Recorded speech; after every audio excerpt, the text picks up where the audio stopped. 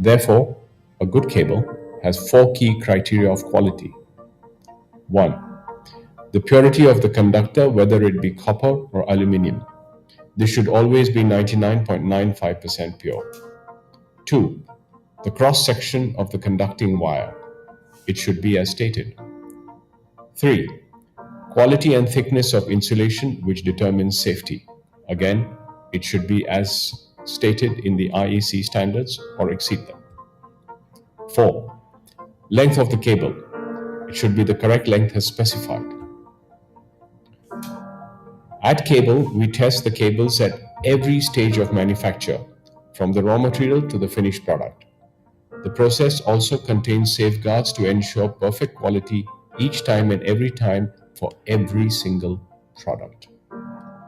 We test the physical quality, the electrical quality, the insulation quality, as well as the finished product. In short, when you buy a Cable Corporation product, you can rest assured of its safety and reliability. Our cables and conductors have been exported to Kenya, Tanzania, Rwanda, Burundi, the DRC, and South Sudan. Since 1968, we have been supplying the cables and conductors that form the backbone of the distribution network in Uganda. Our cables carry the electricity to the home and provide the life for light.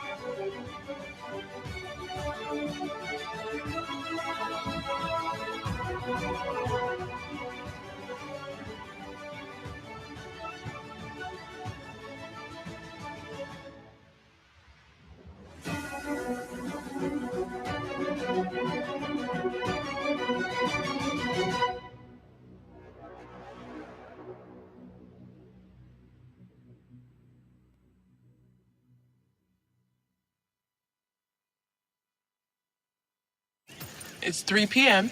and you're 50, and some say It's too late to start saving now.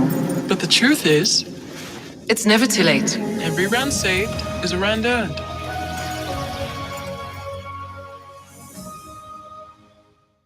It's 10:30 a.m. You're 35, and life's good. But next door, they're living the big life. Really, really big.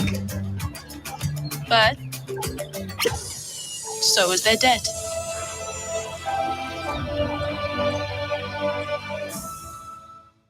Six p.m. You're 60, and the work game is over. What's next? To enjoy every adventure ahead. Invest what you have wisely.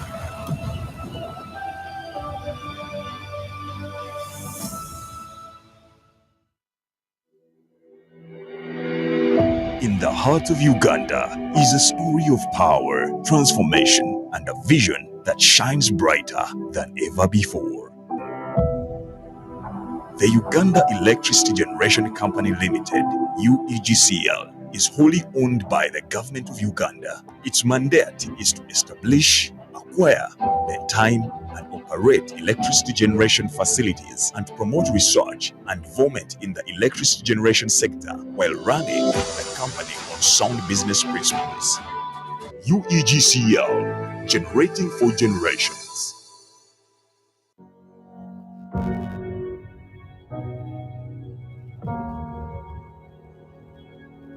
According to records of the Uganda Company, from 1906, there was already electricity in Uganda, powered either by generators, steam, or suction gas, although it was only for limited use.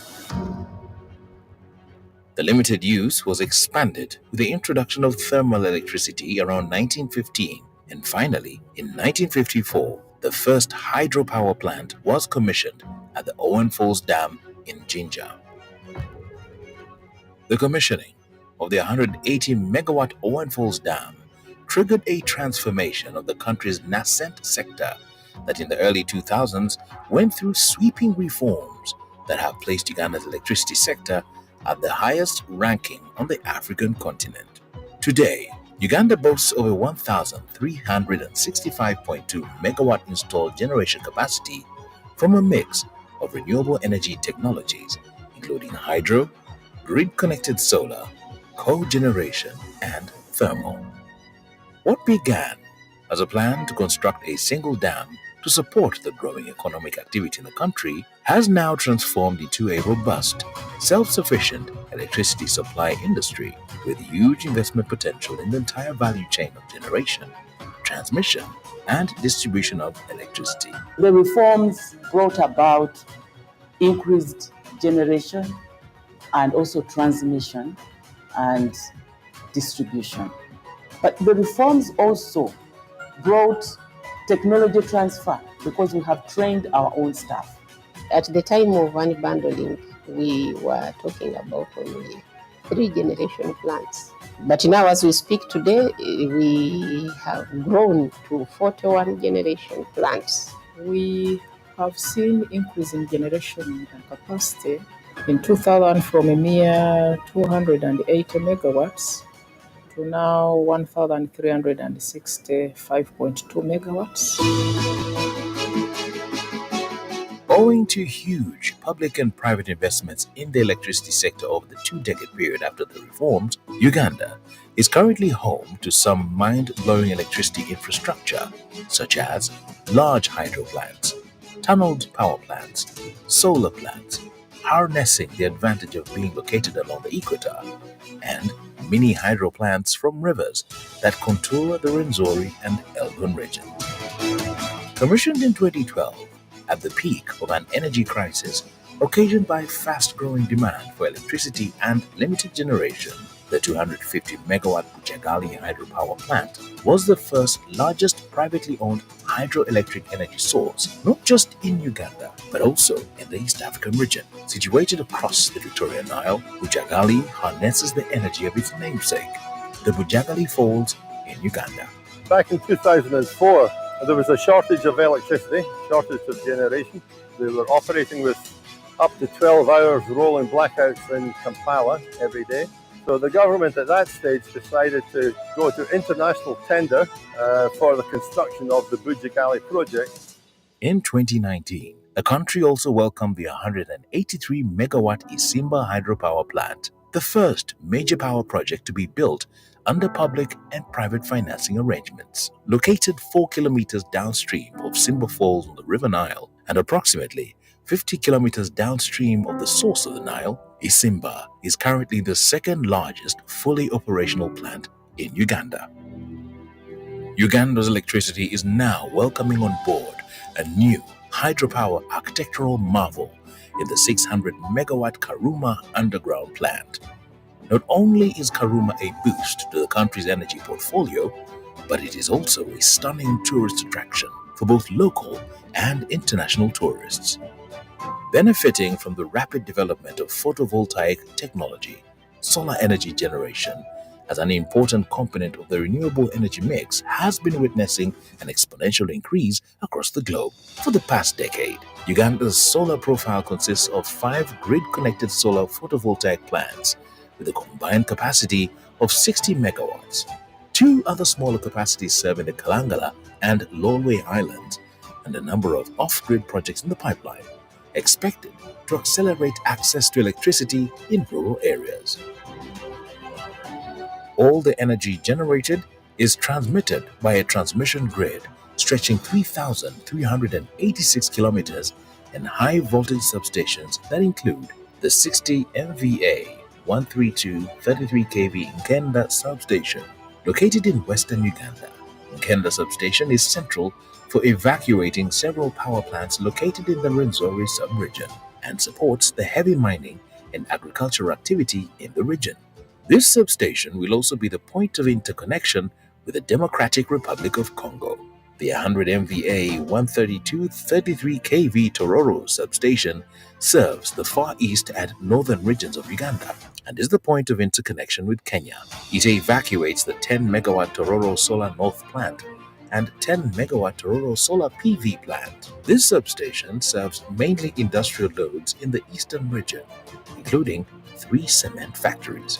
Commissioned in 2020, the 126 MVA 132/33 kV Iganga substation powers industrial activity in Uganda and the surrounding districts. Perhaps the largest on the list is the 400 MVA/220/132/33 kV Kawanda substation, which serves the main load centers in and around Kampala metropolitan area. It evacuates the 250 megawatt Bujagali hydropower plant and will receive power generated from the 600 megawatt Karuma hydropower plant upon commissioning. Kawanda substation is the main supply point for western Uganda and the interconnection with Tanzania and Rwanda through its 220 kV backbone in Masaka and Mirama respectively, with 4 transformers serving 11 and 33 kV loads around the eastern part of Kampala city. The significance of Lugogo substation to Uganda's electricity supply industry cannot be undermined, as it houses the National Control Center, where dispatch of electricity across the country and interconnection with neighboring countries is controlled.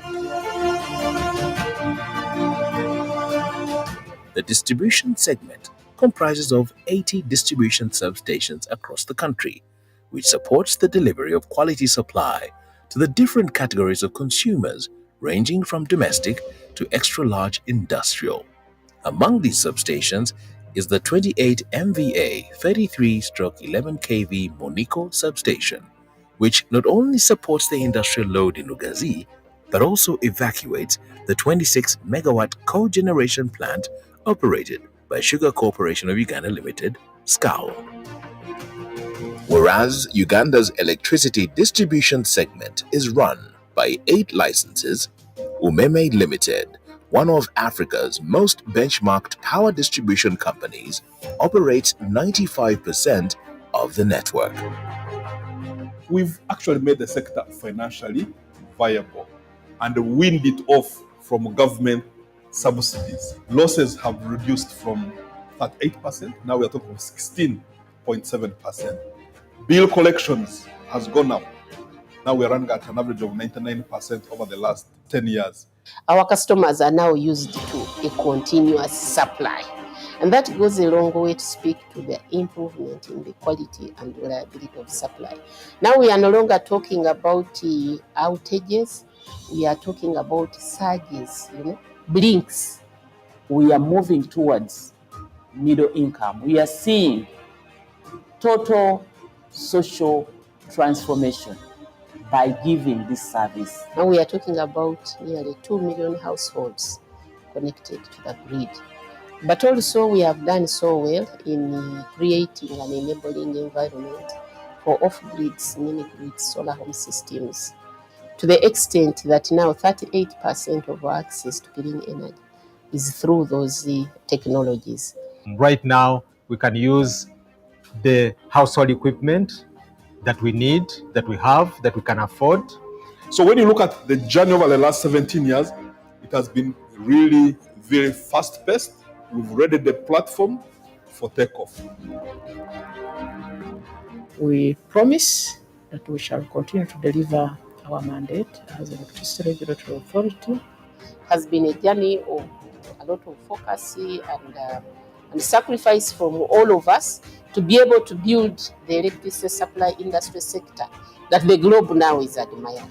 We actually have a surplus of electricity, and we are building more dams, as you know, not only on all the sides of the Nile River, but even on the smaller rivers. With abundant and cheaper electricity, will mean faster industrialization. Looking back on the journey, Uganda's electricity subsector is a success story attested to by several local and international benchmarks.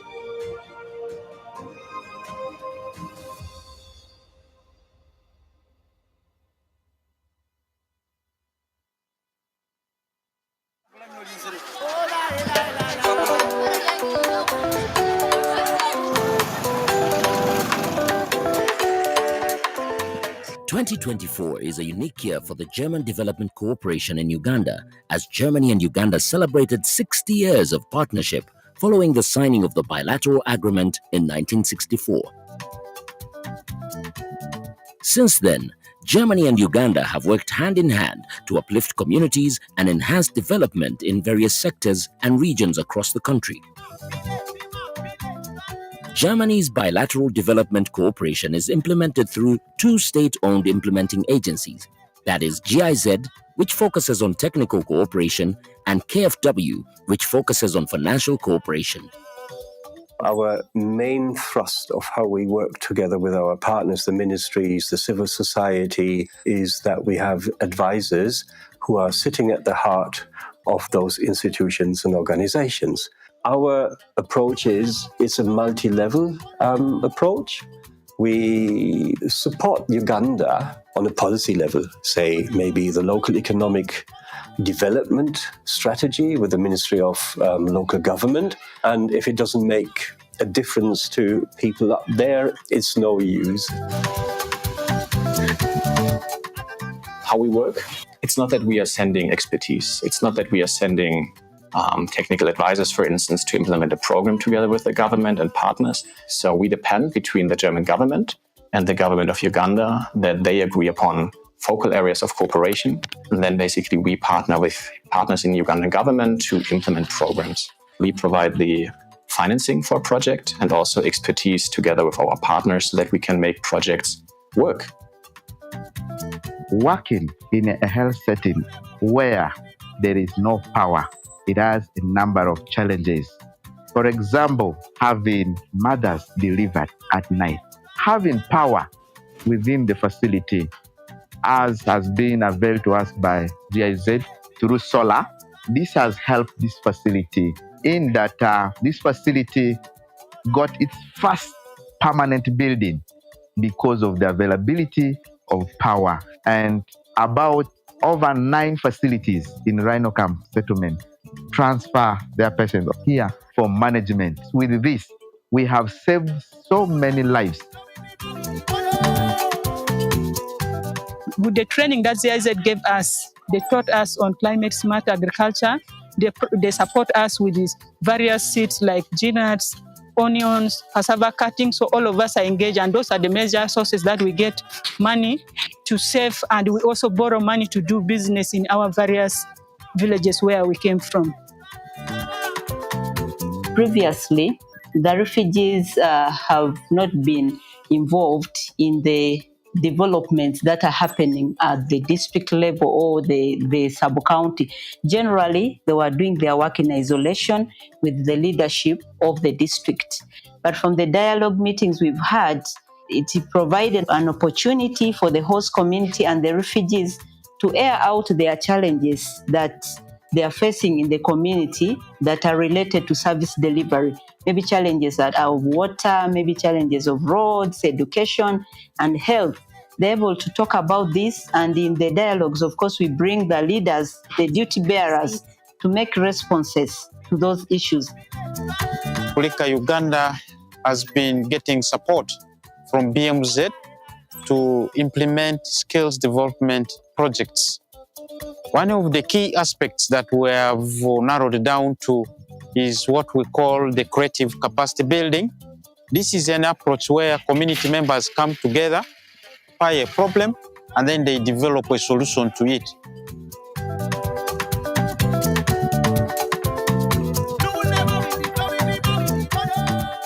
Our water sanitation and hygiene promotion projects are essential to improving access to water in many of Uganda's rural and peri-urban areas. This system was constructed to help improve the WASH in the refugee hosting communities of Kerry Town Council and Oraba Town Council. This system has a production well of 55 cubic meters per hour and is powered by both grid and solar. It's one of the systems that has been funded by the German government towards helping the communities within the refugee hosting districts of Uganda.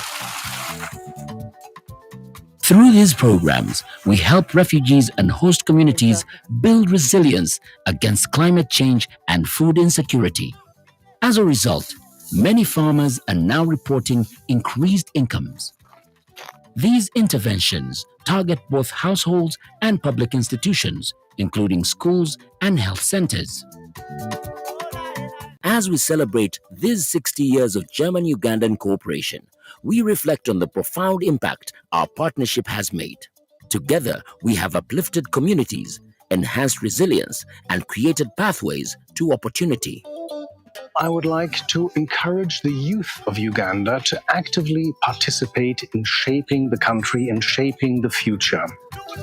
You are the majority. You have enormous potential. The future is in your hands.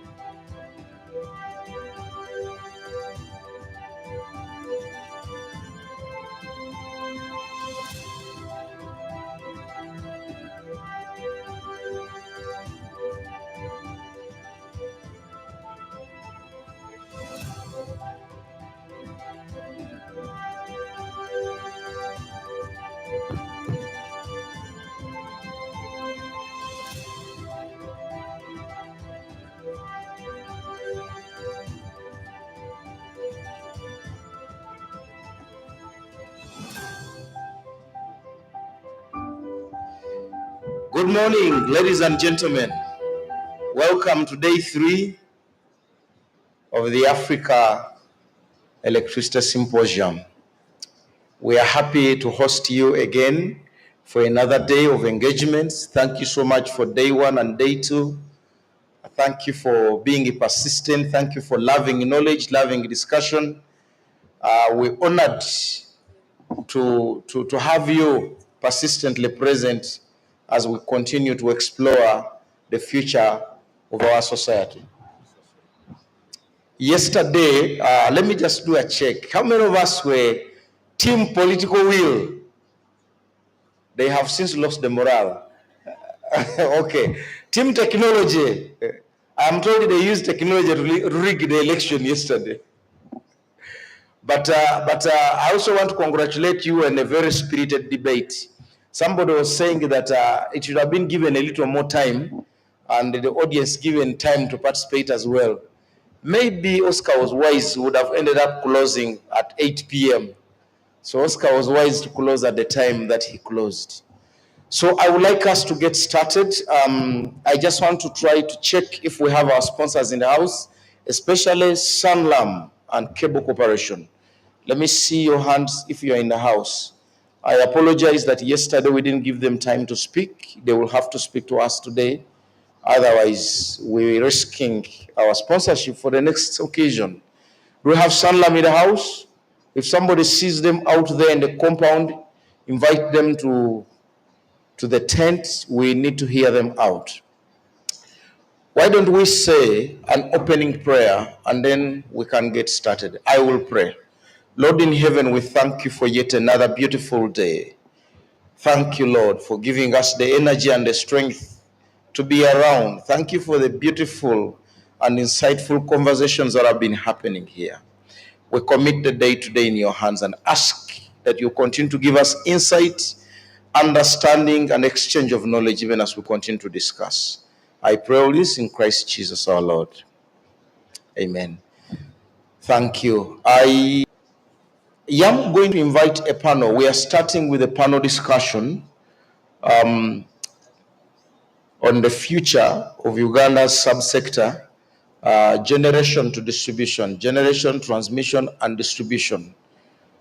Unfortunately, or not unfortunately, just a little bit of a glitch. The person of distribution is still on the way coming, and therefore, I will need a person from ERA to stand in that role until that person comes. Engineer Kaketo or Engineer Chisito, one of the two, should come forth and step in. Professor Dromola, where is he? He's the chair of our person. Prof. Yes, thank you. Professor Dromola is going to chair this panel. Let's give him a hand of appreciation as he comes. I introduced him on day one, and he will do the rest of the introduction himself. So I don't need to do so much talking when he's available. Thank you, Prof. Thank you so much. He's going to chair our first session this morning. And his discussants are here. I have somebody representing the MD of UEGCL. Yes, come, Jemima, Professor Jemima. You don't want the title of professor. Okay, Dr. Jemima. Okay. Let's appreciate Professor Jemima. Beautiful young girl with books. Yesterday, Simon Kashate told us that the per capita concentration of books on this panel was a very hot one. The next discussant is Anam Hereza, representing the MD of UET. She's a manager, grid planning. Interesting. Manager, grid planning. She delivered those 9 lines. She did not get scared of the threats and the lions in the Murchison Falls Park. She was able to. Do we have Engineer Kaketo in the house? Engineer Peter Kaketo in the house. Engineer Chizito, where are you? You're the one who has the planning. Engineer Chizito, I'm going to deliver him. He's there coming. Engineer Samuel Chizito, come, we're going to talk about your system planning. Come and join this panel. The paper and the pen are here for you, so you don't need even a paper or pen. If the question comes and you're not very sure about it, you call me, I'm your backup. Thank you very much. So Professor Engineer Chizito works for ERA, Engineer Anne works for UET, and all those are engineers. And a junior professor works for UEG. Over to you, sir. Hello.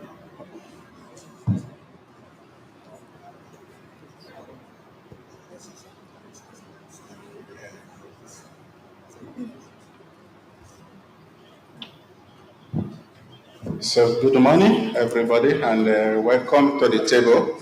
And as you know, I jacked this money to be shared. I'm also proud to be part of this program this morning. Well, I'm also an engineer, but these days I've moved away a little bit. I'm mechanical and environmental engineer. So, but by my activities now, I'm more into energy economics and governance. So basically looking at energy systems. Yeah, so we are talking about future of Uganda electricity. And, recently we onboarded last time, and then we are also coming together again. So, and we knew that women came in and left for some reasons. But I can start from, I don't want to start from Hera. Maybe I will start from my junior professor here. So what do you think, the future look like for Uganda electricity? Thank you very much. I'm very happy to be here. Such a privilege for me to represent the CEO on this forum. My name is Jemima Makiro. I'm the Manager Asset Management at UGCL. So to go straight to your question, what do I think is the future generation from the generation perspective in Uganda? I think for us it's clear. The energy policy already gave us marching orders that we need to increase our generation capacity to 52,000 megawatts by 2040.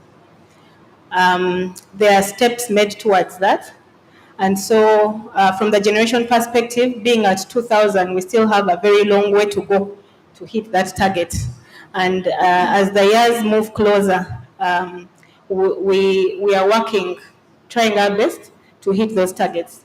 Maybe the other thing I wanted to add is that key to the increase in capacity is an issue of diversification.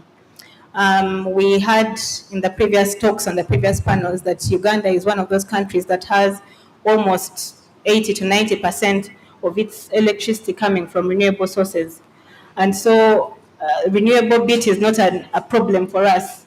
The problem is increasing capacity so that we can increase the per capita utilization of electricity in our country. So in terms of diversification, we want to try to see how we can move away from the mainstream hydro. In that 52,000 plan, energy policy plan, there is provisions for about 48% of it is supposed to be coming from nuclear, and then about 20% of it is going to come from solar, and then hydro is only about 9% of the 52,000. So you can see the trend as we move away from what we commonly aware of hydro and move into other technologies. Part of that mix also there is gas, and because we have oil, I think we're going to take advantage of that also to increase our generation capacity in that area. Specifically, over and above just increasing the capacity, the other critical moves for us in generation is an issue of asset management, which is to ensure that if the end user has paid for a certain asset, how can the end user derive maximum value from that asset for as long as they can? And this would involve or would require us to have a lot of investments in things like digitalization to ensure that we harness the power of artificial intelligence in decision making, things like predictive maintenance to improve or to drive our efficiency and our reliability. So we just don't want to set up plants, but also ensure that we are running them at the most optimum, we are running them at top-notch performance, good reliability, and that in end will come up in form of affordability, because if you have a reliable service, you're going to have more people taking the power, and when you have more people taking the power, the tariff is most likely going to come down. So that's how we are looking at it. Yeah, thank you very much. So we generate. Please clap. So when we generate, then we also need to transport this to somewhere. Yeah. So that's where my sisters come in, because it's like a farmer producing food in the farm. If the food is not in the market, it doesn't make any difference. So what are you doing to make sure that now we have 2,000 and we want to get 52,000? So what is your plan to keep up with this transportation of electricity from the generator to the users. I thank you so much, moderator. Good morning, colleagues. So I will build on what Professor has started with, the 52G. 52G coming from where we are, which is 2G, is a major development because UETCL is mandated to develop and maintain and operate the transmission infrastructure, 66 kV and above. So where we are required to ensure that we develop that infrastructure to match the 52G. So we are developing, updating our grid development plan. It's very big to match up that development by 2040. We have so many lines planned, so many substations. It is massive. We look at it and it is massive. Our management has approved it. Our next step is to go to our board, UETCL board, and then we have to go to the Ministry of Energy top management to have that approved. And then we will start. Each time I look at it, I just shake my head because it is a whole new world. When I look down this hall, I see a lot of young people, companies. Please endeavor to tap into this. There'll be so many opportunities, local firms, external companies, capacity building. We have young engineers, we have old engineers. We need all of you to be part of this. So for me, this is a very, very big opportunity, not just UETCL, but for the entire country. We need the expertise of the older engineers. We need the presence of the younger engineers. We all need to put our hands together. There's opportunity for everyone to benefit from this, this 52G plan. Of course, for UETCL, we also participate in development of infrastructure. We talk about standard gauge railway. It was flagged off recently. UETCL is a major development partner because we have to electrify the traction stations. We're talking about industrial parks that are coming up, so many scattered all over the country. We have to have electricity to drive that. There is a plan to shift us to clean cooking, move away from the biomass, move to electricity. All of that, UETCL is tied in as the generator. So there is a lot of opportunity and there is a lot of work for us going forward to fit into the Energy Policy 2023. Thank you. Yeah. Unfortunately, we don't have our representative here. Thank you very much. Because now when you generate, you transmit at 66 kV and above. Then we need people to step it down. And that is how our distribution comes in. And we don't have the representative to speak. But I'm just wondering from ERA point of view, because now when we have this 52G and we have to consume them, at least, I mean, because if we produce and we don't consume, it become waste. And they become financial waste. So what are you doing on ERA side, at least to make sure that we actually consume this energy? Oh, thank you. Thank you so much, moderator.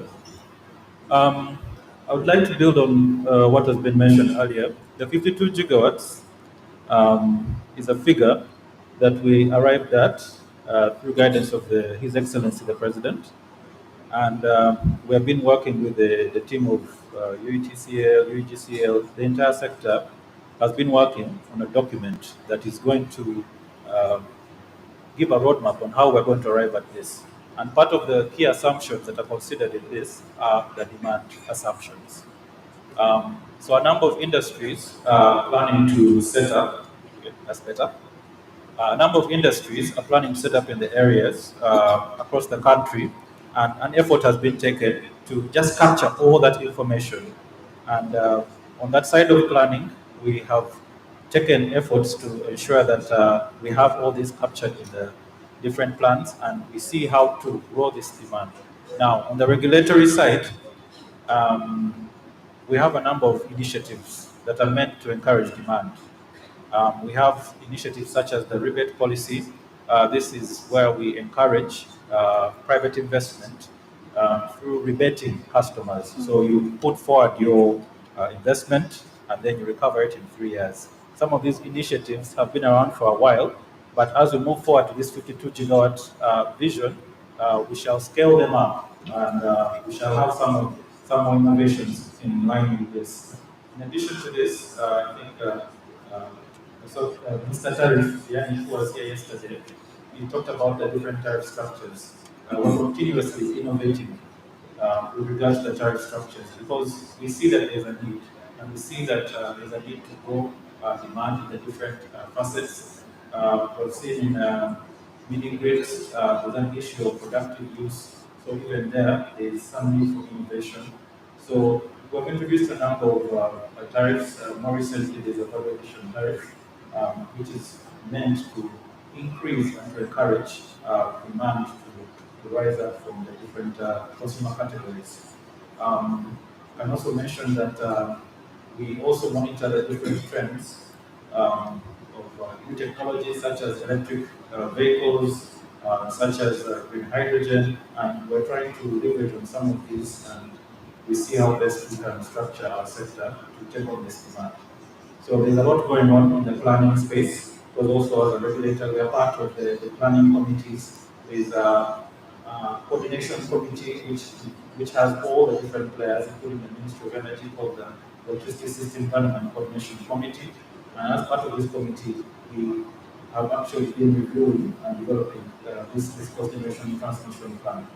And all the assumptions on demand, including the regulatory perspective, have been considered as part of this. But that aside, we're also continuously innovating through the tariff structures and working on stimulating demand through the different initiatives for demand. So thank you very much. I'm coming back to my sister here. One of the things that we have seen recently in Uganda, people are trying to adopt solar PV on small scales, not like Soroti big scale. Now, when I look at this 52G, have you also consider, do you make assumptions of the impact of those adoption of this solar PV we have on that 52G? And how will that also influence the price? Because now when a lot of people are adopting this solar PV, and what happens during the day, we have what we call, the middle of the day, what you'll be producing or transmitting is not the true value of what people need. Because a lot of people will be using the solar during the day. But in the evening, when the solar is gone, then we know that you have to ramp up your generation, your transmission has to meet up to that level. But now, in your assumption, do we consider a lot of people, adopting solar PV, and what impact will it make in actually consuming this 52G that you are planning? And that will also influence even your transmission facilities. So let's start from you. Okay. That's a very good question. We cannot ignore what you would call the off-grid and the distributed generation, especially coming from solar. Because right now, when you talk about the access rates of electricity, I think realistically we are somewhere around in our 20s, but if you add these solar rooftops, we go to up to 60%. So it does play a very big role in the demand side of things. Now, whether or not it was considered, I think it was, because out of the 52G, about 20%, after nuclear, the next is solar, which is about 20% of the 52G is going to come from solar. That's on that. Yes. On that. But that's 20% is the large scale. It's not on the small scale level. I'm talking about the impact of those small scale level now. Yes. That's correct. So the small scale will continue to be there because even with the 52G, there are places where the grid may not reach realistically. And so they will continue to depend on the rooftop solars. But from the back side, I don't want to go into the side of the load, but from the front side, as the generators or as the people that are providing this power at the beginning, for us is to be prepared, because when you look at the projections of demand over a period of time, it's important that with or without the rooftop solar, you have a backbone for the grid to survive on. Now, solar is just one aspect, and given its challenges, even people with rooftop will need at some point to connect to the main grid. As you have mentioned, at night, they may not be able to tap into the same power source that they had during the day. So for me, the way I see it from the generation perspective is, regardless of people having it on their rooftops, there is still a strong need to have not only solar, but other forms of power generation that can be able to support the solar that would be on the grid, but also those who will be off grid that may in the future be able to connect and tap into the main source. So they cannot be ignored.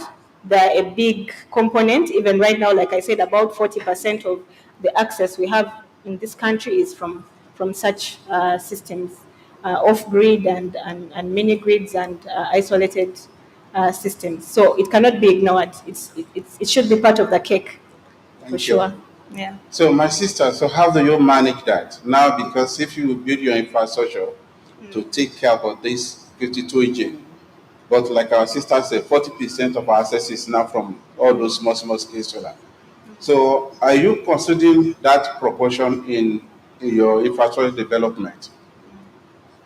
Yes, we are doing that. And actually, at the moment, we are carrying out a grid stability study as directed by Electricity Regulatory Authority to determine how much of that variable energy can be absorbed on the grid without losing stability. So this is a study that is going to end within the next 3 months. So we shall know how much we can actually take on to keep our system stable. So yes, we are considering the different components of the generation mix. Thank you. You want to add to that? Yes. Yes. So as part of this grid stability study, an assessment shall be done, not just for solar, but also all other types of generation which are variable or intermittent in nature, such as wind. As you're aware, we have a huge wind resource in Karamoja region, which is yet to be harnessed. And the opportunity is that when we have all these renewables, which are typically easier and quicker to scale up, it will help us to hit our target even faster. So on our side, we just ensure that we have the regulatory environment which can support the licensing of some of these plants, and also we can ensure that we have in place studies to inform how much solar shall be added to the grid. Another thing that, moderator, I wanted to mention is that we have in place net metering regulations. This is for rooftop solar, 500 kilowatts and below, whereby you can install the rooftop solar and it can feed to the grid, but your bill is netted off. So basically, if I consume say 10,000 in a month, and I've generated units worth 8,000, my effective bill will be 2,000. So this is a regulation that was introduced in 2022 and is being mainstream. And this is also something that is going to encourage the uptake of rooftop solar. And this is just one of many different initiatives that we're putting in place to encourage generation. So thank you. So I'm going back to my sister and my brother that just came in from the distribution. You know, one of the challenges we have is that when you produce, we assume the consumer won't consume what we produce. And especially when you produce 52G, and that is production. On the other side, the users will not get 52G. It will get something less than 52G. And that is due to losses in transmission, due to losses in distribution. And unfortunately, the consumer will be will be charged based on what was produced. So, which means the little the consumer is receiving will be charged higher than, because we have to compensate for the production. So how do you, my Mr. Isaac and my sister, what are we going to do to reduce these losses? There are different way. I know our losses are mostly from distribution, because at least the transmissions are a little bit, because you operate at high voltage. But let's start from the transmission line. So what are we going to do? Is there any mechanism to monitor, because that's, maybe you can bring technology now, to monitor these losses, because these losses are due to technical losses, are due to environmental condition that probably is beyond your control. But how are you going to monitor and manage this to reduce these losses so that the consumers will not be charged on things that they produce but they are not consuming? Thank you, Chair. For the losses, we consider optimal loading. That's one of the mechanisms that we need to do as we are sizing our infrastructure, especially for the 52G, because the demand will be so high, the loading will be so high. We have to do the studies, which we have done already, studies to enable us to size our transformers, to size our transmission lines optimally. That is one of the mechanisms that we are using, we've considered in our grid development plan. Yeah, but currently, I mean, you know, in some country now, like I said, when you transmit at high voltage, we have these losses. And from physics, when the environment is very hot, the losses could be higher. And when it is windy or cold, the losses could be lower. Do we have some system? Because that's one of the monitoring those losses along the way, so that at least we can easily inform the generator that, well, please increase your production because of high losses or because of low losses. Do we have that mechanism, or do you have that kind of plan in future? What we have monitoring devices, meters. You can tell how much power did I send from this point, how much arrived at that point. Yeah. So you know how much you've lost. Okay. So with the monitoring, it's okay. Every station is equipped with that equipment. So the issue is now to implement the mechanisms that we need to keep the losses at bay. So, Mr. Isaac, welcome. It's better to be here than never showed up. So we appreciate that you are here. Thank you. One of the questions that people always ask ERA, or hear my student talking about, why is ERA punishing residential houses, giving them higher tariff, and give these rich people in the industry low tariff? Then I try to explain to them that probably because the energy intensive users, they tap to the high voltage level. So which means their voltage is not somebody at 400 or 3 phases, 1 phases. But can you explain to us, what causes losses? Because most of the losses are from your hand. And what are you going to do to reduce these losses? Thank you, Mr. Moderator. From a technical side, I would say that losses are a function both technical and commercial. When you go on the technical side, okay, I'll start with the commercial side. When you go on the commercial side, you look at power theft. First of all, this is not only attributed to low-income earning communities. 2005, we found a customer in Kololo who was having 2 feeds through their ceiling, house ceiling. Would you term this one as a poor person? So on the commercial side, we are looking more to how do we sensitize the community without breaking it into the rich, the poor, the middle. Power theft is connected to safety. When you go to my brothers in the east, Mbale, we had a problem in Mbale whereby people would die, get buried, minus communicating to the authorities. You go to Mbale to disconnect power, where you see hooks and the pangas will come out. What we actually did was sit them down, explain to them what happens when you steal power. What happens if you don't report that your neighbor is stealing power? You end up paying more because of the power which your neighbor is stealing.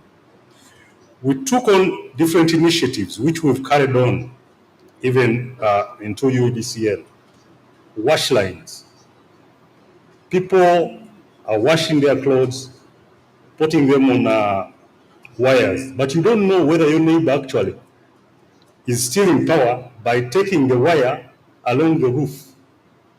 So losses are leading to death, but as a utility, we are responsible for that space. So in terms of commercial losses, we are looking into that space, as well as clamping down customers in a given segment on a pole. So we are looking at smart boxes, as opposed to having isolated connections, single-phase connections, which we are already doing. That is more on the side of smart metering on the LV. When you go on the technical side, technical losses are attributed to I squared R losses. That is Ohm's law. You're looking at the small wires. The more you have the small wires, you're pumping in too much energy, there will be losses because the wire will be hitting, and those are the I squared R losses. Also, within the transformers, we are looking at how do we minimize or how do we detect losses, whether commercial or technical. We are looking at installing DCUs, data concentration units, as well as probes within the transformer. This will give you a feel of what is coming in, what is going out, based on what we know as a cut-off law. If I get to know how much energy is coming in, coming out, I compare it with the feeder on which the various transformers are, then I will determine the losses. What are we planning as UEDCL going forward? We are looking at feeder analysis in relation to the transformers connected. What systems have we put in place and we are trying to enhance is what we call the GNI system, GNIS system, which is going to be linked to all the infrastructure within our network. We link it to the maintenance system, and then we link it to the caller management system. Why are we doing this? Losses impact the network, losses impact the customer, losses impact your revenues. So we are getting into an enterprise system which looks holistically into the loss aspect, such that as engineers, we don't only appreciate loss reduction, but we also look at the business side. How much are we losing? Should we wait for the figures to come out, or should we have a feel of what is happening? AI is coming in, automation is coming in. From my side, I head the projects unit at UEDCL. We are looking at having auto reclosers.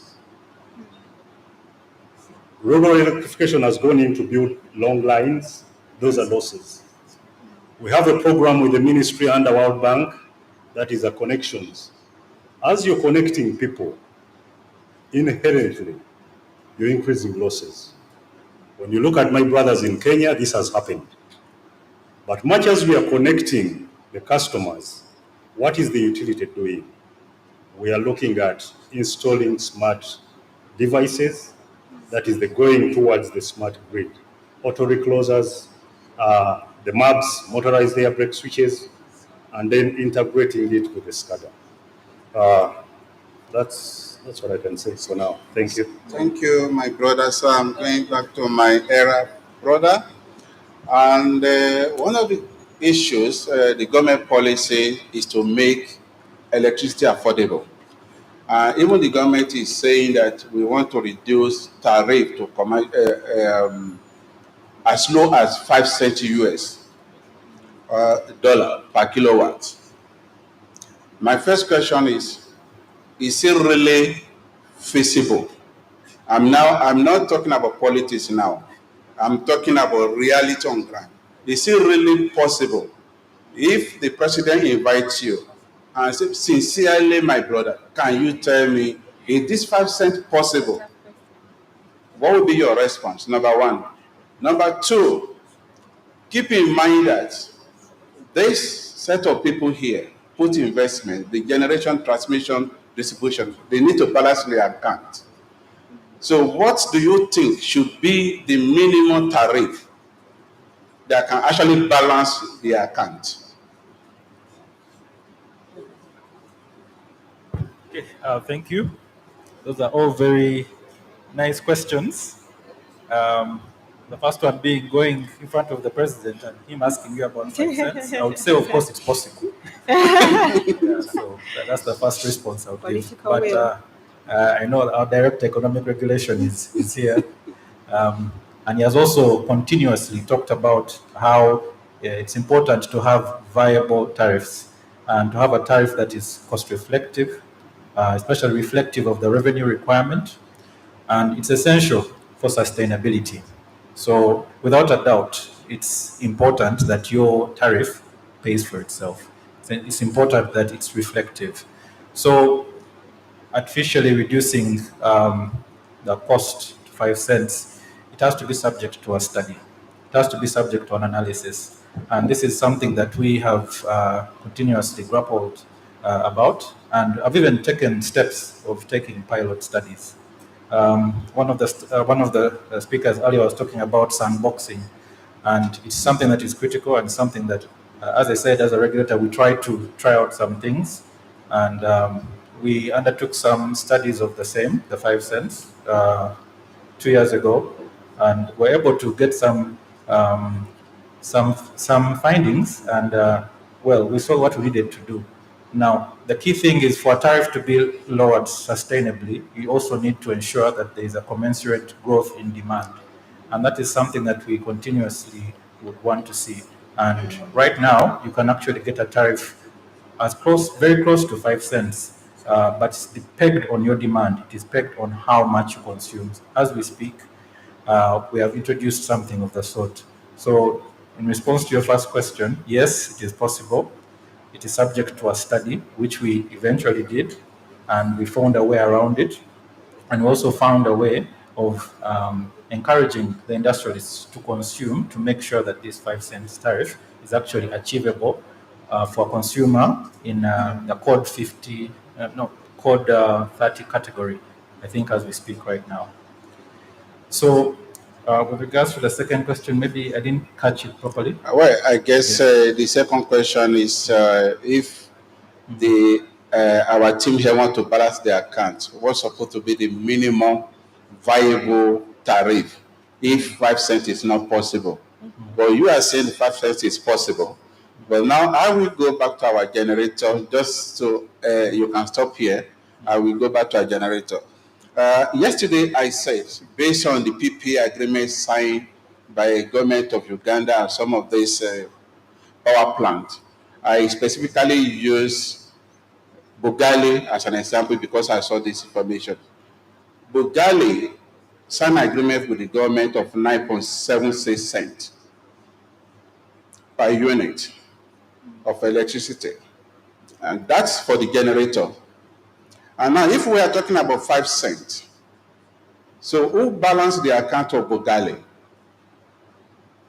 Because now, Bugali, will you reduce your generation now? That agreement, how can you reduce it to 5 cents or 3 cents so that the other people will balance the account? How feasible is it? That's a good question, but I think it should be directed to the people that design the tariffs. But if I had to say something on that, is that when someone comes to the market as an IPP, they have come with their shareholders' money. They have come to invest because they think there is a return, or at least there's a certain guaranteed return. So as they model, as they apply for the different necessary licenses, they already know what kind of tariff they're going for, which would account for all the revenue requirements, including paying for their equity and their loans and their returns, their allowable returns. So to ask somebody to reduce their tariff, it's a tough paper. It's something maybe government has to renegotiate with the person, either in extending their term of their license, or there is no way around it except for the shareholders to recover their funds. So it's a difficult one. It's a difficult one. I think with Bujagali still we've had chances where they've been renegotiating, I think, their time to try to reduce the tariff. The government has decided not to take on to recover their equity so that the tariff can go much lower, but you can only do so much. At the end of the day, if someone has invested, they need to be able to recover their investment. Yes. So, which means, if I take it from your side, it's Yes. not possible. At least, realistically. I mean, there are ways, I think, obviously, but in our context, I'll give an example like what he said. Right now, we can meet the 5 cents if our demand, imagine our demand was very high, so that all our generators connected to the grid are generating at full capacity. Obviously, the tariff would be much lower for the end user. So those are some of the dynamics that an investor would not want to take on as a risk. So that's why usually their tariff will be at a certain fixed level for a certain period of time. They are guaranteed that their investment comes back to them with the agreed on return. Yes, so from the public side of things, it's a little bit different because if government puts in money, government has the will to say that maybe from Karuma and Isimba, the tariff should not exceed this amount. It's possible, but if you look at from the independent side, it's a bit tricky. It's difficult. So thank you. Engineer Isaac, now we are talking about your side, because if we want to consume, it seems that you are the one that take the food to our homes. So if we cook the food in the restaurants and everything is ready, we need a delivery. Somebody has to deliver this to us. So what are the challenges you are facing as a distributor now? I mean, to get this electricity. Because if we produce and our system transmit and put it at your substations, so how do you get it to these people? What are the challenges, especially in rural areas and even some urban areas? What are your challenges? And then when you talk about those challenges, I would also want you to also try to think about solution.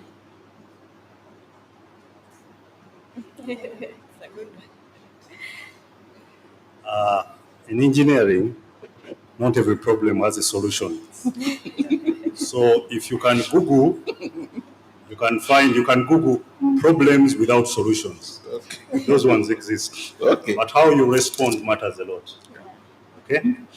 So looking at the distribution side of the business, you can't get everything that you need. You said it's a balancing act whereby what I require and submit to the regulator might not certainly be what is approved, basing on the coffers, basing on the tariffs that we've talked about. However, what we normally put forward for a buy-in, or what we call a negotiation with the regulator, is what are the painful points as a distributor? The customer wants available power and reliable power. Remember, Isaac is a customer. So when I'm presenting myself as a representative, I'll strongly say, I don't want to be in darkness. And I wouldn't want my grandmother to be in darkness. Reliability, that is one. What is in it for us? What is that thing that we can trade off in terms of delayed capex, in terms of delayed investments? Should we front load reliability? Should we front load customer service? Should we front load safety related projects? Those are the things that we pose to the regulator. They can't meet 100% of it. But when you look at what is being pumped into the network at the generation side, most of the power that we call demand can only be consumed by industrialists. You go to the policy side, what is the government doing on the side of the industrialists? Are really these factories in the industrial areas manufacturing, or they are assembling? There's a case somewhere in one of the industrial parks, I won't say the name. I was told there's a demand of about 5 megawatts.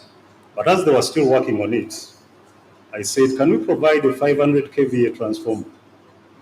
Since you've said some factories are through, and it took them a year to absorb that capacity.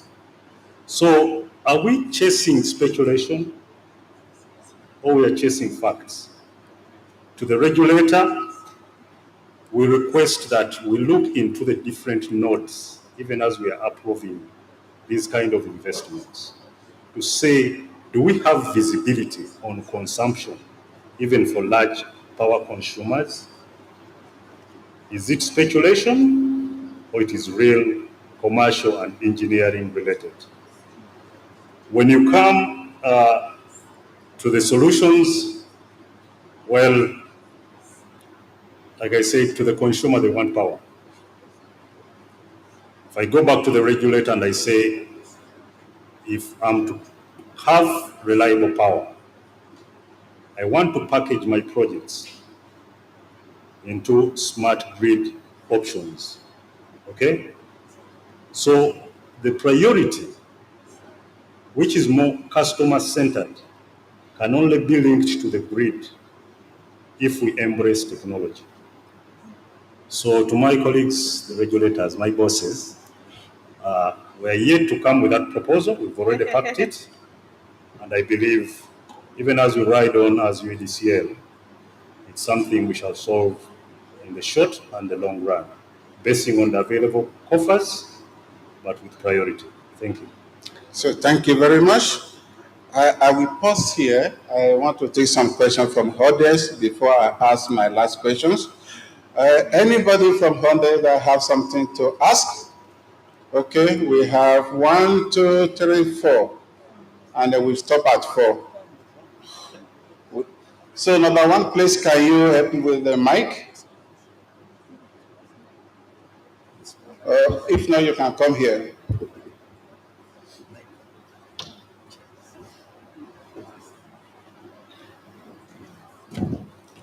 Thank you. My name is Kwezi, and I'm a student of energy policy. My question is to the panel, and I guess based on the organizations they represent, they can find ways of approaching it. The question is on Uganda's energy mix. For 2040, we talked about 52G, of which 46% of this will come from nuclear. My question is, how do we fund this nuclear ambition? Because it comes with several challenges. One of them is lead time. For some of these projects globally, it takes between 10 to 15 years for them to come on board. If you put that scale to 2025, we're already well into 2040. And Uganda's challenge is we haven't done well on many of these mega projects. The largest project we have in the sector now, Karuma, has exceeded its timeline by almost double the time. The other concern is I haven't heard the panel talk about the potential we have with gas, especially with Tanzania's significant reserves and the opportunity presented by the pipeline, as well as Uganda's own associated gas that we have from our oil sector.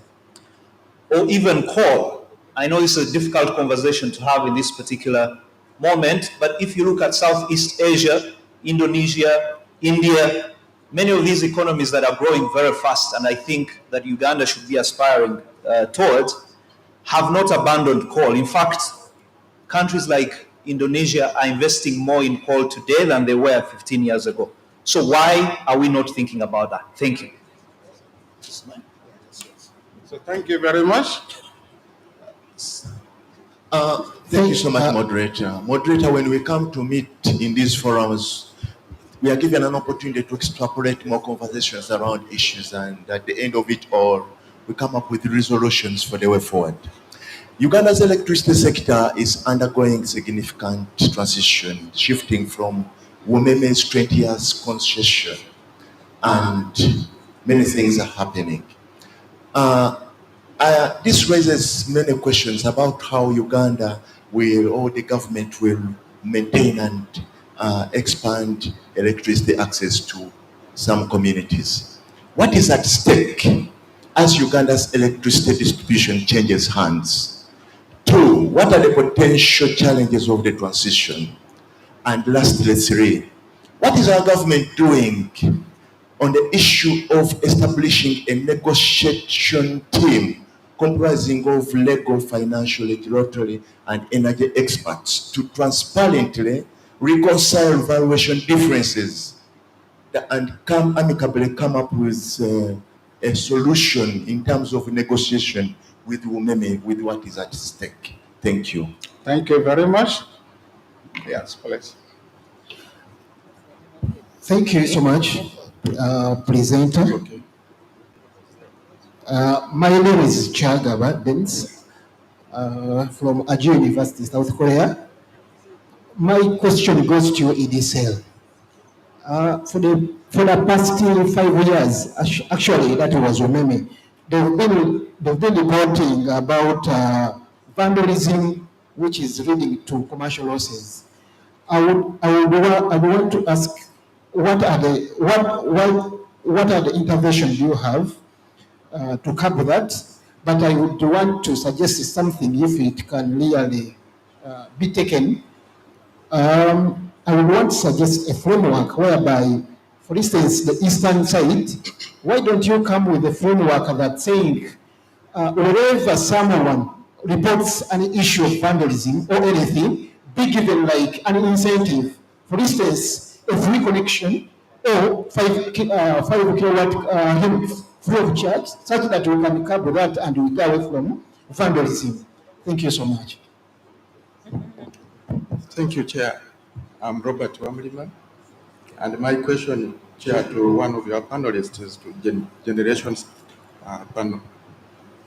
The panelists said that they were given a target of 52, and now we are at 50 by 2040. By 2040.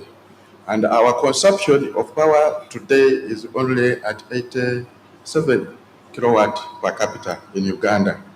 So I just wanted to know from the panelists, was this target given to you, and do you think we shall get it, or it was really modeled and you know that you are going to achieve it by 2040? 2040 is only 15 years away, and we shall be about 72 million people. So I just want comfort on that, whether this is not a tall order for us to achieve in the 2040. Secondly, I just wanted to know, what is the progress on the nuclear power generation in Jinja? And then thirdly, how are you going to use, would you like to advise government to institute a subsidy in the consumption of power, or the subsidy is not required? Thank you. Thank you very much. So, yeah, 1, 2, then we stop. Thank you, moderator, and good morning to you all. My question is going to be later expounded on as we look at cybersecurity, but it goes mainly to the representative from the distribution. You've talked of smart boxes, and it's a wonderful thing that they're being introduced. The USA and China have really developed smart boxes, and they monitor their electricity and its movement very well. But the main challenge that USA faced when they first introduced smart boxes was that there was data, the cybersecurity issues that were being addressed, and there are so many when the smart boxes are introduced. What mechanisms do we have as we introduce these smart boxes in Uganda? What mechanisms are there that is going to protect the data of the different households and generally make sure that our data in our houses is safe and secure? Thank you.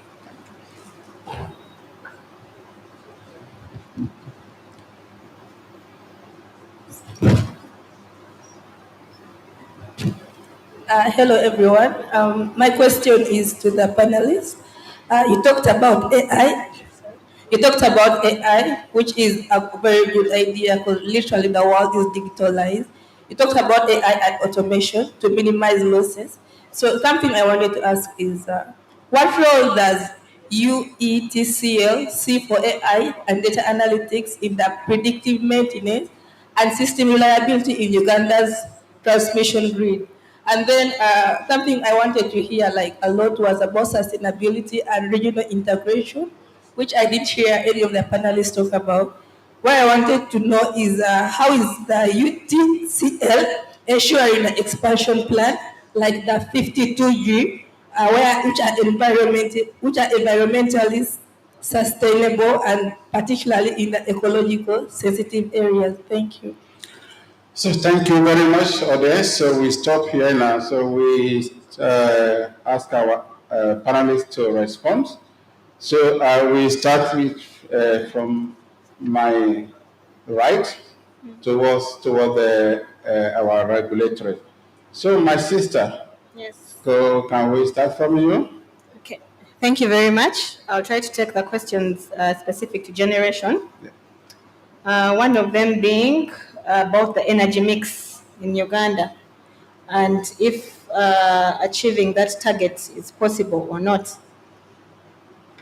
The first one is I wanted to mention that when you look at the energy mix that's proposed for that 52,000 megawatts, we do have a component of gas. I was just looking at the policy to see the exact amount. We do have a component of gas, is about 6% of that. We also have thermal, which is about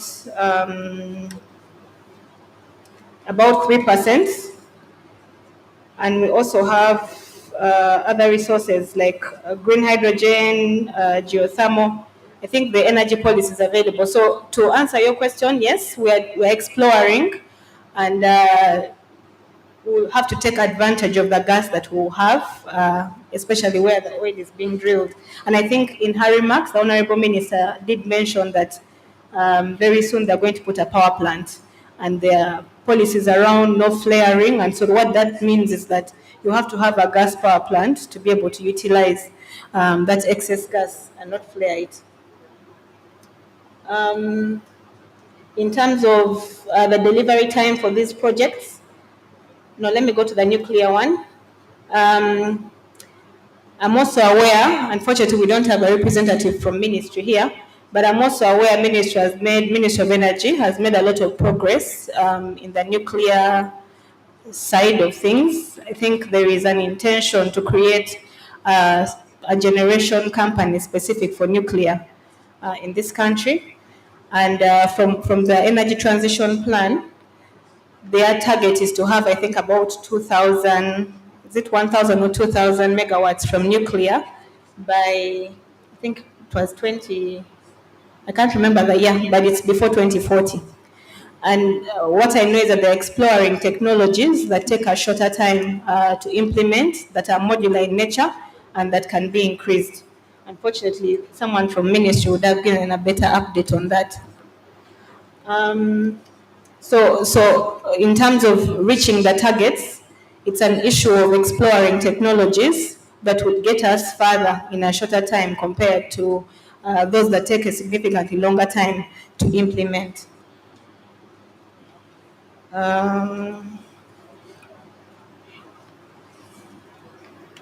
This is nuclear. Okay, so. And then sustainability, maybe if I could just hint on that. As a generation facility, sustainability and environment are very critical for us. because we cannot exist without the environment. So in all our activities, the kind of equipment that we install, environment we've taken consideration of environment. We had a presentation yesterday as they were launching the report. You will note, like, for example, at UGCL, our plants, most of our plants, for example, Karuma, has an ecological flow that allows the river to continue to flow and also for a fish ladder for the fish to be able to survive. So this is an aspect that we are taking in, the environment, but also the issue of sustainability. Also in decision making for our rehabilitation of our projects or renewal of our different equipment, we are staying away from chemicals that would otherwise were the norm, but we are moving away, modifying our equipment to ensure that whatever we are using is environmentally friendly. At our thermal power plant, we also do have a requirement right now, I think from NEMA, requiring us to be able to monitor our emissions. That is something we are looking for funding to implement. But just to keep it at ease that we are conscious of the environment and all our activities have a view of sustainability because we want to be able to generate for so many generations to come. So thank you very much, Engineer Isaac. Thank you. I will attend to three issues. That is the potential challenges of the transition. Then I will attend to the vandalism issue by Mr. Chagaba. And then the last one will be the combined one for the two ladies. That is the cyber security, assurance on the cyber security. I'll start with the potential challenges. Whenever a challenge is presented, there is an opportunity. We can't run away from changes. Personally, I've enjoyed and experienced about 3 challenges in terms of transitions. There's my colleagues here, ESCOM, as part of the ESCOM transition, as part of KCCA transition as a leader, and I was part of the Umeme UEDCL transition as a senior member on the leadership team. What does this call for? Whenever there is change, you need to appreciate the change. We've already appreciated the change as the senior engineers in this sector. We've been preparing the engineers not only in the distribution sector, but also transmission and generation, as well as at the regulator's side. What have we done in place to assure you as our consumers? Remember, I'm also a consumer and I'm a Ugandan. We've taken on what we call the change management process, and this has been championed by our regulator. There are trainings that are funded and championed by our regulator to see that the different teams, we have a team that is coming from the private sector and a team that is coming in from the government structured environment. You must merge the cultures. So part of the challenge, which is a core challenge, is how do you manage the culture for people to appreciate that actually targets are part of the game. Success can only be realized with numbers. So we are changing the shift of I've done it, we are going to do it. We are 60% complete. To is it 60% of 30% or 60% of 80%? In other words, are you behind schedule with reason or you are ahead of schedule with reason? So we are busy engaging stakeholders at the different fronts. Stakeholders at the policy level, that is our Minister of Energy. We're engaging PPDA. Remember, we are a service-driven institution. You won't say, yeah, get 3 bidders, then do what, then advertise, then when the community is crying out. So part of the darkness you're seeing is not attributed that we can't work, but can we streamline the processes, not to ease the processes, but to align the processes to efficient and timely service delivery. And that work stream is ongoing with PPDA to get that accreditation. Our regulator is aware of it. So as an engineering system we are operating, we shall get to the equilibrium. When you have a simple pendulum, for those who did simple harmonic motion, we are swinging, but at some point we shall dump and reach equilibrium.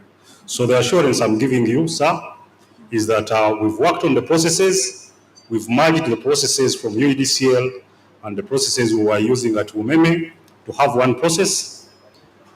Quality assurance and quality management plus standards, they fall under my department. We've already aligned them and the procurements are happening. I assure you, within the next 3 months, we shall have some good reliability on our network, basing on the incoming inputs into the projects. When you come to the vandalism aspect from Mr. Chagaba, I think I touched on some of these, where I talked about bulk metering, community engagements, patrols. Right now we are doing patrols, especially from Mukono onwards. We've set up an amnesty line. I think we are signing a contract with Amnesty International, and the lines for whistleblowing will be communicated. As top management, definitely we are in discussions with the various stakeholders on how to reward. It can be cash, it can be units, it can be anything, which I can't confirm within this forum, but it's something we are looking at. And then looking at where are those things taken after being vandalized. Okay? Then the last one was on the cyber. When you look at technologies, cyberspace is not new to the world. Cyberspace might be new to us in Uganda, but when you look at what we are doing now, we might not be starting at phase 6, because there is what we call maturity model. We are not at maturity model 9. This is work in progress. If I come in as a leader and I look at it, you must know that there must be continuous improvement. Your PDCA. So the processes that we are doing to implement these systems, cut in with PDCA, the Plan, Do, Check Act. In other words, we keep on checking the system in terms of our security. I believe UCC has a data protection policy to protect your data as a consumer. So when we are designing our systems and processes, it has to be in line and in alignment with such processes. Then lastly, we've set up a research and development section within UEDCL, still to collaborate with higher institutions, as well as to enhance the continual learning. Thank you. Yeah, thank you very much. I'm sorry I won't allow my other panelists to speak because of time. But just to summarize, I want you to look at the future of electricity in Uganda.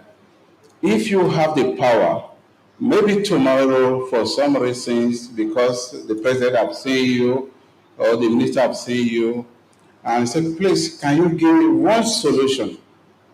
4 people, different solution. What would be that main solution for Uganda electricity in future to make it affordable, to make it universal, to make everybody happy, both the consumer and the players? Give 1 point. I will start from Ella. Just 1 point. No explanation, just say 1 point. Affordable tariffs. Okay. Affordable tariff. Okay. My sister. I would go with allowing competition. Okay. Competition as we do our investments. Allow more free competition so that we drive down investment costs. Okay. Value for money service delivery. Okay.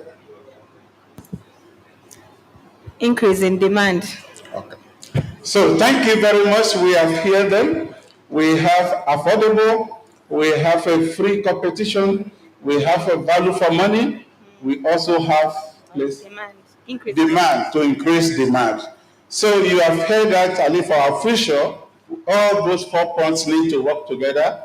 So thank you very much, and please clap for them. And for those of you that your questions have not been answered, please talk to them individually because we have to save time. Thank you very much.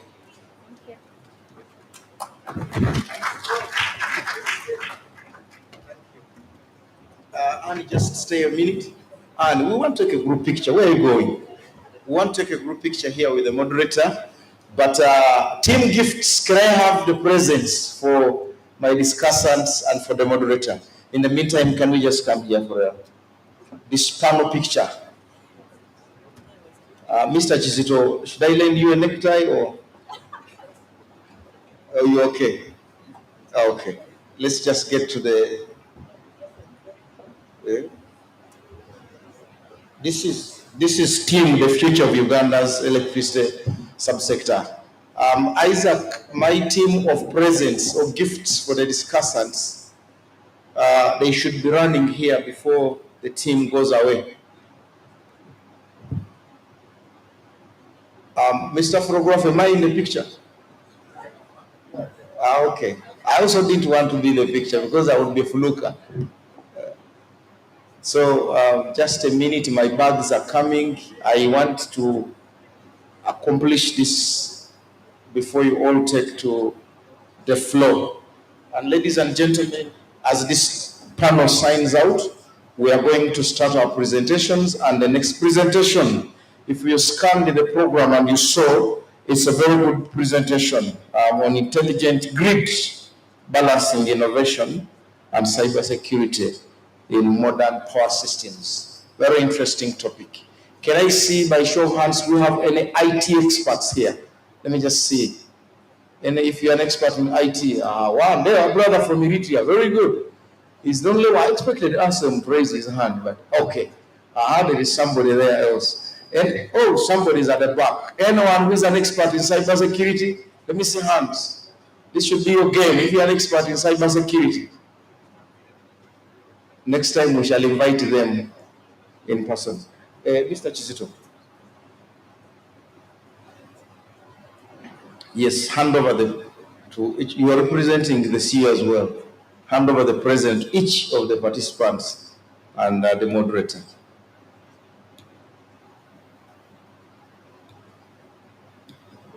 Sam, it feels good to represent the CEO, isn't it?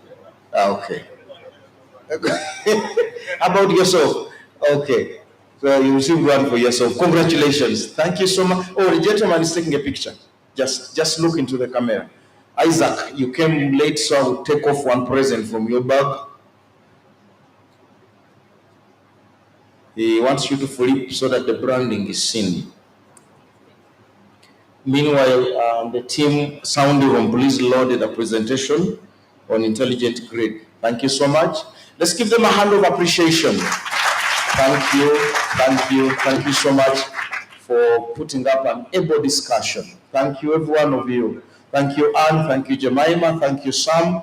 Thank you, Isaac. And thank you, Prof, for the moderation. Dr. Okoboy, can you come and use half a minute to say something on 5 cents? 5 cents has become a constant in every discussion. As the team in the sound room is loading the presentation.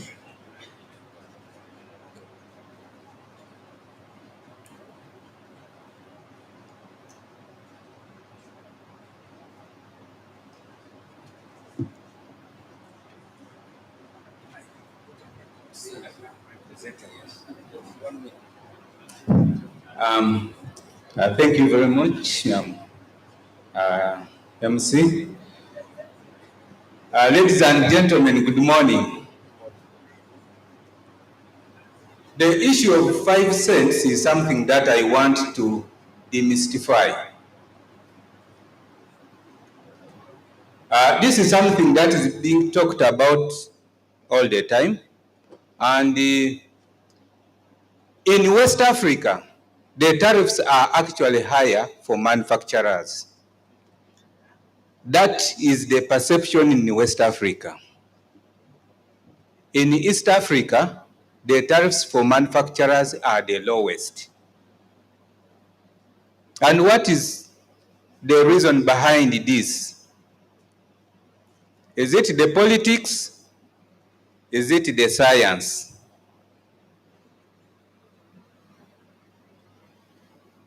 The science about tariff determination is a simple fact that for you to determine a tariff, you need to know the amount of energy that will be consumed, given the challenges the network will face, and that is the losses. But you also need to know the revenue requirements of the industry. So the moment you know those two, so on the top, the tariff is an average cost of production plus a margin. So once you have the average cost of production, which you can include the margin, it means that you are looking on top the cost and down the output. But in that output, you have to take care of the challenges of the network, which is the losses. So the moment we have that, then we can now start talking about how do we distribute this cost across the customer categories, given their cost causation.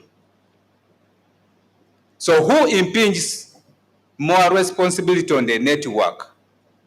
Is it the one who consumes at medium voltage or the one who consumes at low voltage?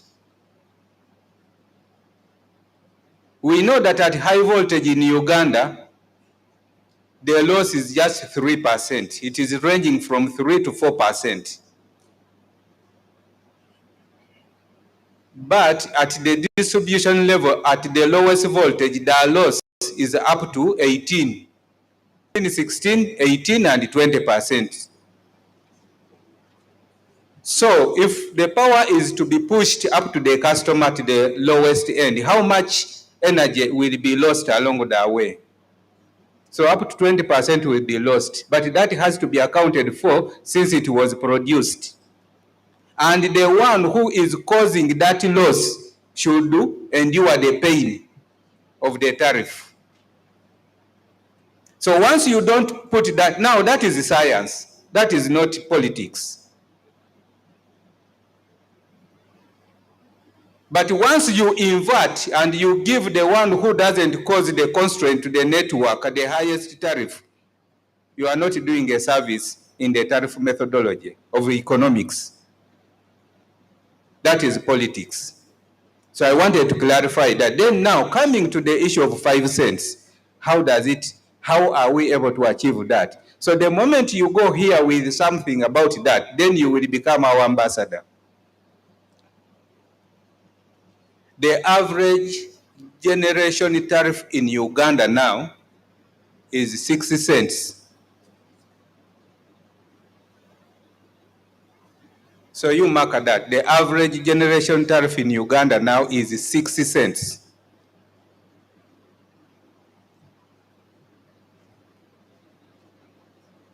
The bulk supply tariff is 6.60 cents. So once you add in the transmission to generation, you get it at 6.60 cents. Now, the average supply tariff, I may need to get my phone, but Vienna, you can tell me the average supply tariff right now is about 9.8. The average supply tariff to the consumer, the lowest consumer, the average now is 9.8. That's where we are.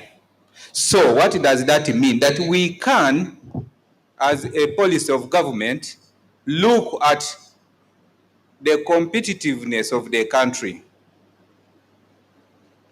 We cannot allow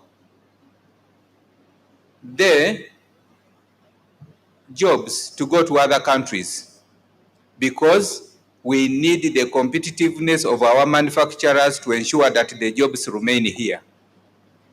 And as you are aware, many of you know, many companies have come from across the neighbors and are in Uganda. Why are they here? Milk processing, which was done in Kenya, we used to import milk from Kenya. Now it is here. We actually now export milk to Kenya. We export electricity to Kenya. Why? We export electricity to Rwanda. Why? We export electricity to Tanzania. Why? So besides the challenges of the networks in those countries, our electricity is cheaper. We export at 80 cents.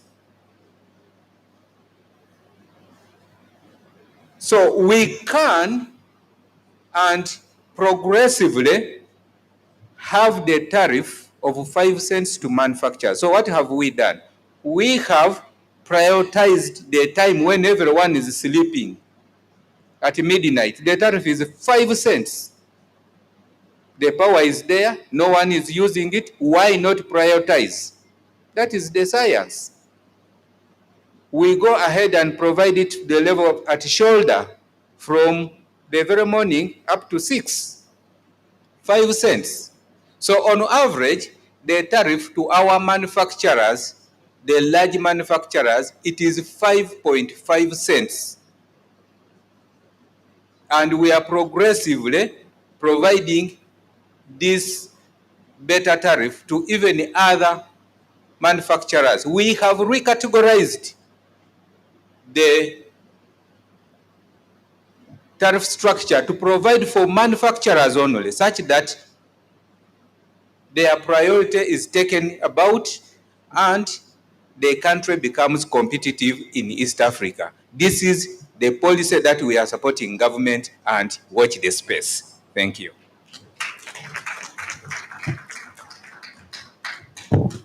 Thank you very much. The discussion on the tariff is one that never ends. Ask me how. You get to a public hearing, or no, you go to a radio station and they ask you about the tariff and you explain. When you've just gone off, the next question asks the same question. But why is the price of electricity very high? Then you explain. When that person has gone off, the moderator asks you the very question that you have answered. So things of the price of electricity keep going and going and going. But thank you so much, Dr. Okoboy, for that very elaborate explanation. It settles so many things. But still, if you're not convinced, and if you think Dr. Okoboy's explanation was difficult, then come to me. Me, I speak to Mwananchi. I speak to Mwananchi. I'll put it in a very lay language so that everyone gets to understand these things. Thank you so much, the Professor of Tariffs. Now, ladies and gentlemen, everyone is welcome again in the house. Before I invite our next speaker, I want to announce this again and again. What is the announcement? Is that tomorrow we are here. Today we'll be closing the Africa Electricity Symposium. Tomorrow we'll be hosting the youth for the Youth Energy Summit tomorrow here, starting at 8 in the morning. All the young people here, tell your friends that it is our day and our time at Mistil Hotel. We are going to change the branding you're seeing around. It's going to turn from Energy Symposium. It's going to become now Youth Energy Summit. Please come and be present. It's going to be fun. It's going to be youthful. And I have been incited to have a debate for the youth tomorrow. Are there any debaters among the youths here? Already two hands are up, 3 hands are up. They have been incited to have a debate for the young people tomorrow. Interestingly now, you see when we were tallying here, and then the technology team flipped political will, we don't know that people outside here were also voting. The students of Taiba High School participated in the voting, and that's what shot the result up very quickly, and Team Technology ended up winning and taking the day. So they were voting everywhere. Mildred doesn't believe, but that is it. So Team Technology, we won, isn't it? Let's clap for ourselves. Friends, I have the singular honor to let you know that we have been honored to host the ED of Uganda Communication Commission. Honorable Nyomi Tembo, the humility to come and submit and listen to these discussions and make his presentation cannot be taken for granted. We are very honored, sir, by your presence in this place. You would have been elsewhere because of the demands, but because you value electricity like you told me, you chose to come. May I take the honor to invite you to come and address this audience. Let's receive him with a welcome applause. Thank you very much. Thank you, Stephen, for standing up.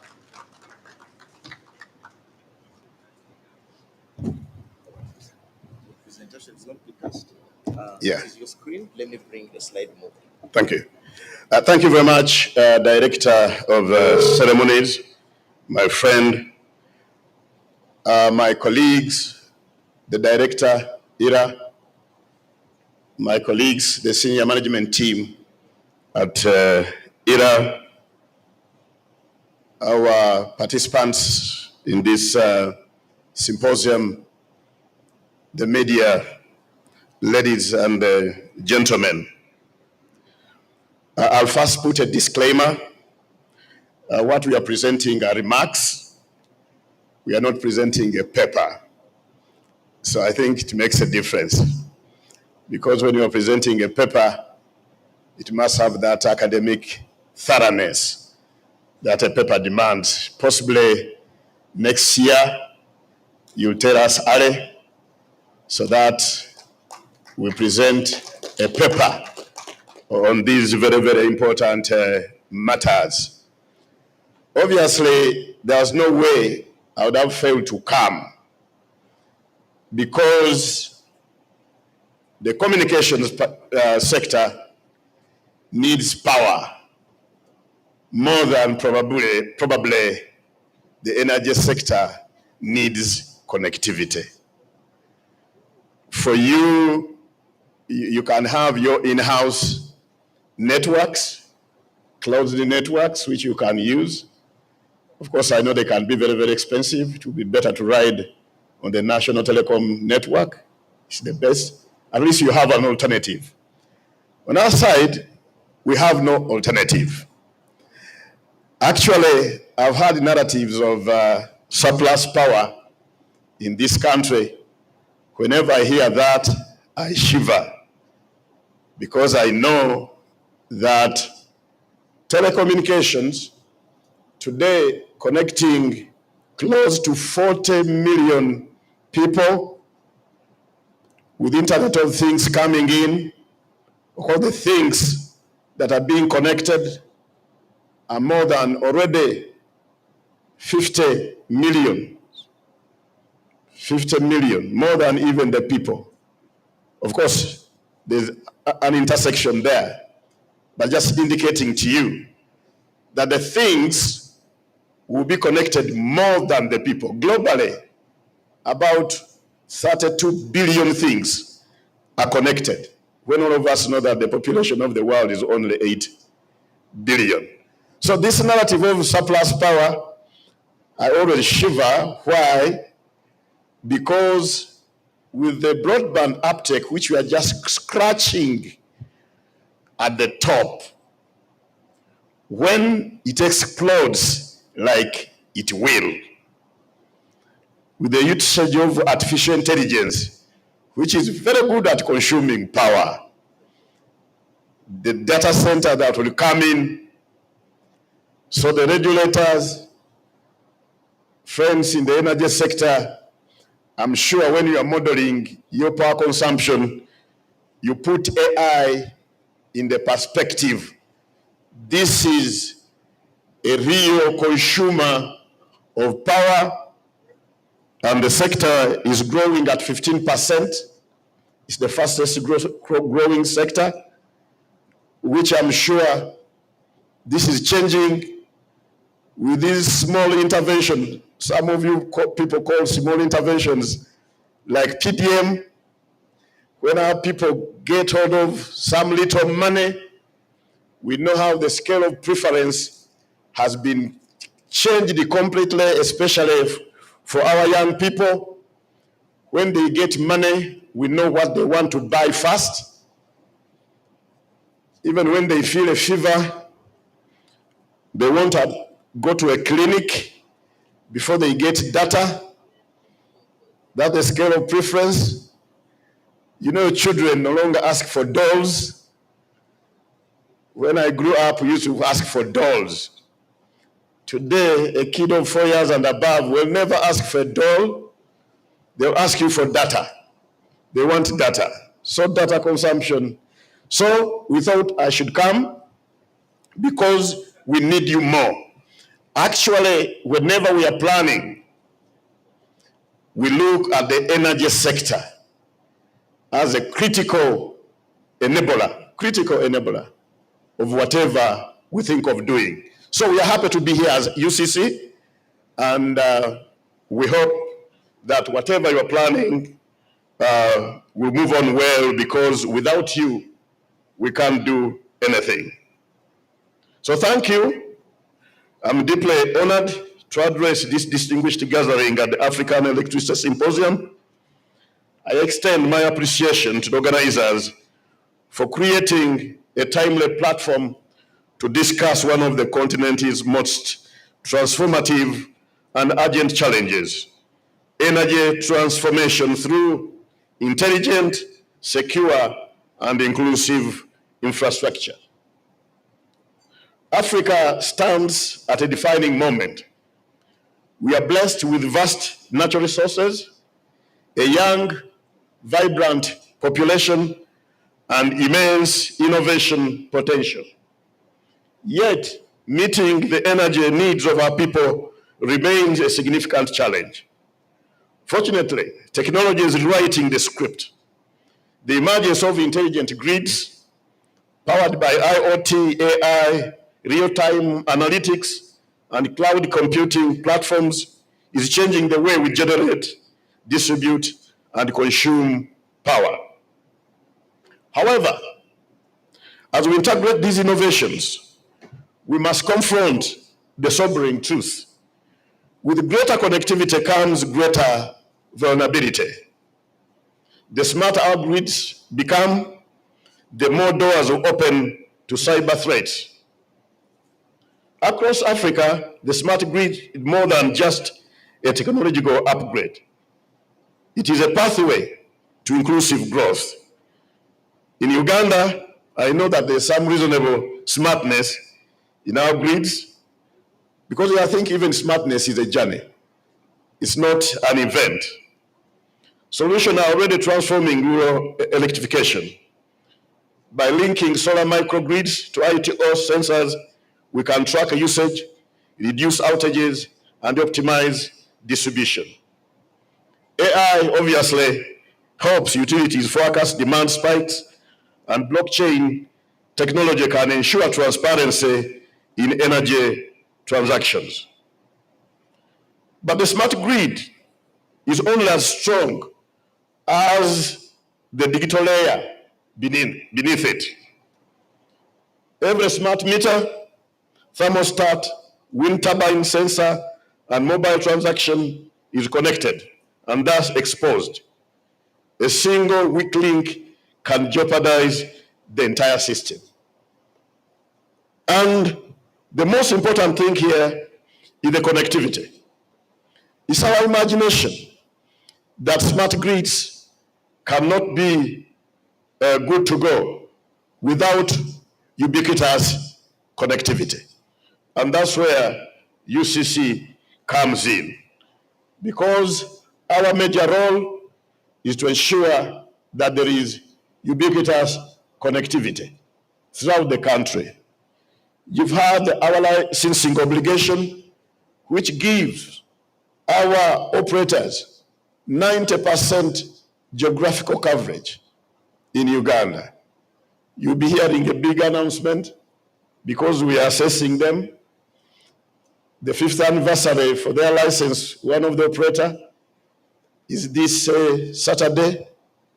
So we are going to analyze them to see how far they have gone to cover 90% geographical coverage, not population coverage, throughout the country, because that's where the whole smartness will begin. Without connectivity, which is ubiquitous, you cannot talk of smart systems. Every device, from a smart meter to a home appliance, can become an entry point for hackers. We need to be very emphatic here, especially as you think of making your grids smart. Everybody knows the critical role of electricity. Attackers attack for all reasons, like ransomwares, denial of service. Mention them.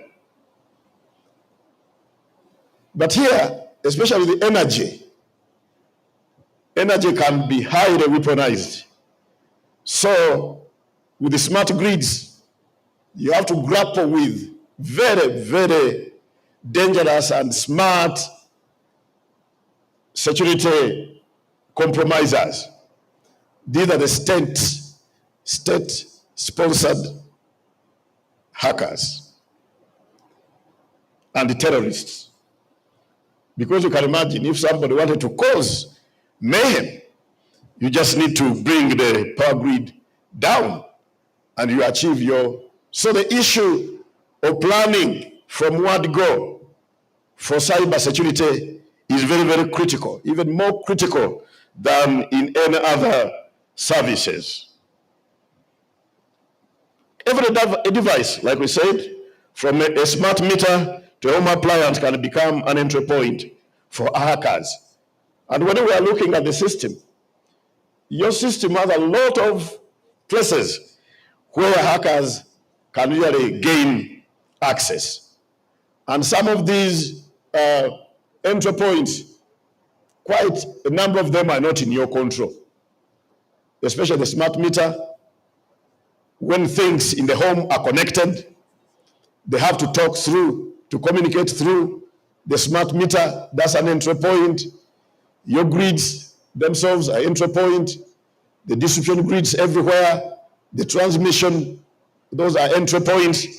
So planning for security from where we go, both physical and cyber security, is very, very important. Cybersecurity isn't just about firewalls and passwords. One misplaced click on a phishing email, like we know, can compromise an entire grid. This is why we must treat cybersecurity like we do electricity, essential, ever-present, and non-negotiable. I was checking to find whether a smart meter is a communication device. And I think, yes, it's a communication device. And since it's a communication device, I haven't consulted my people. I don't know whether we bring this smart meter for type approval at our place. We have a lot of capabilities. We've really developed a lot of capabilities. I won't talk of obliteration. I think there's somebody who wants to exaggerate everything. But I want to assure you, the CEO and the UCC, that we have immense capacity in type approval. And you see, that's the entry point where you can get a lot of compromise through your supply chains. So whenever you talk of things, you must connect on your smart system. Since we are sister organizations, if you haven't been doing it, I implore you, since I'm sure that a smart meter is a communication device, we'll be waiting for these meters for type approval. So that will give you the real thing inside those meters to understand them better. I know the regulator could be having also capacity, but a third eye is not bad in these matters. A second eye, a third technical eye wouldn't be bad in these matters. At the Uganda Communication Commission, obviously we don't build power line that deliver electricity, but we play a vital role in securing the digital infrastructure that supports them. A resilient smart grid depends not only on hardware, but also on a robust and secure communication backbone. And that's where our work begins. One of our most critical intervention is the establishment of the Sector Computer Emergency Response Team, our SAT. This team monitors and responds to cyber threats, facilitates the sharing of threat intelligence, and leads awareness campaign to build resilience across the communication sector. To strengthen accountability and ensure swift incident resolution, we have also set up a digital forensics laboratory. This facility provides the technical capability to investigate cyber incidents and support law enforcement in holding perpetrators to account. So we have those facilities also, which I would enjoin you to collaborate with us. We share knowledge in these matters and see how we can support each other. Maybe something which I shouldn't forget. These hackers are very, very smart. Very smart, and they act very, very fast. Now, the problem with the government agencies, UCC, possibly IRA, UCDL, we are bureaucracy. Approvals that take weeks to come to fruition are not good for response. We must act, we must learn to act like these renegades. You should join us. I think we must make a sort of a consultative group where we should go to our political supervisors to tell them that we cannot move at the pace of bureaucracy to solve problems of these grey hackers or to fight them. We must move at their speed. And the speed of bureaucracy is so low to be able to catch up with these hackers, especially in a critical infrastructure like our grids. I know sometimes the Public Financial Management Act, the public service regulations, the decisions have to take a few weeks before they are put into action. Actually, when you act very, very fast, people will be suspicious. When I was still across the bridge, when I was still in politics, at one time we were putting a land registrar. My colleagues, I was not part of that because I appreciate a quick response. So land registrar was being put to task. Why did she sign the title within one day? You see the thinking. The thinking is that when the title papers come to your desk, they have to spend there some 3 weeks before you sign. That's the good public servant. In this space, the hackers, when we know an incident that's going to happen, sometime we predict these incidences. You need to act very, very fast. Technology changes very, very fast. Updating licenses, if we take a year before you update a license, then you are not in this game. It's going to take 2 years to pass through the procedures and everything. You are not in this game. The hackers will be ahead of you all the time. You should be able to move at a speed higher than these renegades in this space who always want to access and compromise our networks. Recognize the growing reliance on mobile financial transaction in energy sector. We partnered with the Bank of Uganda to establish the Digital Financial Services Laboratory. This lab focuses on identifying and addressing vulnerabilities in financial platforms that are crucial for digital payments and energy access. That's another area where we can work together. In response to the evolving threat landscape, we created an artificial intelligence task force. This team is focused on harnessing AI technologies to detect cyber threats in real time, predict vulnerabilities, and secure communication networks and data streams across critical infrastructure. To guide the sector, UCC have developed enforceable cybersecurity guidelines that provide a regulatory framework for safeguarding both telecommunications and energy systems. And to ensure Uganda remains globally connected and informed, we are an active member of the Forum of Incident Response and Security Teams, FAST, allowing us to collaborate internationally and stay aligned with global best practices in cybersecurity. Together, these initiatives reflect UCC's strategic role in fortifying the digital layer of Uganda's energy ecosystem, ensuring that our power systems become smarter, they also become safer. We have also made significant investments in expanding connectivity, recognizing that a smart grid can only thrive, that's our imagination, on a strong digital foundation. Through the Uganda Communication Universal Service and Access Fund, UCSAF, we have funded the construction of over 68 new telecommunication towers to cover the 10% gap.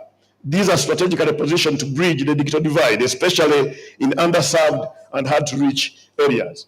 Next year, we'll be financing another 115.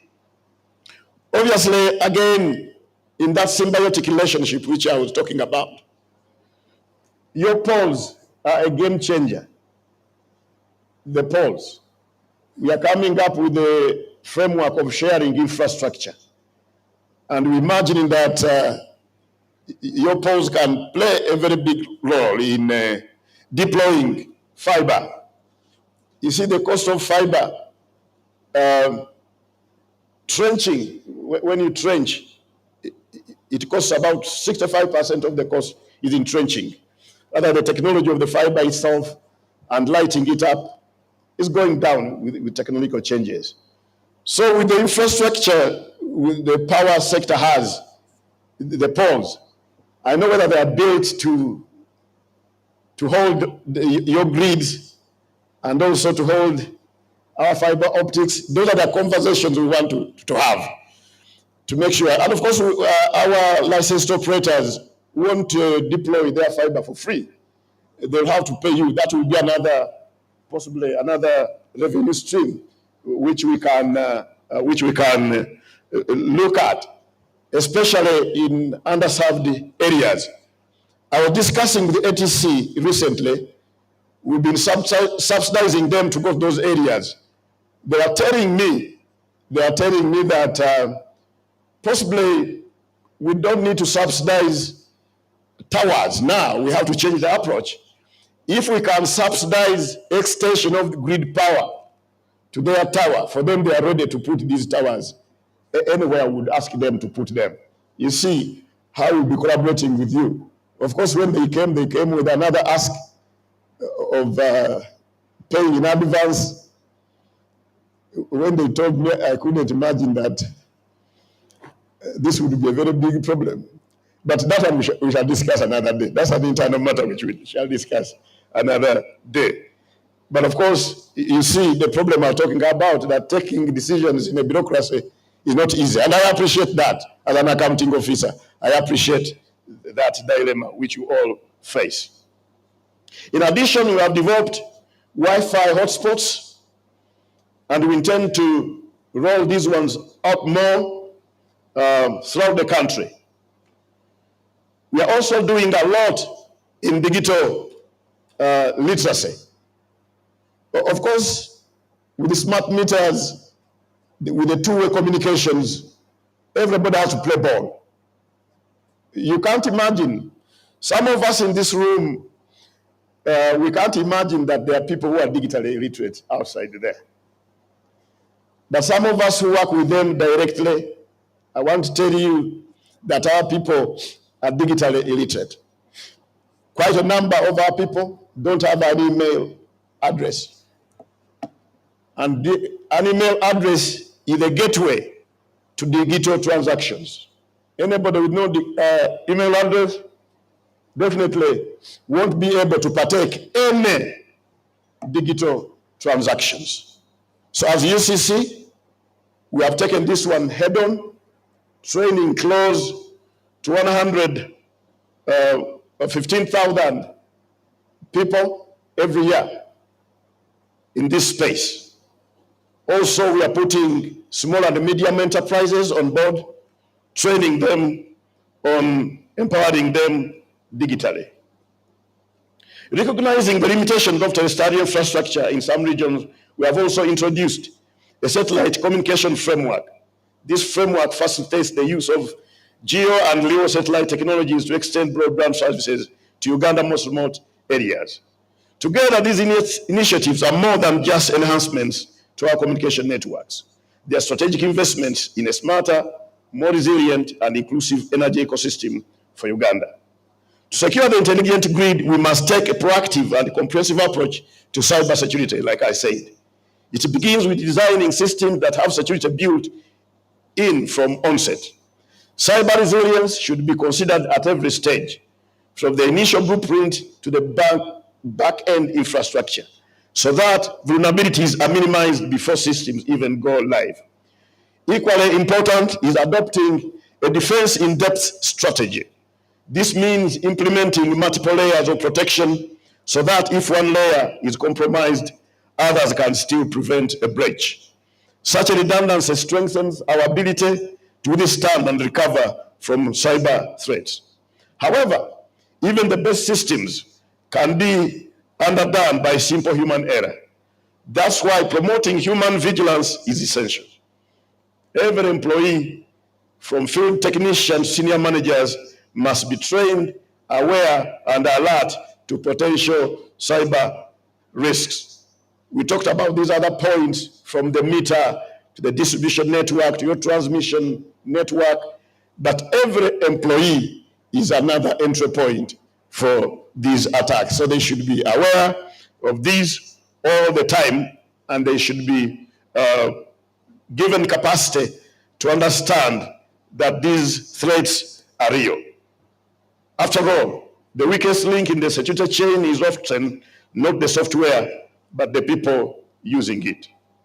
To stay ahead of emerging threats, we must also enforce agile and adaptive policy frameworks. Regulation should evolve as quickly as technologies and threats they are designed to govern. Static policies in a dynamic world only create blind spots. Lastly, we must build cross-border resilience.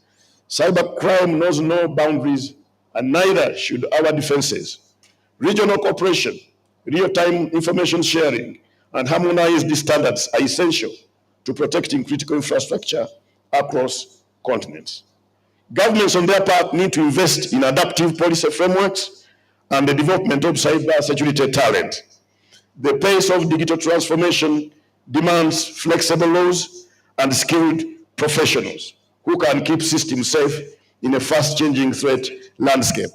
And now that we have started this, we will be inviting you, IRA and UCDL, in our cyber threat drills, which we do every year, but starting with the next year, we are going to be doing this biannually.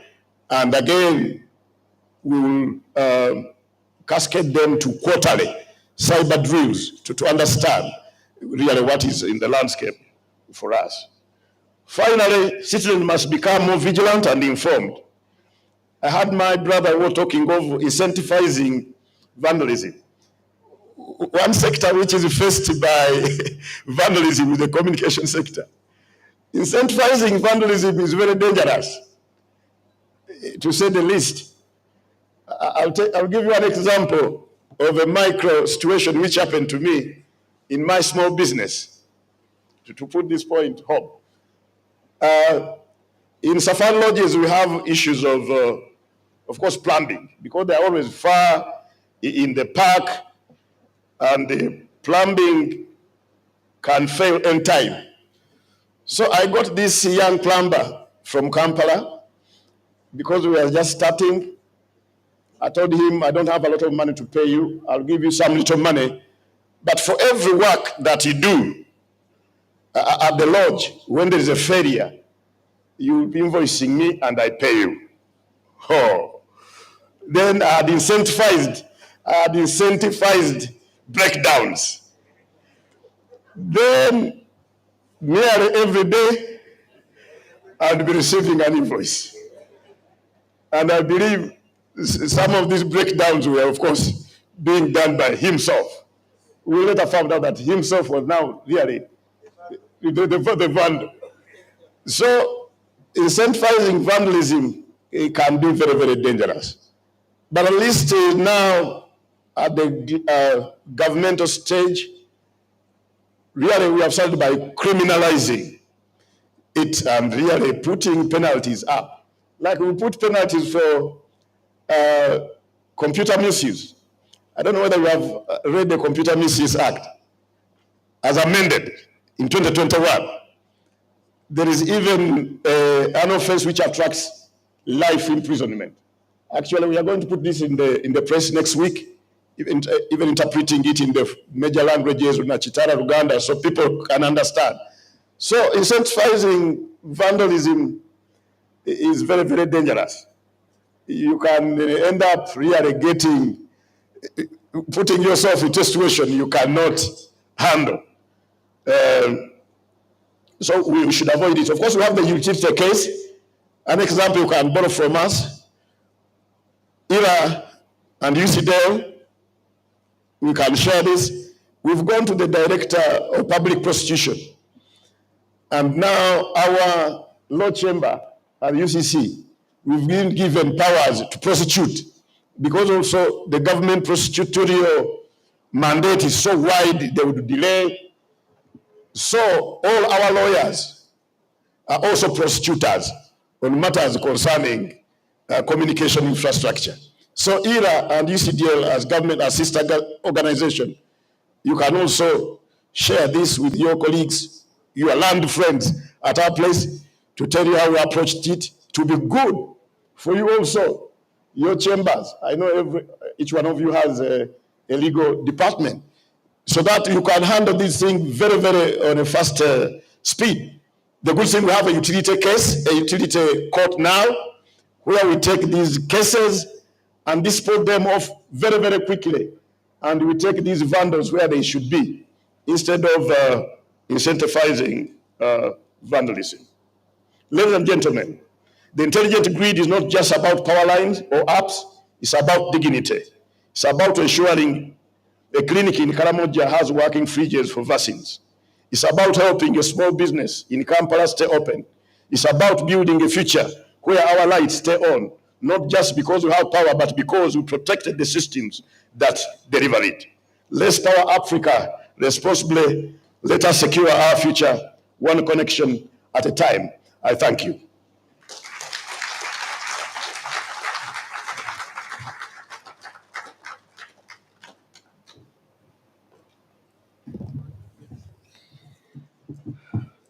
Wow. Thank you so much, Honorable Nyombi Tembo. I like the spirited keynote comments. Out of your presentation, I've also learned some key new. I didn't know that there are also cybersecurity drills. Yeah? So we have a mchaka of cybersecurity. That is very interesting. Thank you so much, sir, for speaking to us. I can give a very brief conclusion of what he has been speaking to us, but just to clarify, we actually have legal chambers at ERA as well, And so our lawyers prosecute some of these vandals and electricity offenders, and we had very many of them locked up in prison for the offenses. Thank you, sir. I have learned that electricity enables telecom operations, while telecom enhances the efficiency, reliability, and automation of power systems. This mutual interdependence makes both critical sectors to each other, and resilience and modernization is the way to go. That's how I can sum up your keynote address. Thank you so much again. Ladies and gentlemen, I want to welcome you again to this next session. Because we started late, I have made a little bit of adjustments in our program to make sure that all the presenters are able to present today, because we are closing this today. There are presenters who did not present yesterday who will have to give the opportunity to present today. So I have done a recategorization of our presentations, and I would like to request that since we started late, you are allowed to take a key break a little late, so that we have two presentations done now, which relate to exactly what Honorable Nyomi Tembo was speaking about. And when we come back, then we have a panel discussion for about 30 to 40 minutes, just doing an exegesis of the same. And then we'll have another team of presentations. And when we come back from lunch, we'll be able to close in time, because we also have awards that we have to give today in recognition for the good job that people have done in this place. The authors, the time they put into research, spent days and nights up preparing their papers. We need that recognized. And in that regard, allow me to request that we'll get a presentation on a comprehensive cybersecurity framework for Uganda's smart grid, integrating intrusion detection systems, software-defined networking, and awareness training. This so relates to what the Honorable was talking about. So can I have Dixon Mugerwa and Wamema Joshua come and make that presentation? And I know that the presentations can go as detailed as possible, but if a presenters can commit to putting in 10 to 15 minutes, then we will have everybody speaking to us. Let me find out if we have Dixon and Joshua in the house. Are they present? Dixon and Joshua are not present in the house, are they?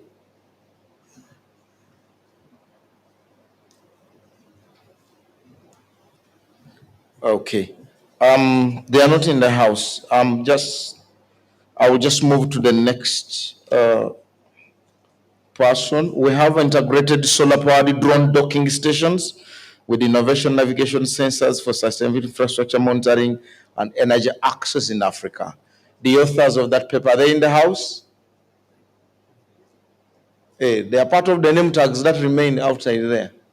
Okay, but as even we wait for them, let me invite Engineer Joseph. I want to take the honor to invite you.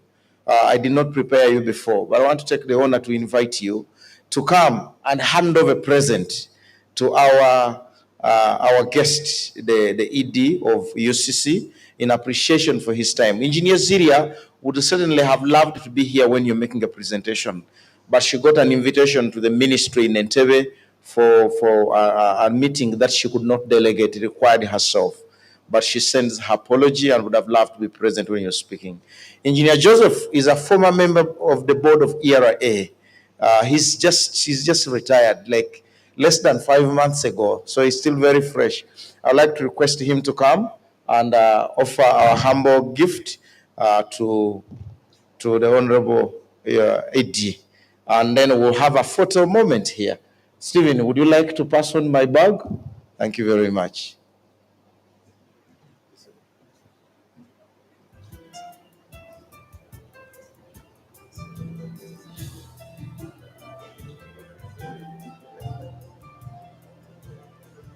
Here, so that we take it.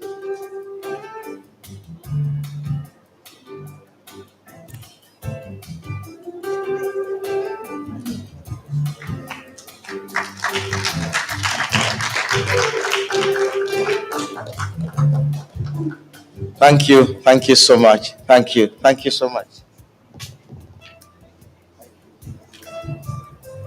Good. Thank you so much. I wanted to lock these presentations back to back with a keynote speech, but looks like the presenters need time to have their documents uploaded. I was worried of sending people to a tea break because getting them back is not a joking subject. So let's take a tea break for 20 minutes, and then when we are back, we'll delve into a panel discussion and the discussants are present. Ladies and gentlemen, tea is served. Over to you. 20 minutes, so it's 11:18. I will add on 20 minutes, and then I will start ringing the bell in the compound. Go and have a very delicious tea and the snacks.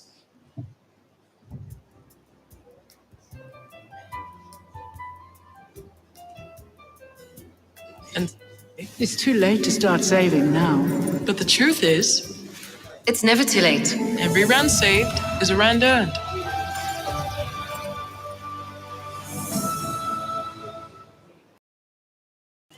It's 3 p.m. and you're 50, and some say it's too late to start saving now. But the truth is, it's never too late. Every rand saved is a rand earned.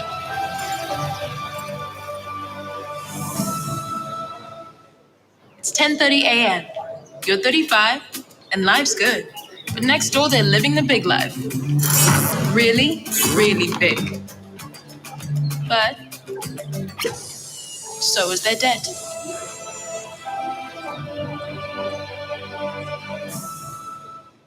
"6 p.m. You're 60, and the work is over. What's next? To enjoy every adventure ahead.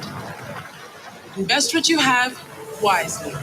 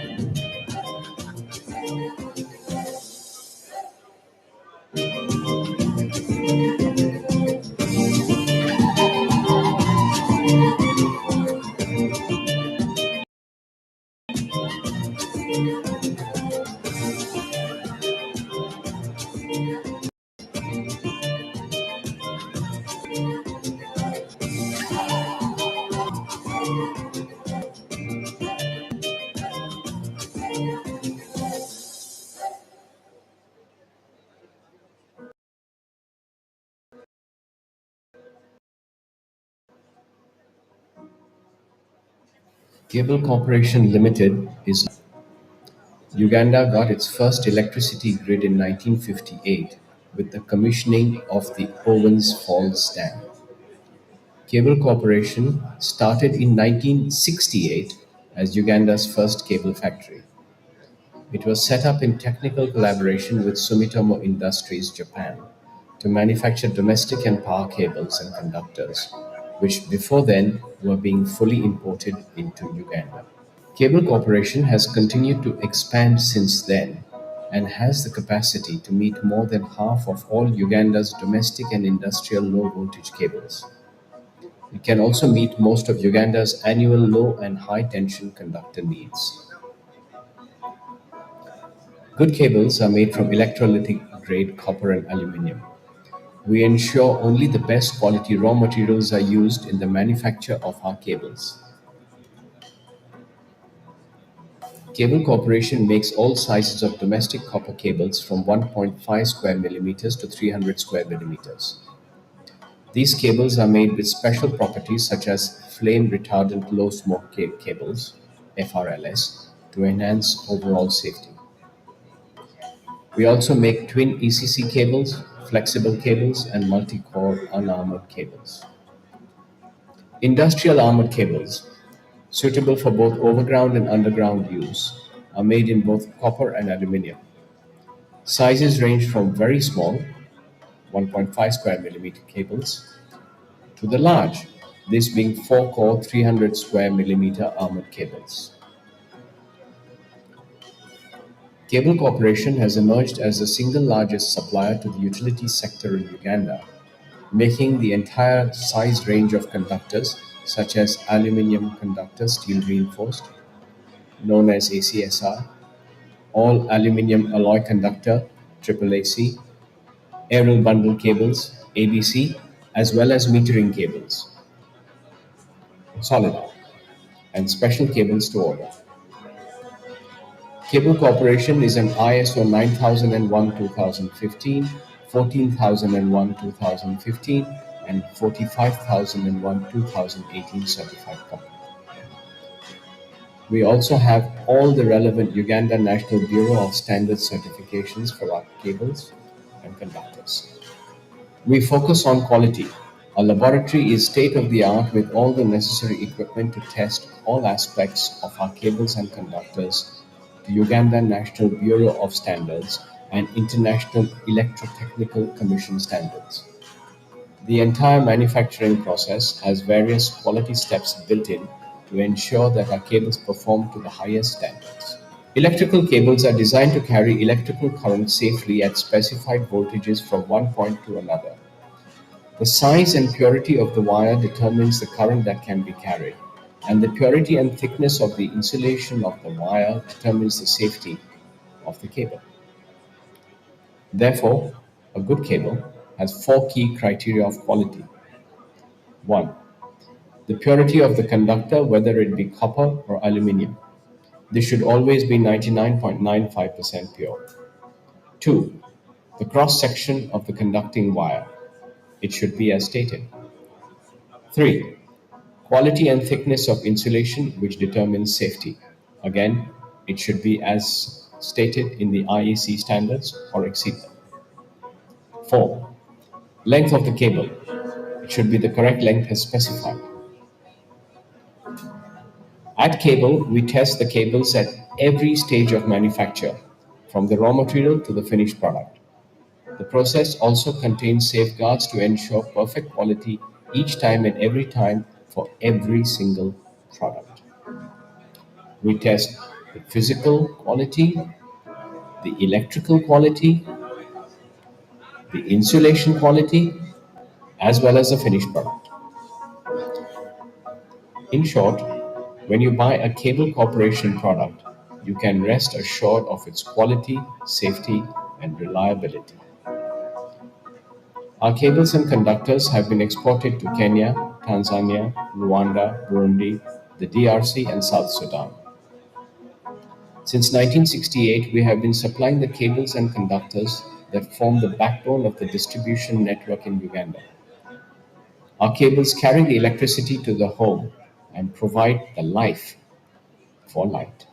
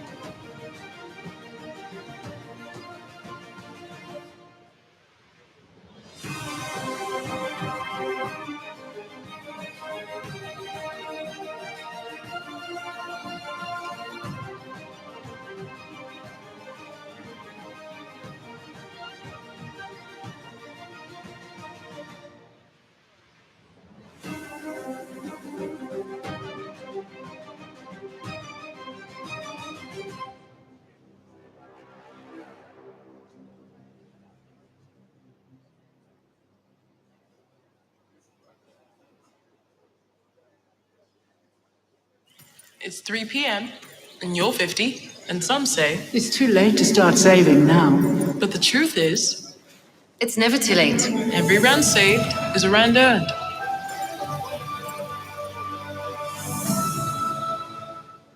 It's 10:30 a.m. You're 35, and life's good. But next door, they're living the big life. Really, really big. But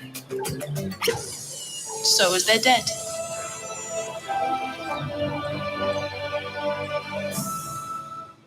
6 p.m. You're 60, and the work game is over. What's next? To enjoy every adventure ahead. Invest what you have wisely.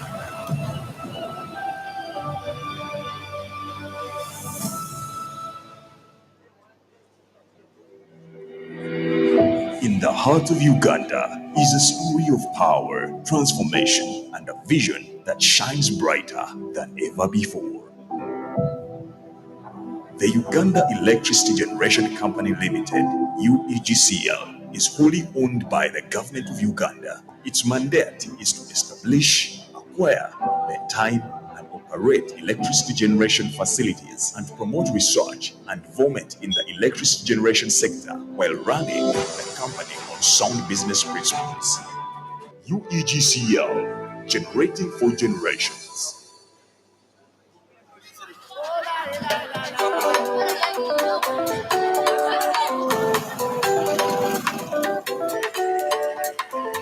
2024 is a unique year for the German Development Cooperation in Uganda, as Germany and Uganda celebrated 60 years of partnership following the signing of the bilateral agreement in 1964.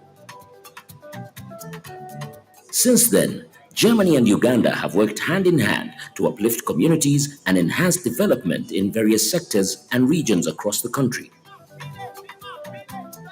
Germany's bilateral development cooperation is implemented through two state-owned implementing agencies, that is GIZ, which focuses on technical cooperation, and KfW, which focuses on financial cooperation.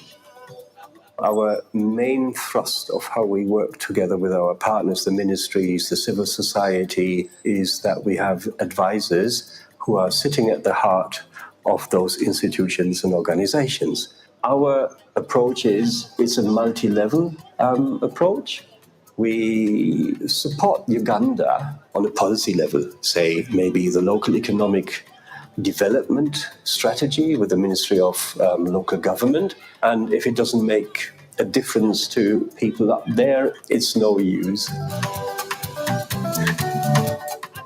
How we work, it's not that we are sending expertise. It's not that we are sending technical advisors, for instance, to implement a program together with the government and partners. So we depend between the German government and the government of Uganda that they agree upon focal areas of cooperation. And then basically we partner with partners in the Ugandan government to implement programs. We provide the financing for a project and also expertise together with our partners so that we can make projects work. Working in a health setting where there is no power, it has a number of challenges. For example, having mothers delivered at night, having power within the facility, as has been availed to us by GIZ through solar. This has helped this facility in that this facility got its first permanent building because of the availability of power. And about over 9 facilities in Rhino Camp settlement transfer their patients here for management. With this, we have saved so many lives.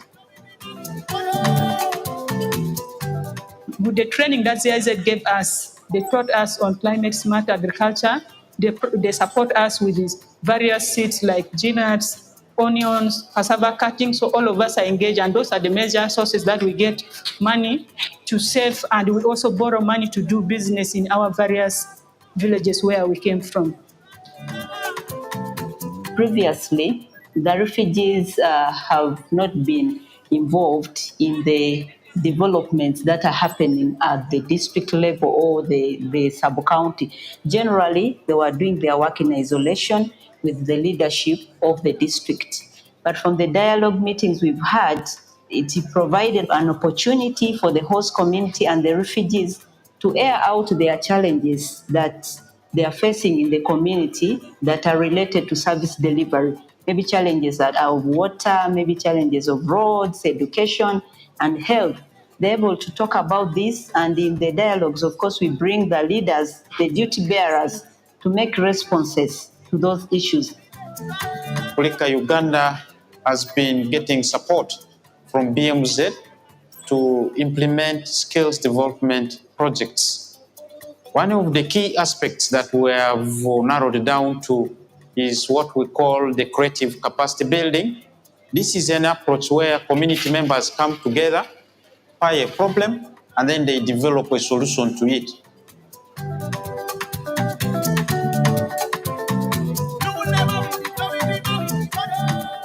Our water sanitation and hygiene promotion projects are essential to improving access to water in many of Uganda's rural and peri-urban areas. This system was constructed to help improve the WASH in the refugee hosting communities of Kerry Town Council and Oraba Town Council. This system has a production well of 55 cubic meters per hour and is powered by both grid and solar. It's one of the systems that has been funded by the German government towards helping the communities within the refugee hosting districts of Uganda. Through these programs, we help refugees and host communities build resilience against climate change and food insecurity. As a result, many farmers are now reporting increased incomes. These interventions target both households and public institutions, including schools and health centers. As we celebrate these 60 years of German-Ugandan cooperation, we reflect on the profound impact our partnership has made. Together, we have uplifted communities, enhanced resilience, and created pathways to opportunity. I would like to encourage the youth of Uganda to actively participate in shaping the country and shaping the future. You are the majority. You have enormous potential. The future is in your hands.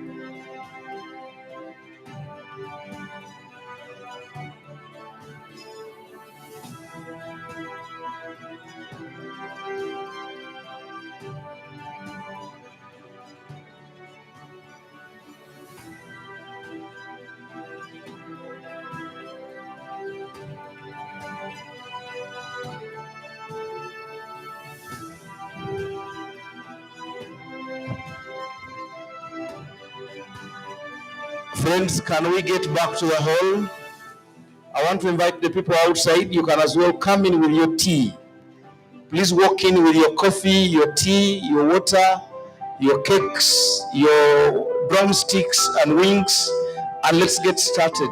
We totally in conflict with time. I would like to request Team ERA outside to encourage the delegates to come in so we can get started. Team ERA, our ushering team, Mr. Karuhanga Roberts, you're part of the heads of the ushering team. Can you encourage people to come back to the hall? People come with their tea so we can have a working tea. And that will help us save a lot of time.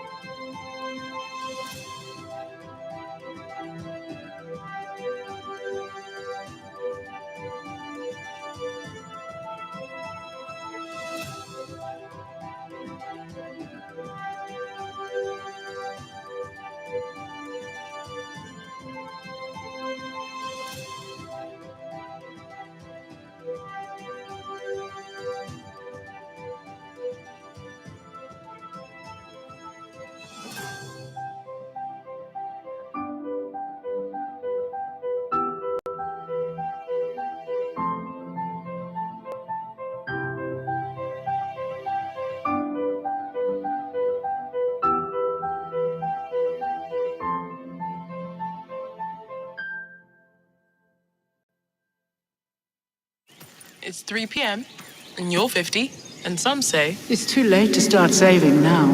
But the truth is, It's never too late. every rand saved is a rand earned.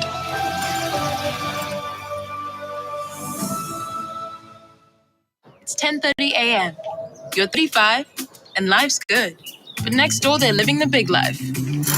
Really, really big. But so is their debt.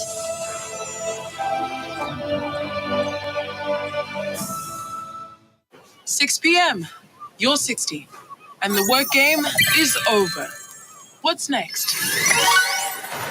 To enjoy every adventure ahead. Invest what you have wisely.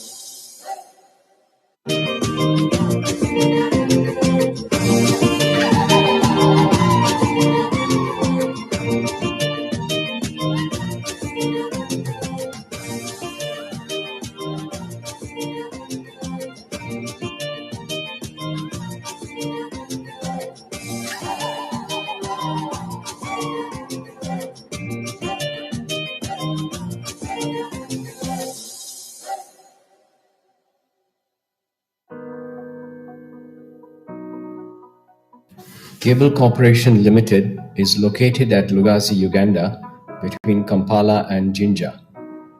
Uganda got its first electricity grid in 1958 with the commissioning of the Owens Falls Dam. Cable Corporation started in 1968 as Uganda's first cable factory. It was set up in technical collaboration with Sumitomo Industries, Japan, to manufacture domestic and power cables and conductors, which before then were being fully imported into Uganda. Cable Corporation has continued to expand since then and has the capacity to meet more than half of all Uganda's domestic and industrial low-voltage cables. It can also meet most of Uganda's annual low and high-tension conductor needs. Good cables are made from electrolytic-grade copper and aluminium. We ensure only the best quality raw materials are used in the manufacture of our cables. Cable Corporation makes all sizes of domestic copper cables from 1.5 square millimeters to 300 square millimeters. These cables are made with special properties such as flame retardant low smoke cables, FRLS, to enhance overall safety. We also make twin ECC cables, flexible cables, and multi-core unarmored cables. Industrial armored cables, suitable for both overground and underground use, are made in both copper and aluminium. Sizes range from very small, 1.5 square millimeter cables, to the large, this being 4-core 300 square millimeter armored cables. Cable Corporation has emerged as the single largest supplier to the utility sector in Uganda, making the entire size range of conductors such as aluminium conductor steel reinforced, known as ACSR, all aluminium alloy conductor AAAC, aerial bundle cables ABC, as well as metering cables, solid arm, and special cables to order. Cable Corporation is an ISO 9001-2015, 14001-2015. Good morning once again, ladies and gentlemen.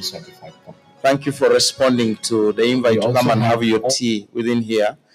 In the interest of managing time, we are going to have a panel discussion, discuss related papers, and the keynote address from Honorable Dr. Nyombi Tembo, who graced us this morning.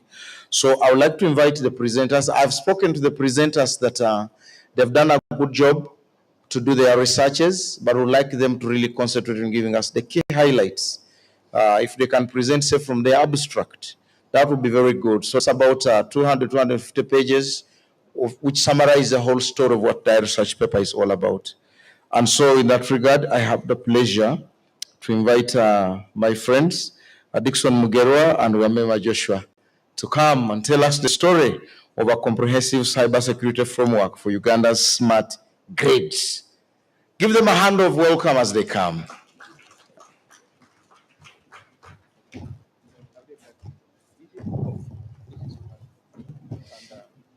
So I'll give a preamble and we'll start. That's your presentation. Yeah, we even have a click. The green one moves forward. This moves back. Okay. So when you see me standing up, it's time up. All protocols observed. Good morning, ladies and gentlemen. I'm Gerard Dixon from Chamberlain University. I have a PhD in radio science and communication engineering. When I saw this symposium, I really got inspired and I thought we need to do something about our smart grid. From the presentation from our Honorable Minister, I picked a few things. And some of the things that I picked, he mentioned that we not only need passwords or firewalls, but we need to have smart systems that can protect our smart grid. But after having these smart systems, we need to have experts to protect them. We also need to have or to be vigilant about the systems. But do we have experts to counter-interact the hackers? No.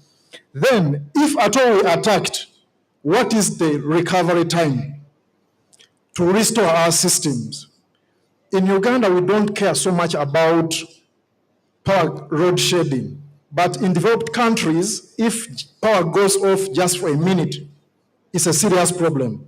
But just imagine a situation where our power is off for 1 week, 2 weeks, a month, being hacked by someone. How do we respond? Allow me to invite my student to present this. Thank you very much.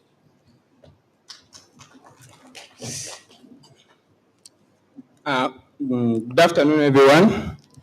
My name is Muyanja Jovan, and I'm going to give you an overview of the paperwork we submitted.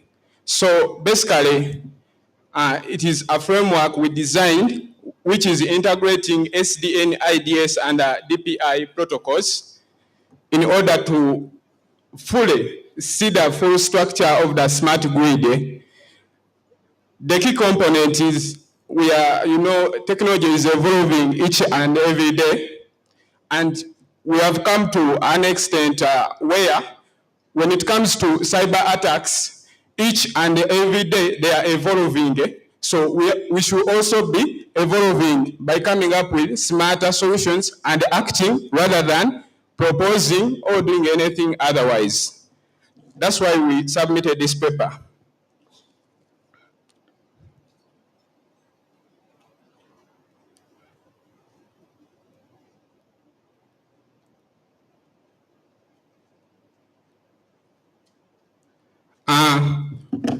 I'm going to talk about the introduction. We have some of these technologies. Some of them are already in place. Some are coming up. We have the SCADA, supervisory control and data acceptance. Then,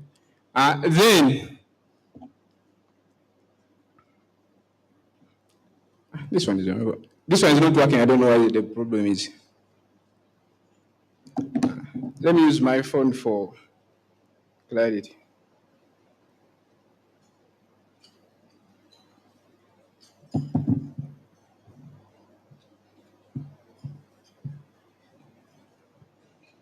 So I was talking about some of these new technologies. We have the SCADA and also the advanced metering infrastructure, as well as the smart monitoring systems that are coming up. But cybersecurity issues keep on evolving. For instance, you have heard about what Honorable Nyombi spoke about, ransomware. We can have disputed denial of service, DOS attacks, porter forwarding. These keep on evolving. There are different attack vectors. And we, as a nation, as we are embracing national security as well as the technological evolution, we have to be able to address these issues as they evolve. That's why we came up with this, where the problem we looked at these traditional systems, they struggle to detect and respond to advanced cybersecurity attacks. So we proposed an algorithmic approach based on PCA and ICA. PCA, that is independent component analysis.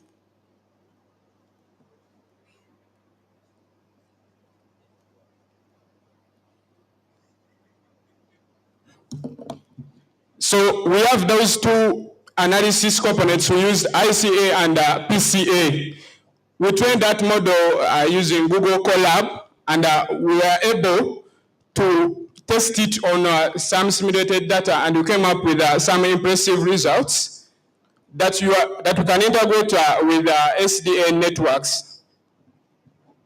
And the results were impressive. So when you look at this architecture, first of all, we are looking at 4 core elements. There is generation, transmission, distribution, and consumption. That's the physical layer. On top of that, we add these digital devices. I can talk about IEDs, intelligent electronic components, those devices. We have return terminal units. I can as well talk about the ICPs and also the SDN controllers. So after having our first layer, we embed these devices onto that physical layer. Then we look at the protocols they are using. On top of that, we add a layer of PCA and ICA. Basically, that is deep packet analysis. Where there are few experts, I'm not going to bore you much. Then, I'm going to give you a scenario. Imagine you are this promiscuous fella. You receive an email titled HR Inappropriate Behavior at the Work Office. Would you bother checking where it came from? You just stop. Because you think maybe something happened and someone reported you. And by doing that, guess what is happening? Your system has been affected by a malware. You are the admin. Meaning someone has socially engineered you using your life to access you. And in that, you have been compromised because you have clicked on an email. You didn't think maybe it contained a malware. That's what exactly happened in 2015 in Ukraine. That is the first cyber attack ever experienced in smart grid. And when it happened, they experienced over like 500,000 people blackouts. And the power stations, they were around 40, they were off. Backups wiped, everything gone. That incurred millions of dollars of losses. They never disclosed that, but that is just one scenario of how this could happen. So these attacks keep on evolving. And what can we do? Meaning we have to be ready, we have to be prepared. How? We have to invest in ourselves. We have to keep on improving what we have. So previously, Honorable Nyombi spoke about some groups and the initiatives they are trying to do. And of course, I didn't know some of them because we don't have these seminars. We don't have these forums. So we ask, I don't know if it's still around, like we have more of this in institutions. We improve on the funding such that we are able to engage these issues, not just wait for others to develop solutions for us. You know, we have that tendency as Ugandans, but ladies and gentlemen, we should act. We should not follow. We have been following for too long. We came up with some of these recommendations. So basically, these are just results. So in case you want to do a deep dive, because I can't go further into details, I have limited time here. We can send you this and also the paper you go through. This is a lot of technicalities, yeah, and most of you are non-technical people. Sorry for that, but I'll bore you. But we are able to come up with some impressive results. For instance, as you can see on slide 2, we are able to achieve 2.3% reduction rate in false alerts using our algorithm of PCA and ICA. Then we are able to achieve 95% in detecting these anomalies by using only PCA and ICA. So these are some of the recommendations we came up with. And I believe we have done some initiatives, as Honorable Nondi said, but we need more of this. We need to act. Some nations are investing in different teams. We even don't have like these cybersecurity courses in our institutions. What is our government doing? Do they wait for losses, massive?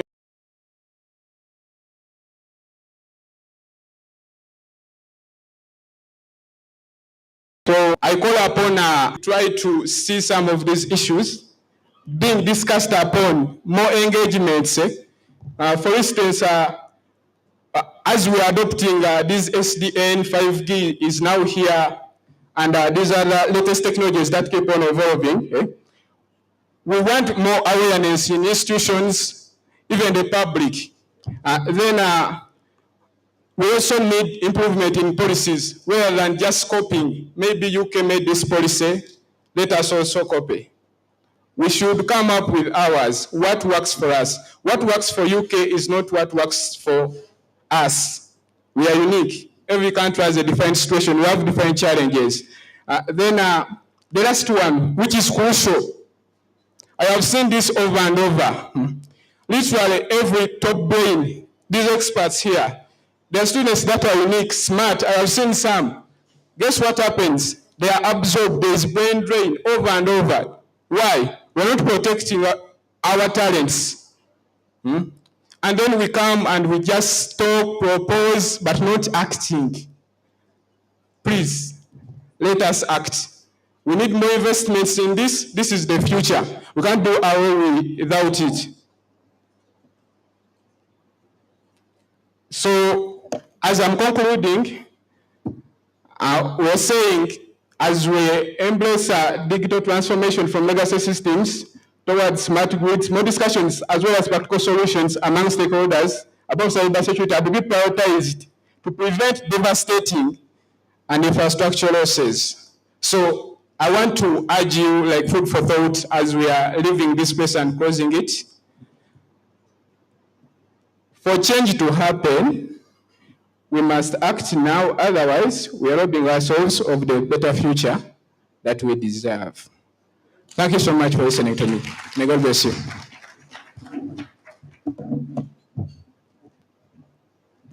Thank you so much.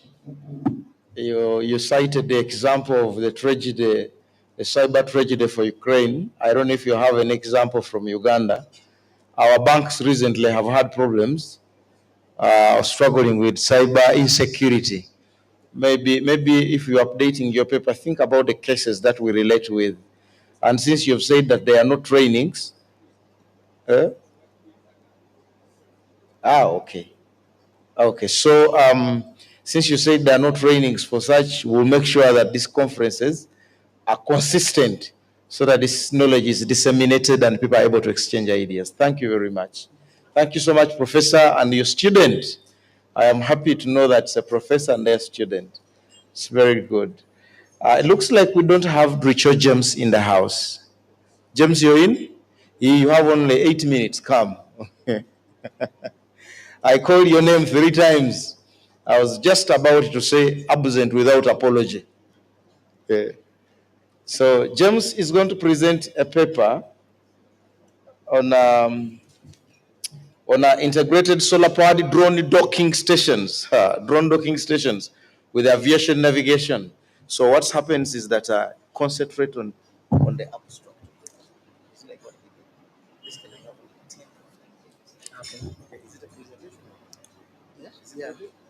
Okay, sound team, load his presentation. And that is your screen. Okay. When you're moving, this is your, this goes forward, this comes back. Okay. Okay. Thank you. 12:04, I'll be here 12:10. Thank you. Thank you, the moderator. I'm humbled to share my research paper and innovation with the conference and the symposium. Respect goes to all the protocols. And the topic that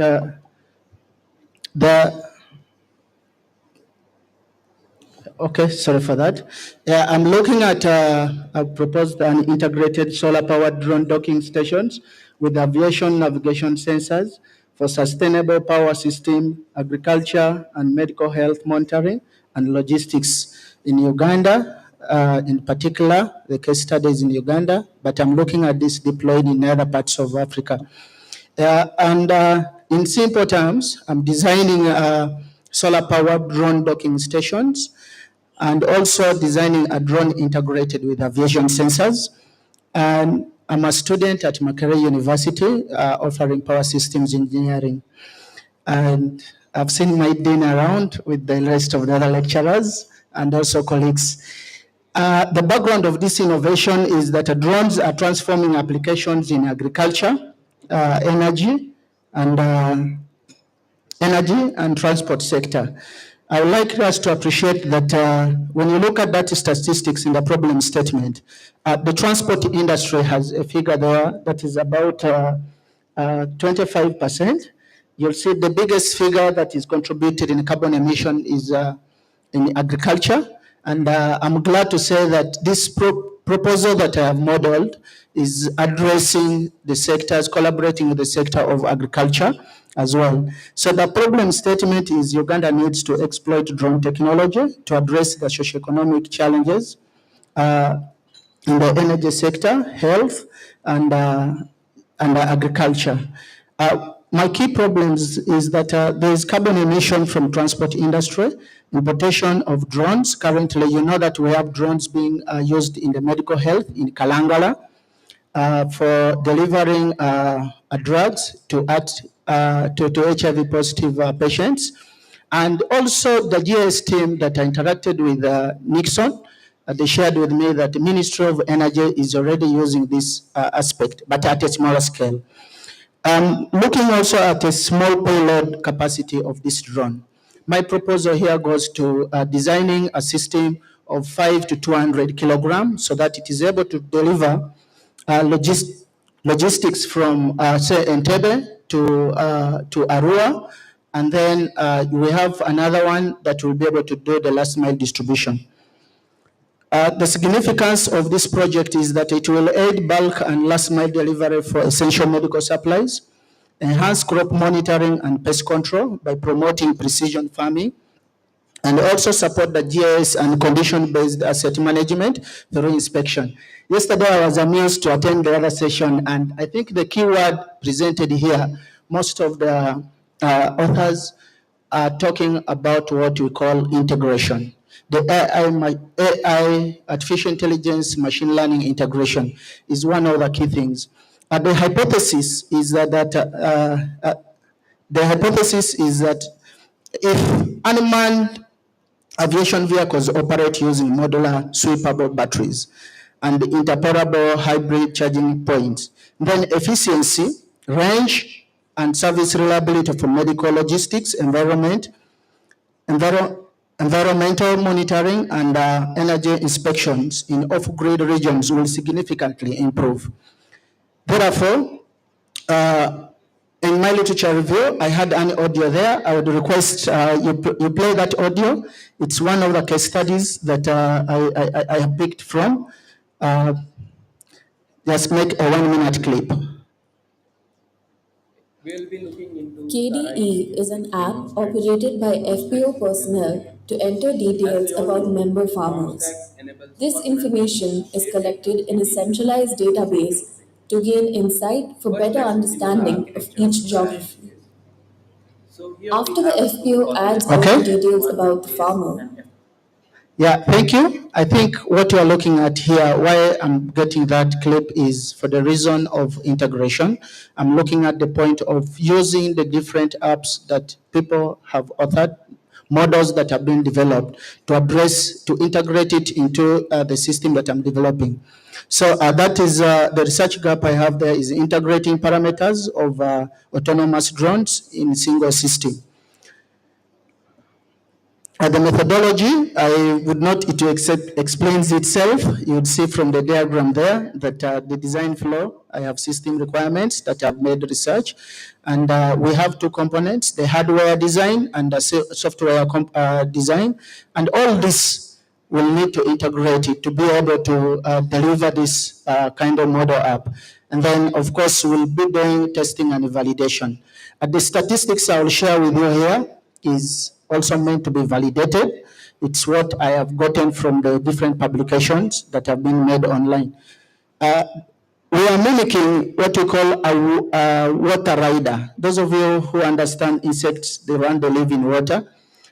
For patent protection, I have mimicked a water rider, and that charging unit you are seeing there is an amazing hybrid charging point.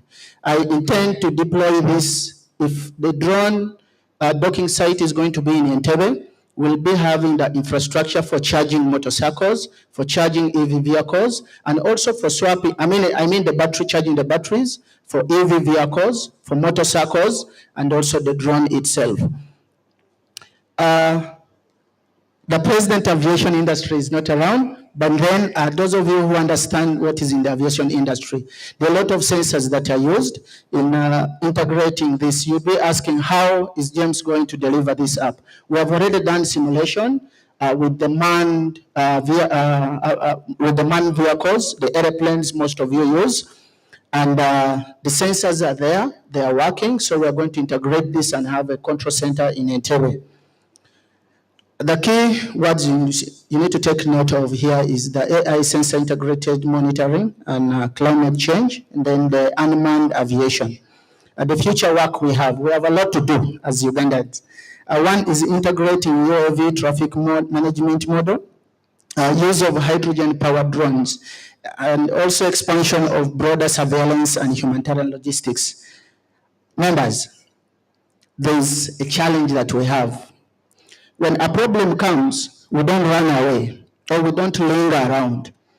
Let's appreciate that right now the batteries we have in the country, when you go around, most of the people we call investors. I don't know if I would not term them as investors. If you bring for me the battery, that we have a lithium polymer battery. This is the biggest number of batteries we have in our market as of now. We also have the lithium ion that this project is looking at. Why? Because it's readily available that we can use for testing our prototype, but we are still too far from good. You can see that there's other countries already in silicon batteries, and the amazing one is adopting the hydrogen powered cells. So the project implementation schedule is there. I'm looking at 1 year. If I'm able to get collaborators to support, if the line ministries are able to support, we'll be able to deliver that. And that is my budget allocation, around 470 million Ghanaian shilling. Do you know what? Thank you. I'm addressing 76.4% of the GDP out of the 17. I have 13 of them. So if this project is delivered, all will be amazing. Thank you very much. That's the reference. I welcome collaboration and expert panel feedback to scale up this impact. Thank you.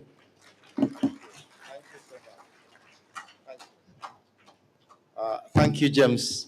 I like one of the references for his paper is an ERA publication. You've done very well. Thank you so much. So, ladies and gentlemen, and it's okay. Ladies and gentlemen, I now have the pleasure to invite a panel to help us do a little more synthesis of these presentations. And I will start by inviting the panel host. Then I will invite the discussants who are going to work with the panel host. Our panel host for this panel is a guest professor from across West Africa, Professor David Ato Kwansa. He's come all the way from West Africa. He has a PhD in renewable energy and energy policy. Among many things, I think I should only say that. Professor David Ato, being a scholar, he also has experience in several countries where he's done academic work. He's been in Burkina Faso, he has experience in Norway, Benin, Senegal, Gambia, Mauritius, and the USA. And finally, Uganda. He's here with us. Professor David, you are welcome. You are welcome. Let's receive him with celebration. Thank you. Thank you. Yeah. Professor David is going to work alongside other scientists. I have the pleasure again to introduce our very own Professor Dorothy, the head of School of Engineering at Makerere University. She graciously has allowed to be part of the panel. You are welcome, Mama. She requires no new introduction because she's already synced with some of you and our connections are already working. The next panelist we have is a gentleman of his own breed in the country. I haven't met many like him, the council engineer. I would like to take the honor to invite Mr. Peterson Mwesigad. This gentleman is a lawyer, he's an engineer. Let's receive him. Thank you so much. We have Mr. Stephen Mugabe, Manager, Data Protection Affairs. This is serious. Where is Stephen? Can you receive Stephen? Thank you. Let's receive Stephen. And the last one comes from ERA, our own manager, Technical Compliance and Monitoring, Engineer Peter Kaketo. Where are you? Whence art thou? Yes, let's receive Peter to come and join us. These are the panelists I have been given. And Professor Atto, you might want to chair from where you are. You might want to come here. The stage is yours. For the next 30 minutes, it's going to be a vibration of the brains into cybersecurity and all the things like that. Please proceed. Thank you so much. Thank you so much. And hello.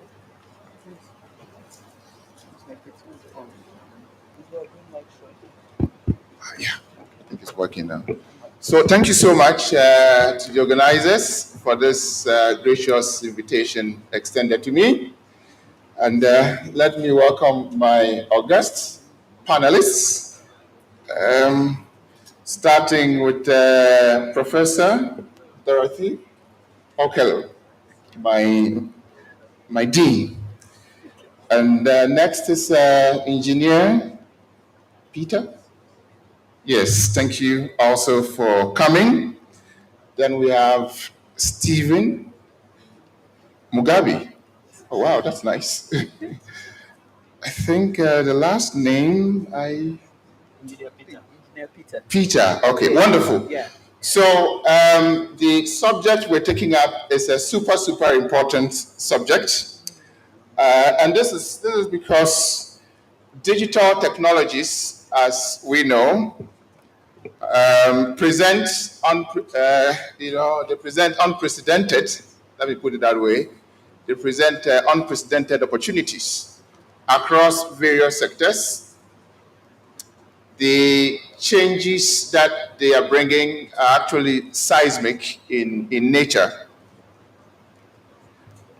But I think our keynote speaker this morning, Honorable Tembo, if I got the name correct, they did a great job highlighting some of the issues. There are also key vulnerabilities, and there are challenges that we need to address if we are to benefit from the advances.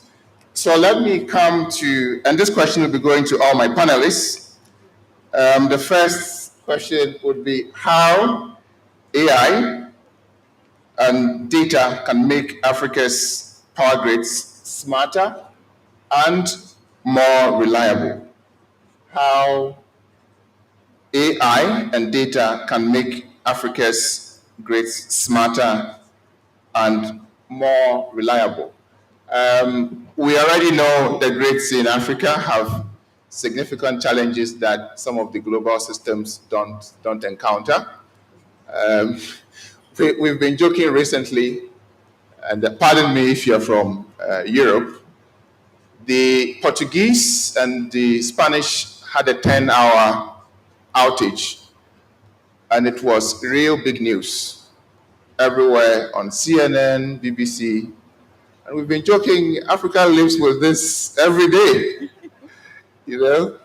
So we have weak grids, but in spite of this, there is opportunity to leverage digital technologies to leapfrog. So let me come to Professor Dorothy. Our question now, how can AI and data make Africa's grids smarter and more reliable? Any thoughts to share?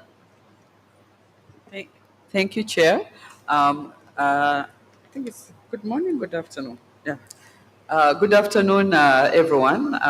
Let me thank the organizers for the opportunity to be on this panel, and also that a strong strand for ICT is core. I know when you say electricity, someone may not immediately think of the value of ICT taking this much space on the panel, but indeed it's very critical, not only because of everything we have heard this morning, but because as a country, we have a very clear digital transformation agenda, and ICT is one of the four pillars that we have in terms of taking us forward.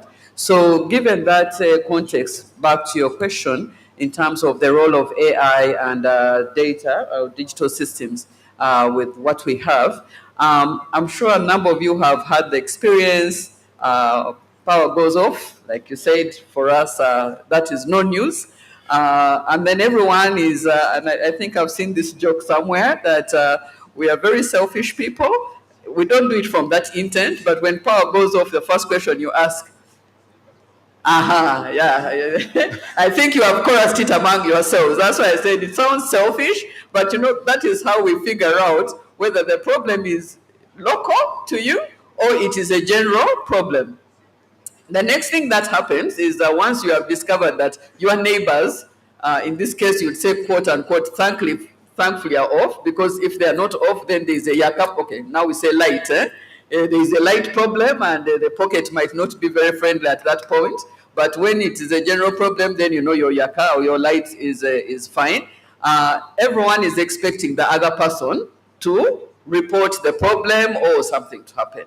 So just from that thing, imagine our systems could actually detect that this area, if not to the point, but this general area is off. Because also, if you've taken the effort to call, because I do try and call, but I know that most of the times I'll end up with my friendly students, so that also helps. But then I have to describe, where am I calling from, okay? And I've had a few times when we've had this kind of outage, and I get a call back that you should now be back on. And actually, I'm like, okay, I think you've made some community happy, but me, I'm still off. All right? Yeah, so these are all issues. And I bring a very simple example to show how AI and data can help, because it can help in pinpointing where exactly the problem is. In fact, I don't even need to call. All right? We can have mechanisms that can quickly detect where breakages in the system are. We can also have systems that help us with preventive, all right? So if there are any risk factors, and this is what brings in the AI component, because we have all this data that we have collected over years, so we can do actually preventive maintenance using AI, that there is likely to be a problem in this area. Just like I know for many of us where we stay, once you have a heavy downpour, there are two things that are going to happen. First, your TV is going to go off, or it's going to become hazy. Then you know, yes, there's rain. And even if you don't see rain near you, but if the picture starts going hazy, then you know there is rain in the neighborhood. So we are applying intelligence to what we know happens, meaning that even AI can do that. So the TV will go off first, and then you start praying that your power doesn't go. So it means that there are things which we know. If I can make that assessment as a human being, it means I can program it into the AI, because AI is really about us, or learning about us. So we can have something around that support. So those are areas that I think relate to all of us. Of course, linking it with the topic that we've done, the whole issue around cybersecurity, because that's a new warfare. In fact, it has moved from being warfare, it's now business, right? So there is cybercrime as a service to people who need to venture in that business, and they are very, very well structured and everything. Now, what is the challenge with that? It is going to affect our reliability, and our availability. So we need to be also using AI and our digital systems to counter that. So I think by way of example, let me stop at this point and in the interest of time too. Thank you. Thank you so much, Professor. So, yes, please, we can do it for her. Yes, we can put our hands together for her wonderful delivery. I've learned a new term, cybercrime, right? It's a business. Yes. So, but there is also the potential for preventive maintenance to make our grids more reliable. Thanks very much, Professor. Let me come to my next panelist. So it's the same question to all of you. How can AI and data make our grids more reliable? Any thoughts? Thank you, Prof. And it's a pleasure to be back on this panel to discuss AI and how it can make our grid smarter. First of all, as Prof has said, AI is really about introducing intelligence into what we already have, some sort of cognition. Intelligence works with data. Okay, so you have a lot of data, so how do you process it? How do you control it? How do you keep it? How do you analyze it? And therefore, how do you use it to make decisions?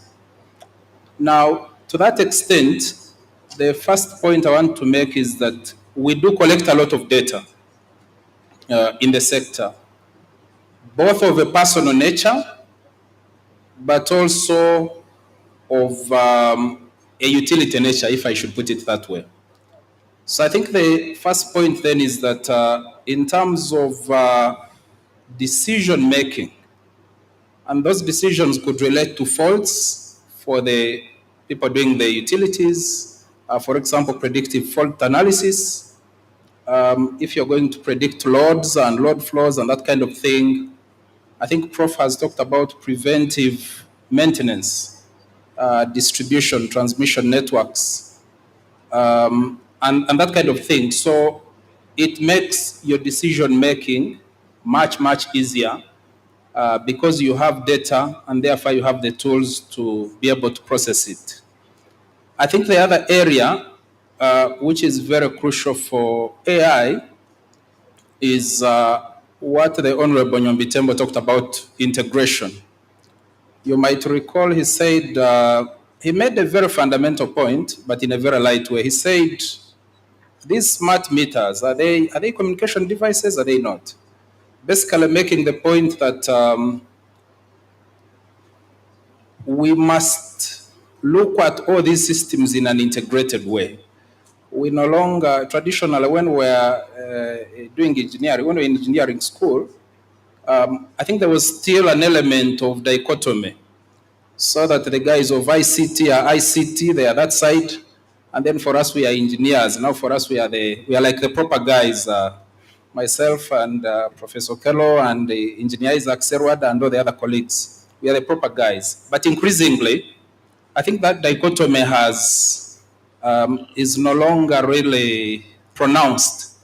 So then we must look at power systems as communication systems, and then we must also look at communication systems as some sort of power systems in a sense. I hope that makes sense.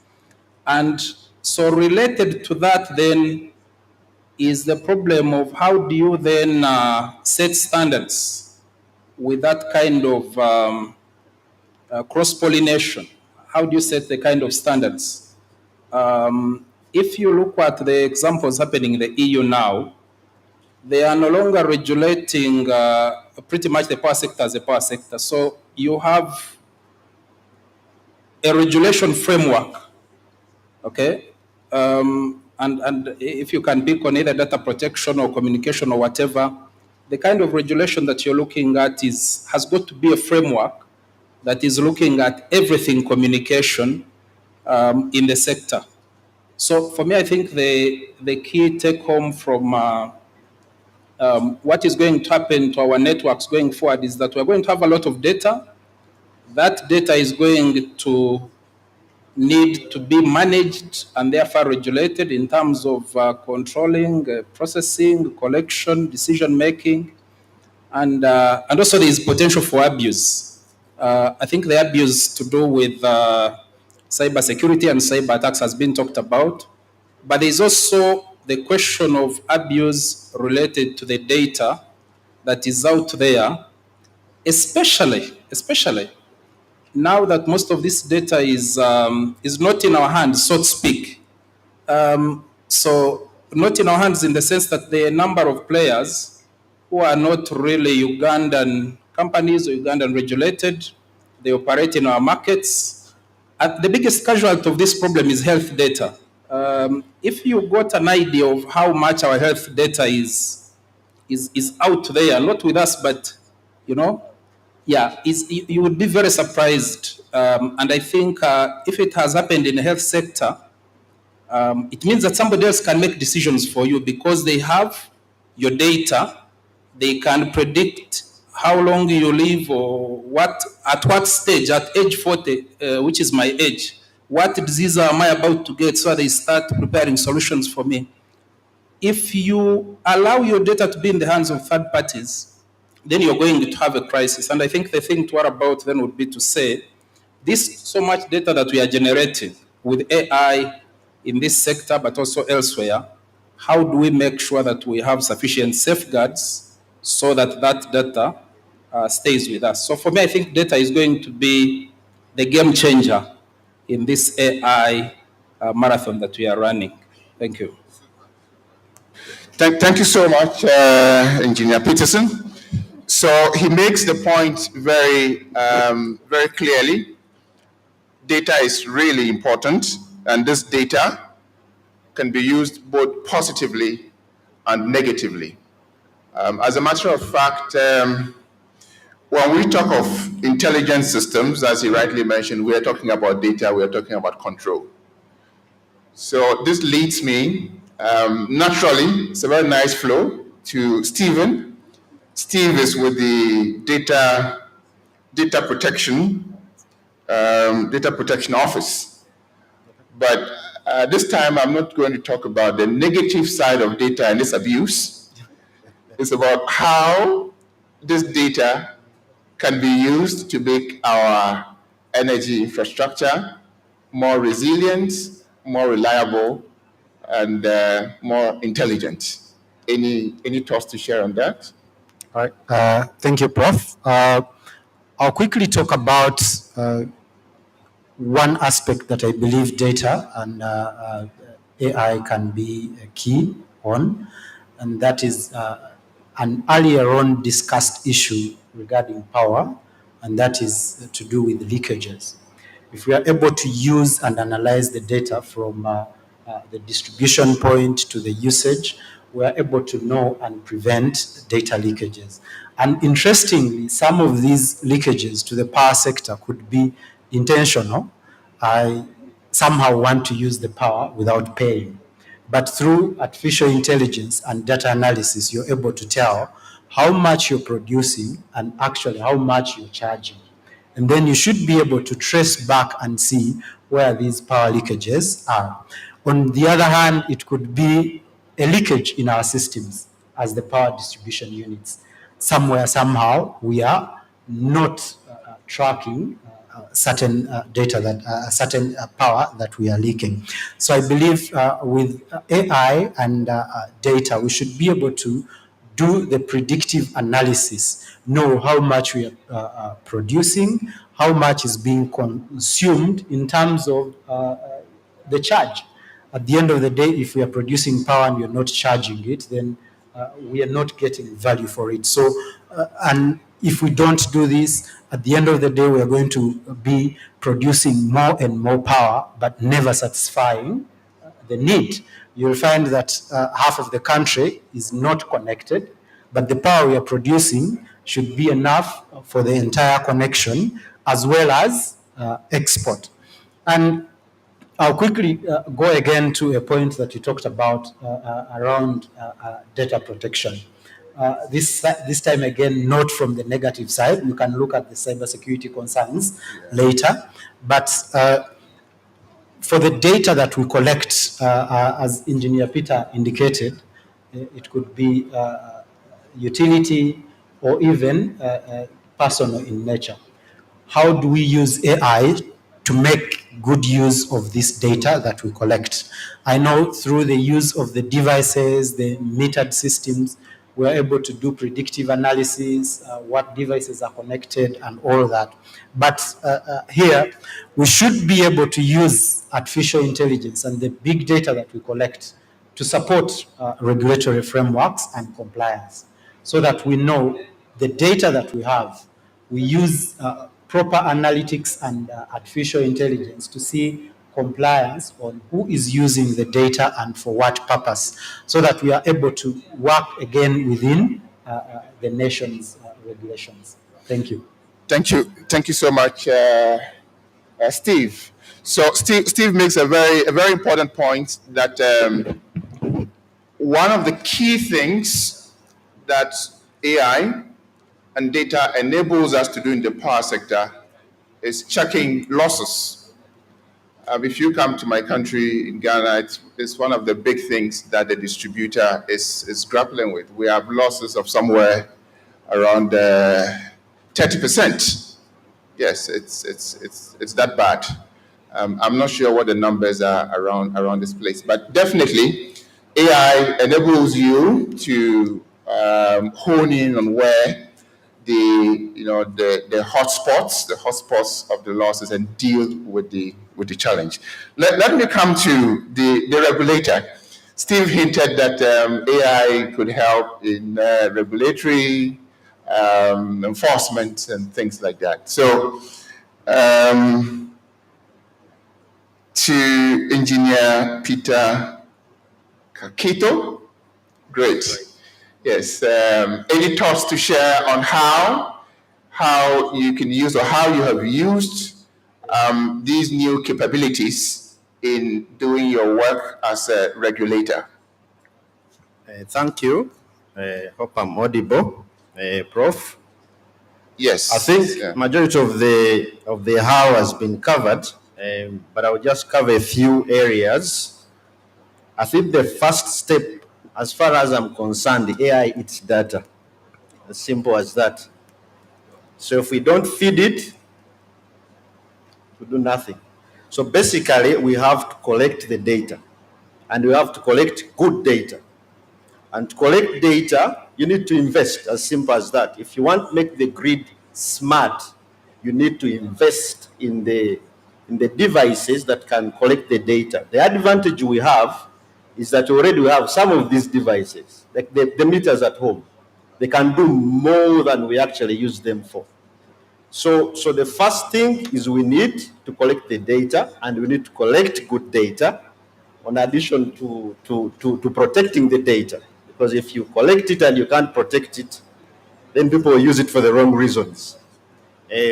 So first, we need to invest. If we really want to take advantage of AI, we have to invest. And the second thing that we have to do is synergy. I think the Honorable touched this in the morning. I think he brought it home. And if you look at it, the utilities, electricity, and the telecom seem to be working separately, but I think they can never work separately. I think we need to take advantage of the synergies. Number one, to be able to build the structure, because I can tell you, if you want to collect data from the distribution network, the first thing you ask, how will I transmit that data? But everywhere now, fiber is moving. But we say we don't have access to the network. How? The infrastructure is there. What we need to do is partner as the ESI, partner with the telecom industry, and we take advantage of this infrastructure. He talked about the network. If we sit in the same room, we can design a network from a mechanical perspective that can carry both. It can carry both the telecom, it can carry both the electricity. We can write protocols that allow each to maintain safely. It is possible, but I think the first thing is synergies. The other thing I wanted to talk about is that how AI will help us. For me, I think AI will give us two things. Number one is speed. If you have a line or a feeder and you know its behavior based on data, you can actually predict where even the problems will come from. So you can do preventative. You can book materials in advance. You can position crews. If a line is long 100 kilometers and they have to drive 100, but you know during the peak time, that's where the problems come from. I position the crew. I say, you stage in this town here. I know jumper X might be burning at one point, then you replace it. So for me, it gives you speed. That's number one. Number two is the ease of identification. That's second. Number three is it can help and aid decisions as fast as possible. Because in some other areas, I don't know whether people have heard of what they call self-healing networks, that you don't need a human to be there to reconnect the network.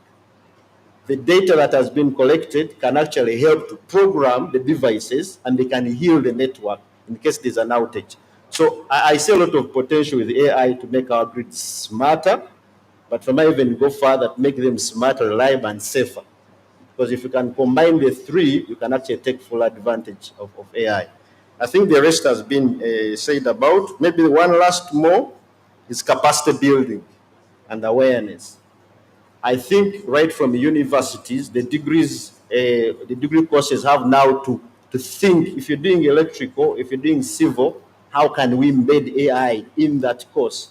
Such that they create awareness. So if someone is going to design a system, they know that if I take advantage of AI, I can actually progress faster, or I can make the system smarter. So there has to be awareness, capacity building, both at the university, but also in the industry. I think people might have to go back and educate themselves about AI. You know, we can all talk about it, but probably we don't understand it. Or we are users of it, but we don't understand it. And if we don't understand it, integrating it becomes difficult. That means for us, we shall be consumers. We need to become prosumers at one point, where we produce AI and other people consume. That's what I can say, Prof. Thanks. Thank you so much. Please, let's put our hands together for the panel. Actually, Engineer Peter, you partly answered my second round of the leading question for the second round. So I may decide whether I come to you again or not. I have just 5 minutes, huh? Okay. Okay. So the next, we should go with some concrete actions, some concrete plans. So the next question is about what we do. What must we do? So what must utilities and regulators do now to prepare for smart, data-driven energy systems? And Engineer Peter has set the tone for us. He's talked about capacity building, and that's definitely something that we must do and do more of. So let me start with the Dean. Actually, I feel so special sitting by you. My university is about more than 70 years old. We've never had a female dean in the university. Now I'm sitting next to one. Yes, please put your hands together for her. Or maybe you'll get there eventually, because Makere is 100 years plus, so and you're 70, so work in progress. Yes. So, Prof, your thoughts on what utilities must do, utilities and regulators must do? Yeah. I think given that you have 5 minutes and I see 1 minute each for us, I think if there's one specific thing that I would love to come out of here is something I witnessed yesterday in terms of the energy sector GIS working group. I think you need a working group that brings together the different MDAs. We can speak maybe specific starting from here. But to look into the AI and the digitalization agenda and what needs to be done, because I think from across the board we've had very many examples of what can be done, but we also know the challenges around that. So I think for me that would be something very important, and also because by virtue of the fact that it needs data, we must make sure that it is our data being captured. Okay, because AI is going to feed you based on the data that it has. And I also said it yesterday that I'm very fine with my students using ChatGPT, as a cheap research assistant, and they need to do it that way because it's going to give you whatever it thinks is a response. So if you then provide what it has given you an answer, then you're going to be wrong because it's going to give you based on what it has been fed. So I think for me that's the key thing there. But in terms of an actionable thing, a working group to come up with policies around AI and data management. Thank you so much, Professor. So we need to have a working group, cross-sectoral working group. Thanks a lot. Let me come next to Peterson. Your take-home point. I think in 1 minute, the take-home is to understand that there is integration in every sense, both at the level of power and communication, but also at the level of our grids, ESC, we export, we import, and all that. So we are integrated, really. The data that you collect here can end up in Nairobi or in London. So then the way to regulate that integration is to do it at a bigger level. So this is really for the regulator, for the ministry, but also for government and policy. That if you look at the EU or you look at other regional bodies, they have taken a decision, and I think we quite haven't as Africa, to say, do we want to come together and are we ESC? Are we transacting as ESC? Is that who we are? Are we SADC? So there are a number of initiatives, but we are confusing. Confusing in the sense that, I don't know, many of you would be familiar with the Continental Free Trade Area framework. So there is that moving on, there is the ESC, there is the SADC. So while the EU is clear, so in the EU now, if you're doing data protection or AI, they have got a framework at the level of EU. It is that framework that trickles down to the nation states. Even the laws that those states are making must comply with a bigger framework. So I think the point is that because of how integrated we are, this is not a conversation you can confine within your borders. So you must, number one, make a decision and say we are integrating as ESC or as the Free Trade Area of Africa or as AU. And then at that level, have a framework which must then trickle down to the partner states. That's the only way you're going to deal with the bigger threats that we are speaking about, most of which are coming from outside. Otherwise, the little efforts that we do as individuals or as partner states, we may not yield much because we are dealing with a problem that is trans-jurisdictional. I think for me that's what I think. Yeah. Excellent. Thank you so much, Peterson. So you made a strong point about taking this at the regional level, creating a regional level framework, thinking in an integrated manner. Steve, take home. Thank you, Prof. For me, it's about regulation and governance. And given that no sector can work as a standalone, it's important that we have a regulatory framework and governance structure for AI and big data analytics, so that we know whatever we are doing, whatever sector we interact with, follow these particular guidelines, and then we can be able to move to the next level. Thank you. Thank you so much. So we need that framework once again to help us to move to the next level. And I think I'll give you a final word. Okay, thank you, Prof. What I would say is that there is a famous quote by Einstein that says that those who understand the power of compounding earn from it. Those who don't understand it, pay it. So it's the same with AI. Those who refuse to embrace it will pay for it. Those who do will earn from it. And by saying that, I want to conclude that I think for us to be able to take advantage of AI in addition to what the other panelists have said, we need to have deliberate and intentional investment in both human and infrastructure to aid AI. Thank you, Prof. Thank you so much, Engineer. So I believe here in Uganda, we do understand and we will earn from it. Africa will understand and earn from it. So in wrapping up, we've had a very wonderful conversation on intelligent power systems, how AI and data can make our systems, our power systems, more reliable. Our panelists have shared deep insights with us, but obviously not, the time is so limited. So I'm going to leave you with some food for thought. As we do know, for the engineers here, you know, when you have a load profile for any community or for an individual household, it tells you a lot about their behavior pattern. Having access to your load profile can tell me whether you are at home or not, okay? So there's a question about who owns this data, who sees it? Who owns it, who sees it? Data sovereignty, my panelists eloquently raised that. Smart and intelligent systems require data, they require access, they require control.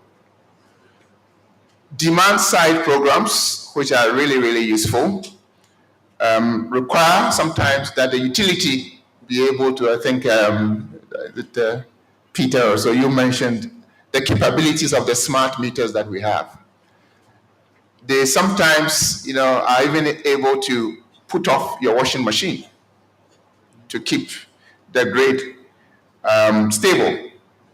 So what are we willing to allow, and to what extent should it go? Privacy concerns. So on this note, let me thank my panelists once again, and please join me. Let's put our hands together for them. And thanks. And I'm grateful for your deep insights. Right. MC moderator, please. My panel and I are done. So we would like to hand over.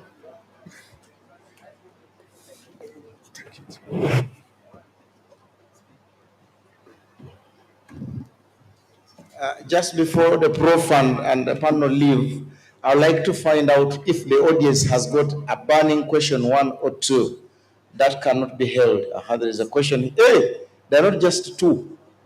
So, people, Prof, due to public demand, I would like you to pick a few questions from the audience, and then I'll come back and tell us how I've reorganized us. So, Dr. Okoboy, Stephen, do you have a question? You're just escorting Dr. Okoboy. So we have Dr. Okoboy, we have the young man, the presenter, we have a gentleman here. Those are 3, 4, 5, 6, 7. Okay, do you want them to come here one by one as you note? It depends on how generous you want to be. Because now you're sitting between it's your session that's holding lunch.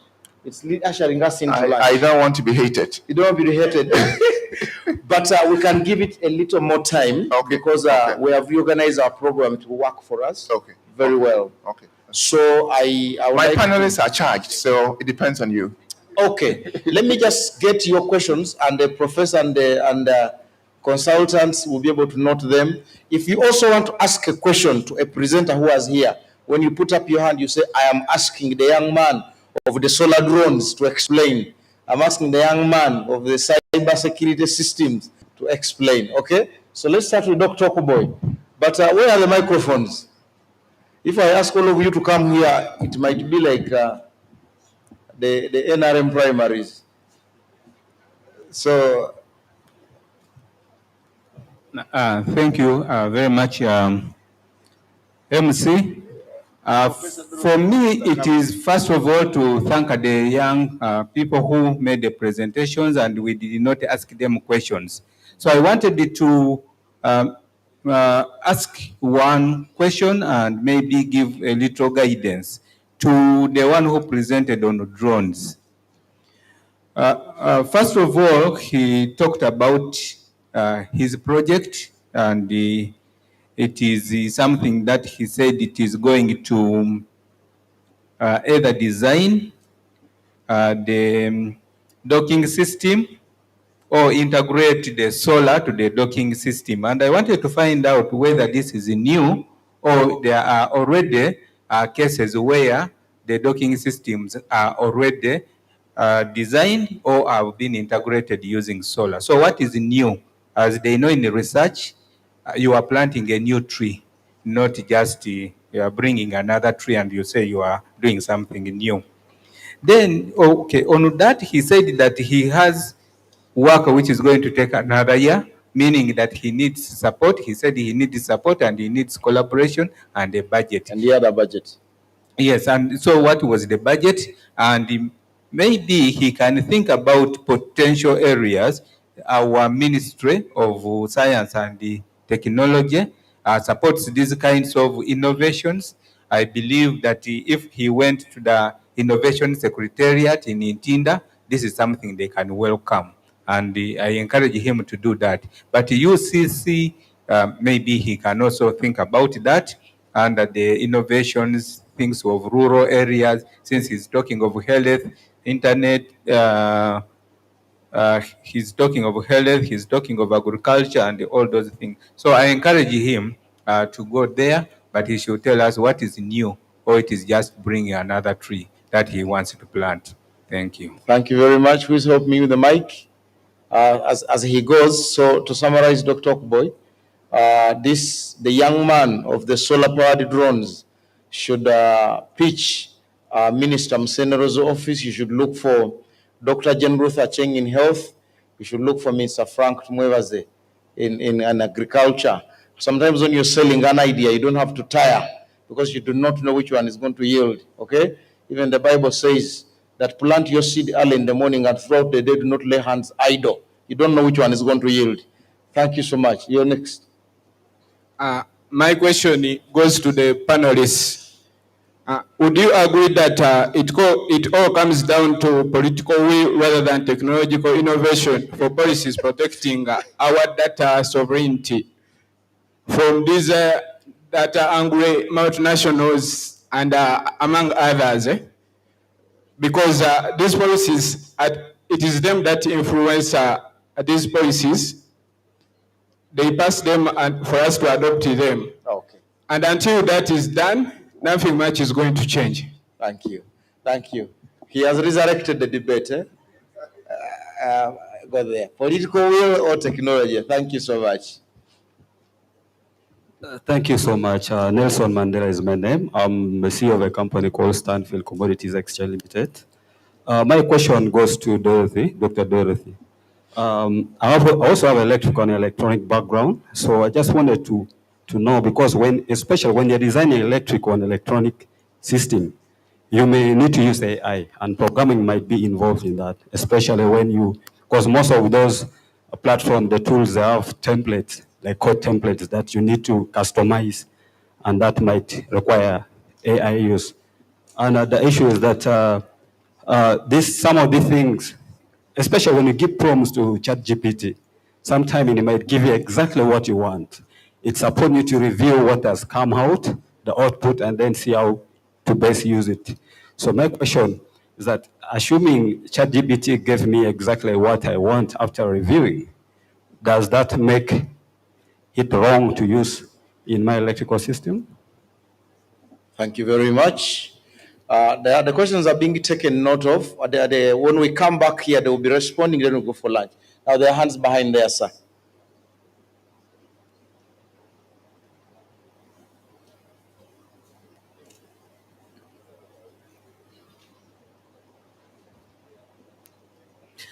Hello, everybody.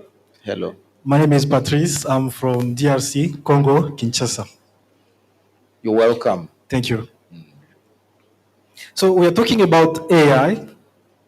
AI needs more power, even more than what we have. Because for now, all the AI model we are using from ChatGPT, Gemini, and the other, we are using data center from US, from China, or from AU, not from Africa. So the gentleman just say about data sovereignty. Are Africa, or are we ready? Are we aware of, if we use ChatGPT to make our smart grid smart, we are actually sharing our data to them? That's the first point. So my point is, Africa, we need to build our own data center to become independent. It may be in national level or in regional level, because data centers, AI data centers are quite expensive and they need more power, like gigawatt of power. My other point is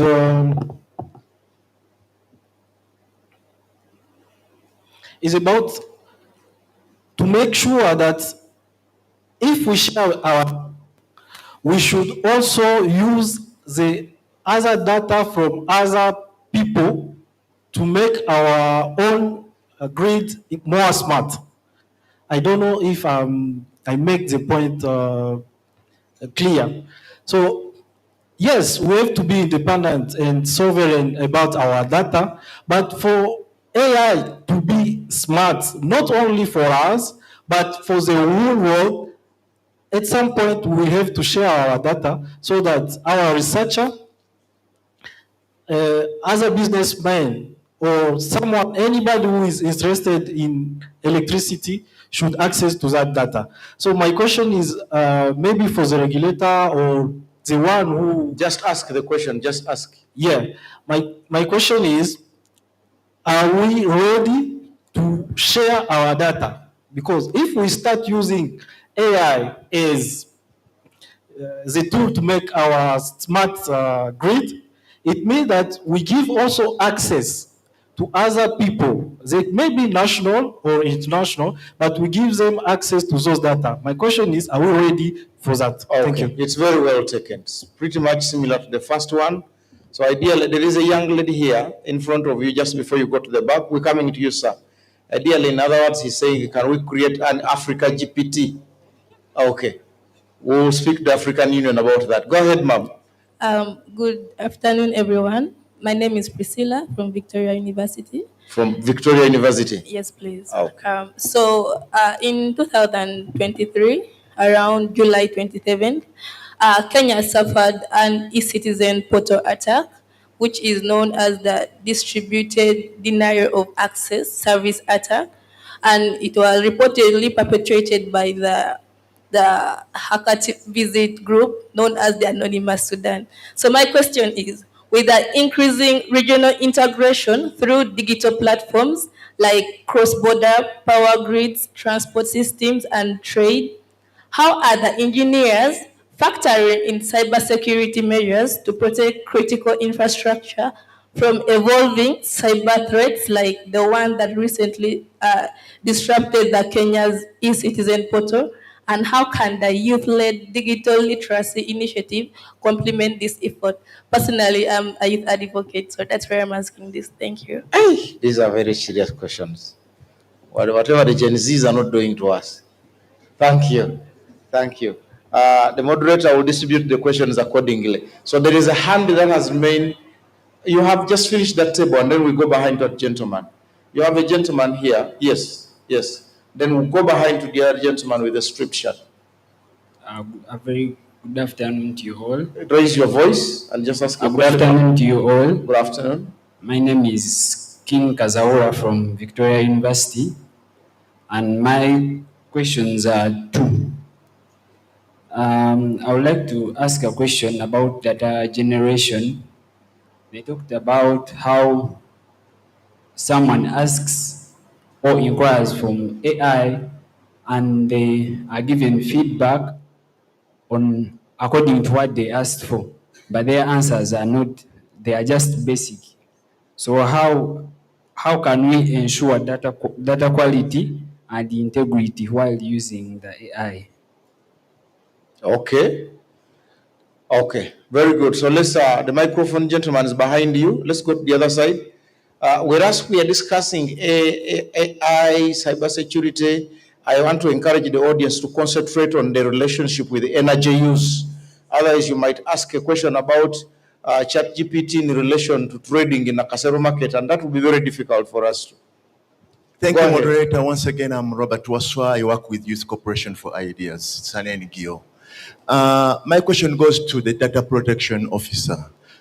There is what we call the Personal Data Protection Act, and it's the Personal Data Protection Office that has the competent jurisdiction to operate or work within the provisions clearly stipulated in that act. If it behaves contrary, then that is contravening the provisions and compromises the credibility. I have a question. What can be done if a person discovers that personal data has been processed not in accordance with the Personal Data Protection Act? Two, and last, can a person claim compensation under the Personal Protection Data Act if that data has been processed not in in violation of that act? If that data is processed in violence of that act, can a person claim compensation about that? Okay. Thank you so much. Thank you very much. So, DVI, you can withdraw your microphone because there are no more hands, and then we get back here to Professor. Over to you and your panel, and then we will close for lunch. Thank you.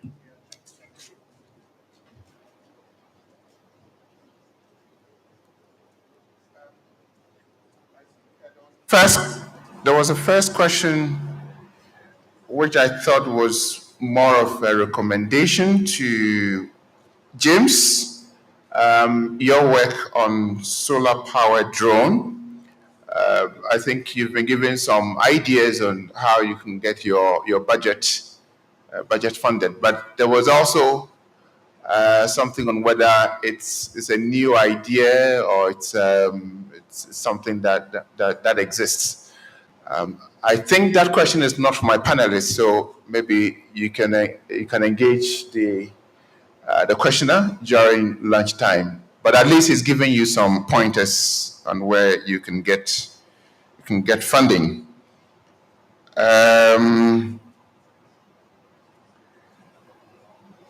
Okay, so there was something also on the Giovanni. Your question was on political will, huh? Political will versus technology. In this, the data sovereignty. Was that your question? Data protection. Yeah, if I got your question right. So he is asking, is it a question of technology? Do we control do we have control of the technology that is collecting our data? Can we, with political will? I think, Steve, this comes very directly to you. We desire to have control of our data. What is required? Political will or innovation? Okay, thank you. If I got him right, maybe he thinks without political will, it is useless to have the technological innovation. For me, I would respond in a way that as an innovator, it is your duty to put out a solution. And then we can start from the solution to drive the wheel.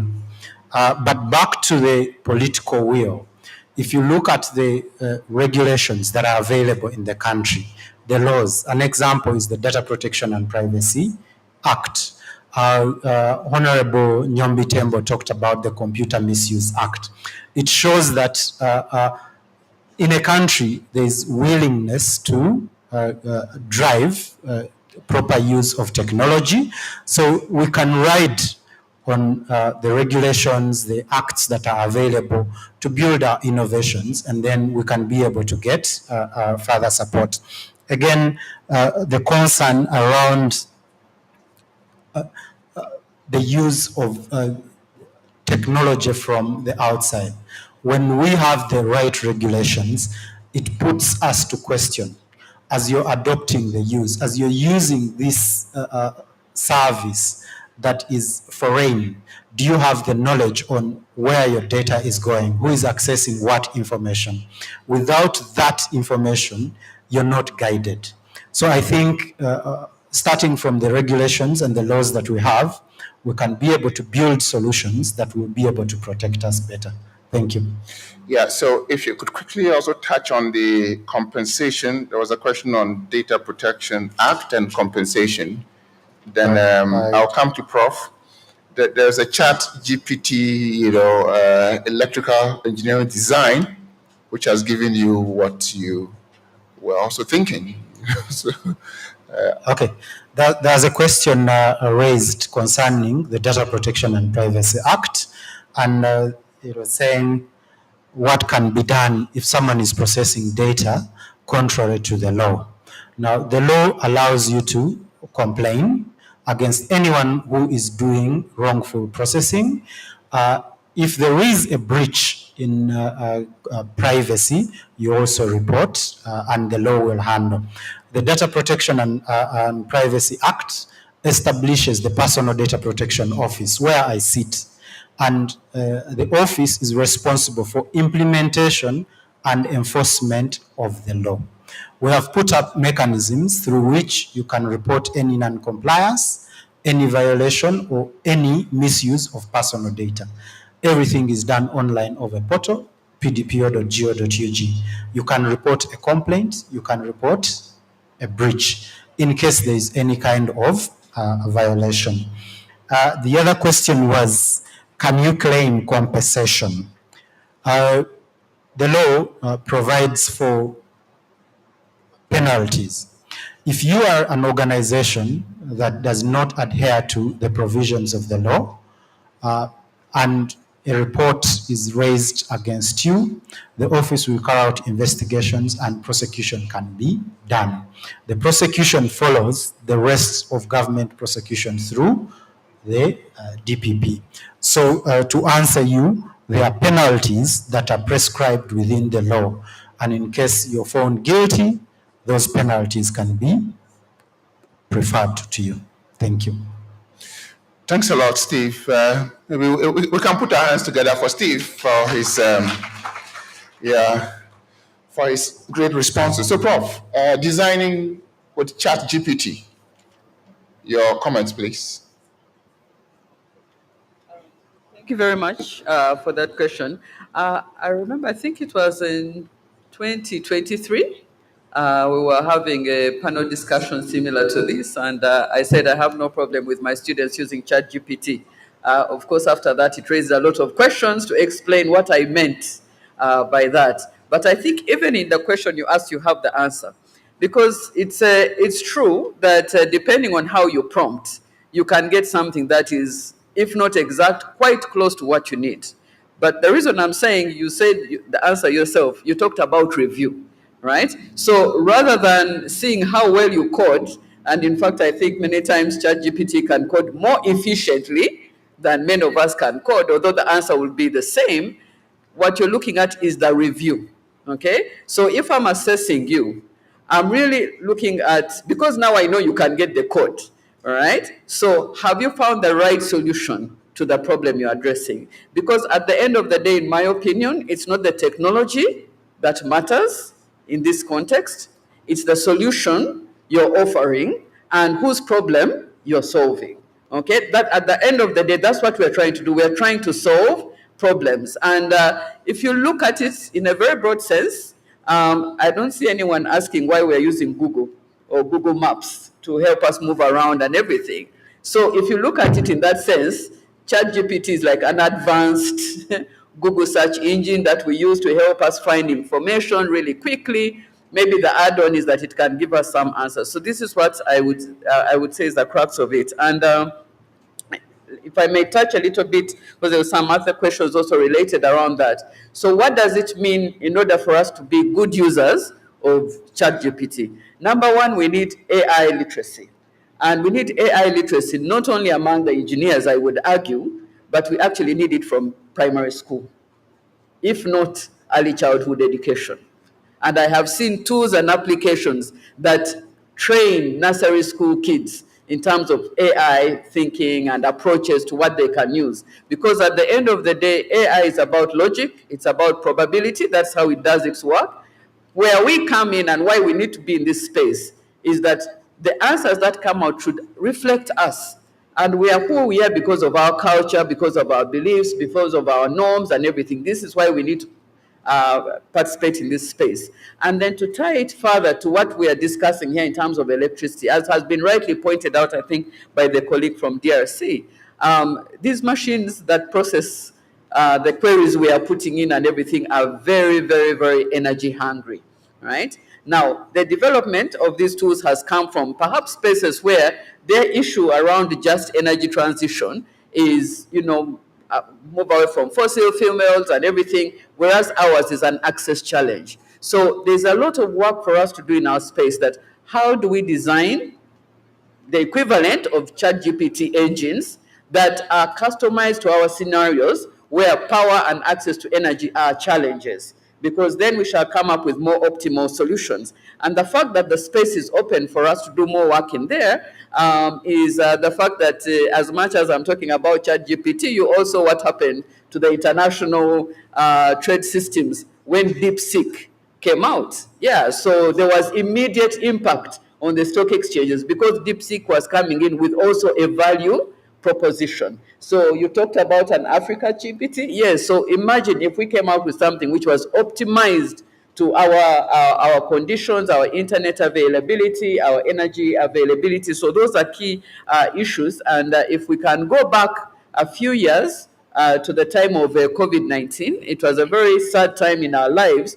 But I think the one lesson we took about that is we need to be able to do things by ourselves. So if the first step is that, yes, let's use the available tools, let's understand them, and then let's reverse engineer them for solutions that are, typical for us, that we can understand, that we can design. Because if I ask you, and these are the questions I'd ask for anyone who comes, actually my students, when they come and say, okay, let me show you my code.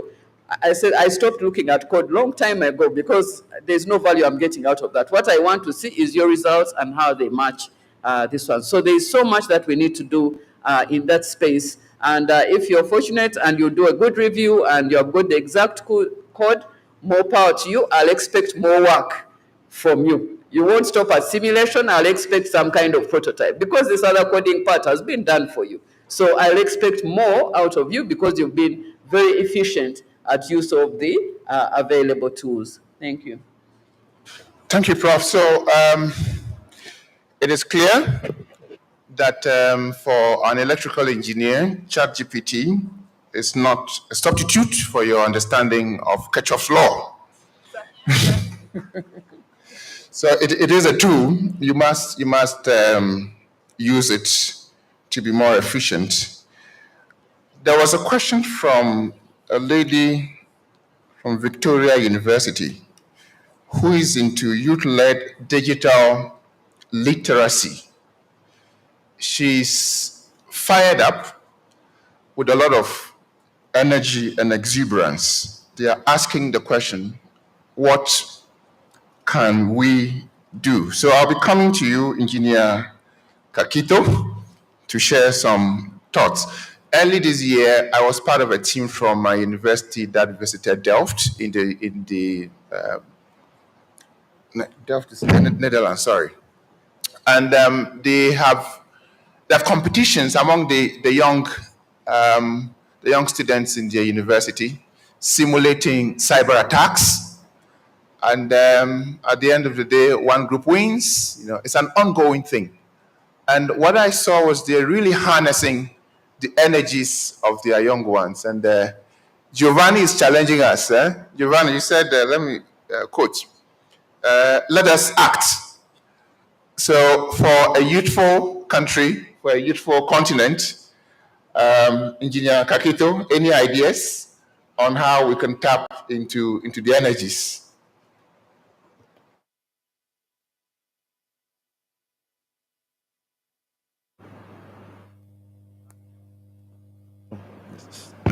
Okay, thank you.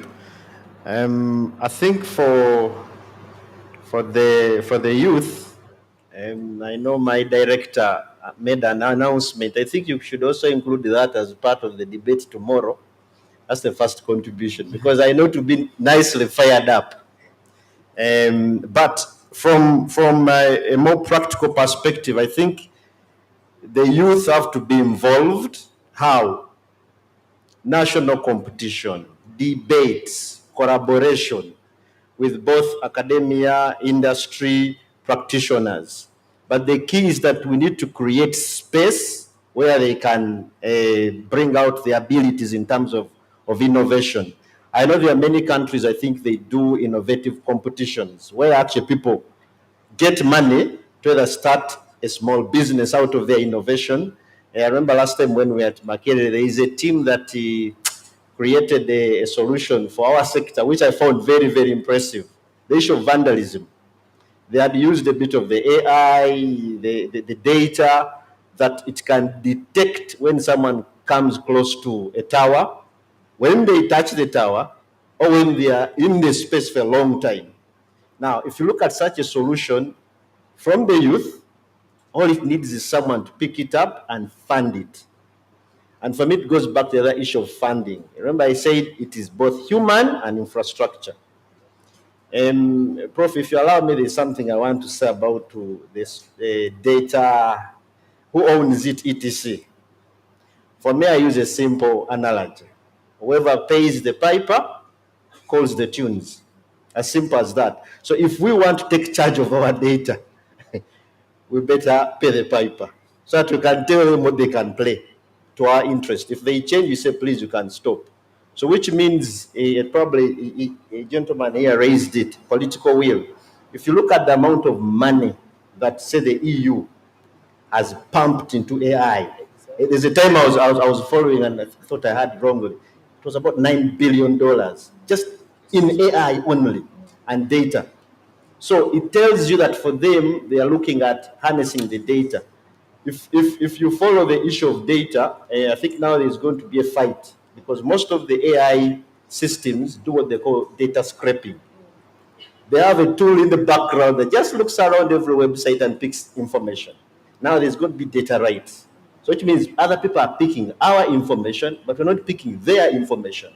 So we should also now start to pick their information so that people can act on it. But the bottom line is that we need funding for both from human, for human and then for infrastructure. And then the youth can take advantage of that through startups, ideas, to try and take full advantage of the AI. That's what I can say. But as I conclude to my director, I think the youth tomorrow have to debate this issue. Thank you, Prof. Yeah, thank you. Prof wants to have a quick bite. I'll be coming to you, Peterson. You haven't spoken, and you have a free range, whatever you want to touch on the questions that have come. 1-2 minutes. But Prof, now. Yes. Very quickly, I wanted to touch also on that same issue which was raised from Victoria University. I think if there's one thing we should come out from here is that all of us, whether you are an engineer or a non-engineer, just put the two broad categories, must be AI literate. Okay, because that's when you will understand the different issues. Because when we take back to the topic of cybercrime and the presentation we had from Honorable Nyombi Tembo, yes, there are people who are, it is a business to attack us. And the weakest chain in the link is the human link. So we need all to appreciate our role in keeping us cyber secure. And one way to do it is by all being appreciative and understanding what these issues are, in addition to what the engineers and data scientists and all these other people would be doing. So I just wanted to add that. Thank you. Thank you very much. And P, your turn. So maybe I'll just speak Any to of the questions that caught your attention. Yes, there was a question to say, are we ready to share our data? Somebody asked that. And I think the answer is that I can't say we are ready or we are not. In fact, what I can say is that the proper question then would be that what do we do now that our data is out there? Because as my colleague, Engineer Kaketo has said, there is a sense in which, considering the figure of $9 billion that he has mentioned, there's a sense in which at a global level, people are investing. This is a race of some sort. So then you have to ask yourself, how do we become part of that conversation? If people are spending money and collecting our data and we are not getting data, we are not collecting data from everyone. And then you also realize that even the rich countries, your Germany, your Spain and all that, even those rich countries are coming together to create big frameworks so that they can invest in this area, basically kind of marshal up political power and economic power and be able to invest as one group. So then I think it goes back to what we are saying, that it's very important that we start thinking of this thing not as a localized thing. Okay, I think the president has been very consistent about Pan-Africanism. Basically to say that we must create a bigger market and maybe some sort of integration at the political level. If we are not doing that, it is the equivalent of like going for a monkey dance when you have not made your tail. For you don't have a tail, but you have now joined the monkey dance. So that's what pretty much you're going to have. And we cannot afford to play defense. Defense is like if you're in a boxing ring and you're really on the receiving end, okay? You must be able to throw some punches and also maybe take some. And I think we must either innovate or perish. And one of the areas of innovation for me, which is very critical, is how we integrate and we have regulation at the supra level. Thank you, Prof. Thank you so much, Peter. I see our MC is already here. So let me once again thank my panelists. Please, let's put our hands together for them. And hopefully, lunch is ready. Yes, so we still want to be friends with the audience, so maybe you can discharge us now.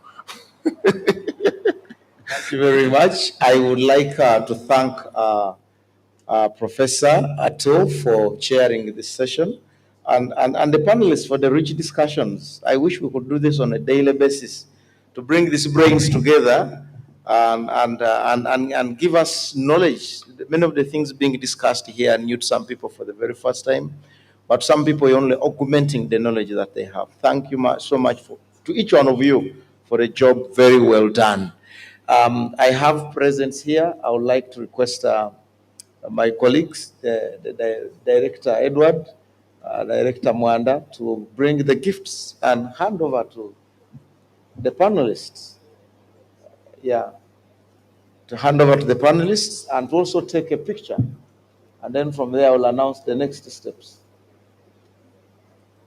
Professor, with your team, may I request you to, even if you got a gift yesterday, you can just keep getting. Because your people back home are very happy to receive them. Yes. So, yes. You first check what is there, and then you can. After you've seen what is there, then one per person. Mr. Cameraman, are you ready? Yes. Yes. No, you just come here to the picture podium or the picture center. Yes. And then after you've handed over, we'll do a group picture, and that is it. Thank you. Thank you.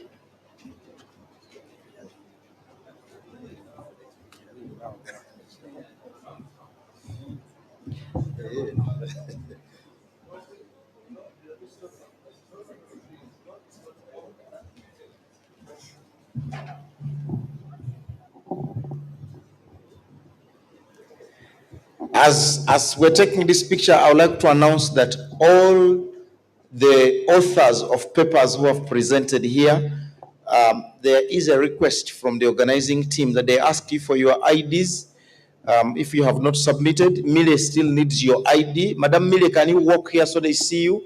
Walk to the entrance. There is an award to every author who has given us a paper that has been presented here. Every author, whether you were 2 or 3, if you're done, no, you come into the picture. You benefit from that. Yes. Every author, there is a present for you. What Mile is that lady you see at the door? Put up your hand. Yes. Every author, give Mile your ID. She has got a present and a recognition for every author whose paper has been presented here. Thank you very much, the panel, Professor To. Thank you so much, Dr. Dorothy. Thank you, everyone. You're welcome. Thank you so much. Now, here are some key announcements as we head into lunch. Announcement number 1 is that we are closing this, we're wrapping this up today here with an award ceremony. And that's why I'm saying all authors who have presented papers here, please submit the details Mile is asking for. We are writing for you something that's very important that your great-grandchildren will see. So make sure you submit the request by Mile for your ID. If you don't have one, just take a picture of your passport and you give it to her. That's number 1. Number 2, tomorrow, to all the young people in this hall, you only flipping the clothes. Tomorrow, come back here, and when you arrive here, the thing that you're going to do, please come with a bag when you come. The young people who are going to participate in yes, come with a bag. Because when you arrive, we are going to dress you into yes. And the clothes you come with, you put them in the bag. Okay? The young people are happy. Please come for yourselves. We are going, so make sure that you come with a bag of an extra clothing, because we are going to dress you on arrival. And then we will be dressing you from the doorway. Then you walk in. It's going to be a special day for the young people. That's why I'm saying, tell your friends, this is not a meet to miss. That is done. When we come back from lunch, it's 13:32. If we take 1 hour for lunch, ideally by 12:20 or so, we should be assembled. We're going to do what we've been doing, what we did yesterday and the other day. We're separating ourselves into this hall and then Bunyonyi Hall. Those of you who've been here since Wednesday, you know Bunyonyi Hall. Now, session 1 is going to be in Bunyonyi Hall. Okay, that is session A, and I hope that is how it's been recorded. Robert, so that I don't flip over the arrangement. Is Mr. Karuhanga anywhere near? Just for me to be sure that what I'm calling A is A and what I'm calling B is B. Well, session A is going to be in Bunyonyi Hall.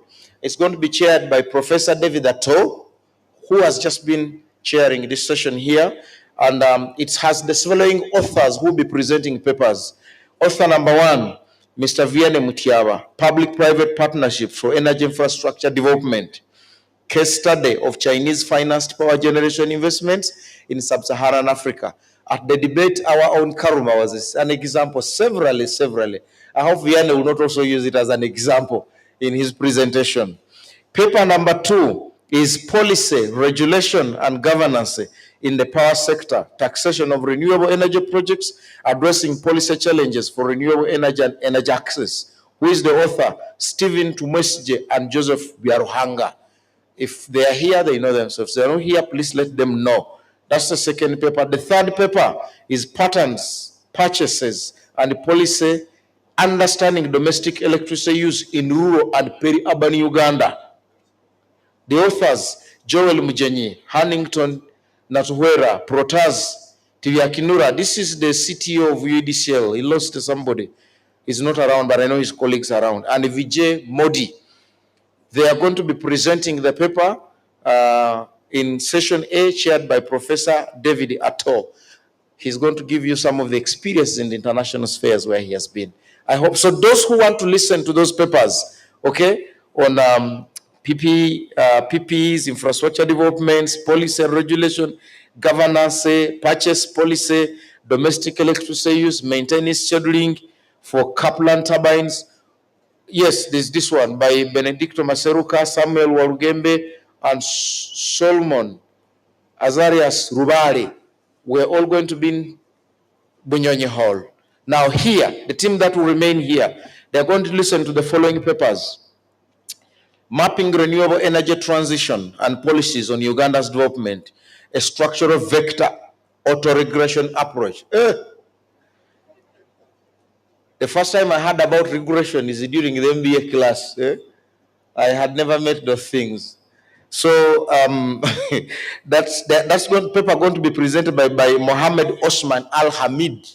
Is he around? Yes, he's there behind. Very good. That is going to be here. The next paper is by Robert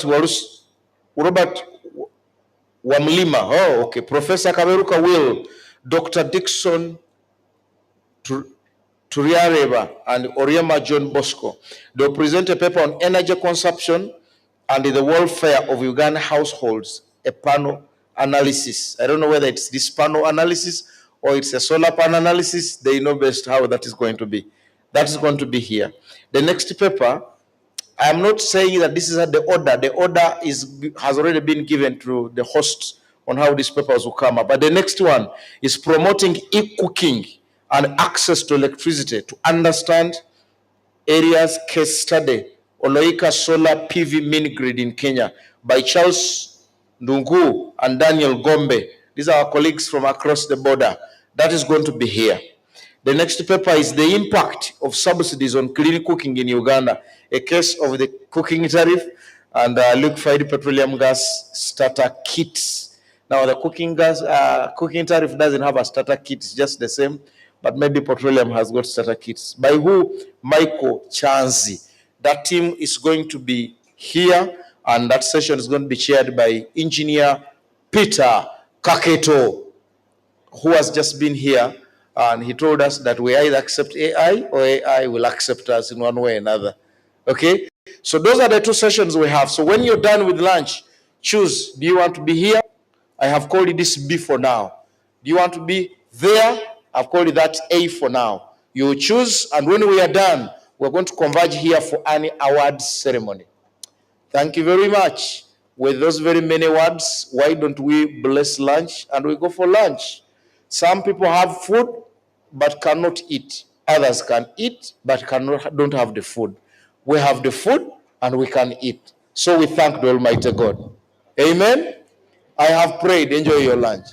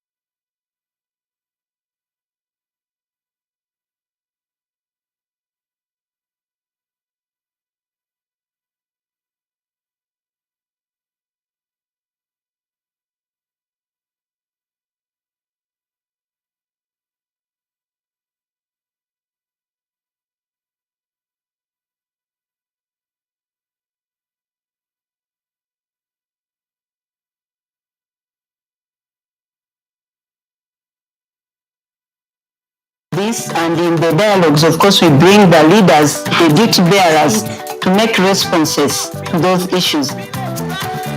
Uganda has been getting support from BMZ to implement skills development projects. One of the key aspects that we have narrowed down to is what we call the creative capacity building. This is an approach where community members come together, find a problem, and then they develop a solution to it.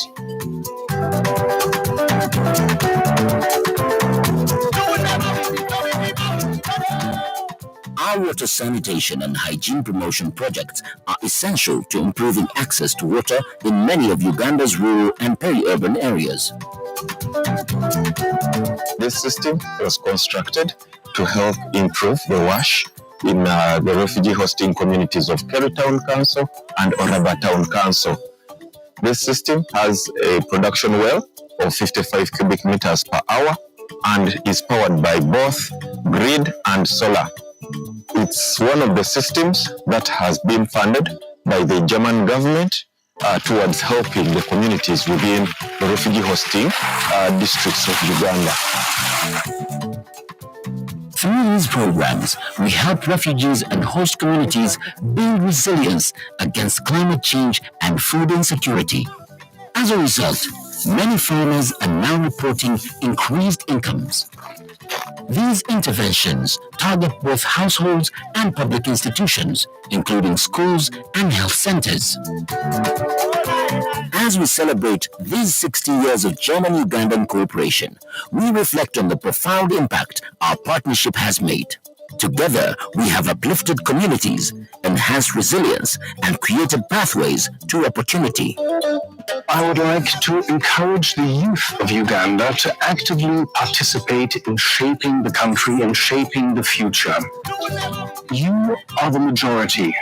You have enormous potential. The future is in your hands.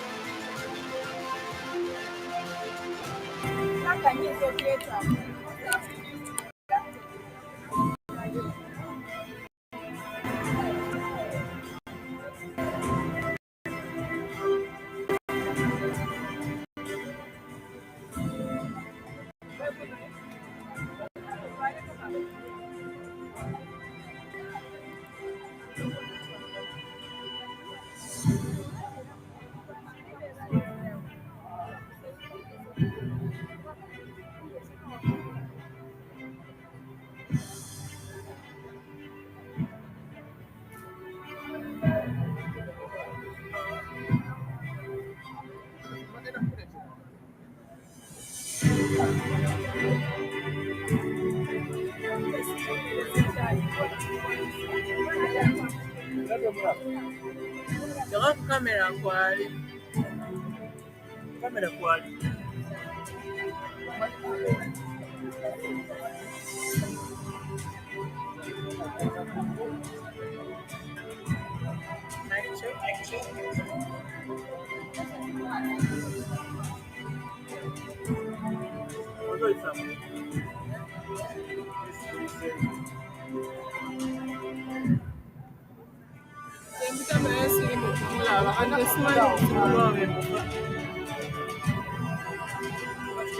Soko berenga mujja ku kamera.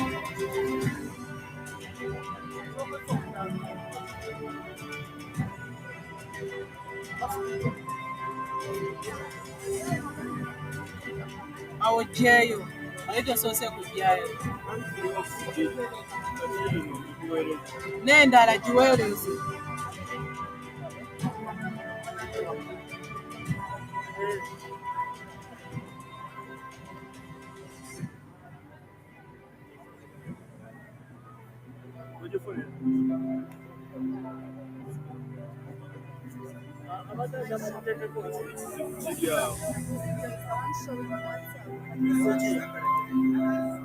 My what? We want to test. We want to test.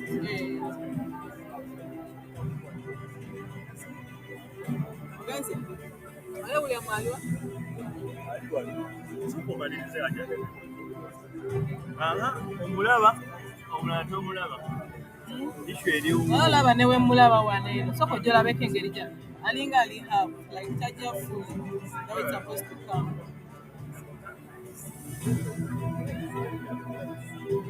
Kati awaze.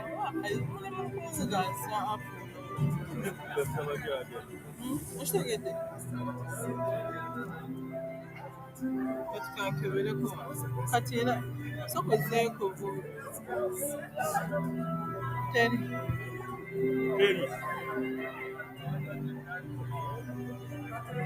Good yali line. Waliwo eno. Alo neerwa. Kati zonna zambuse tulayo.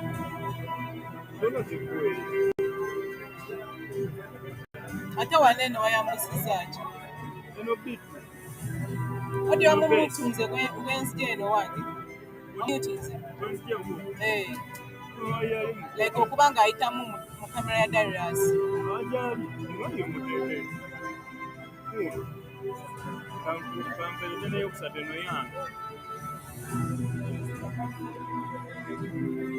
Siri kufuna.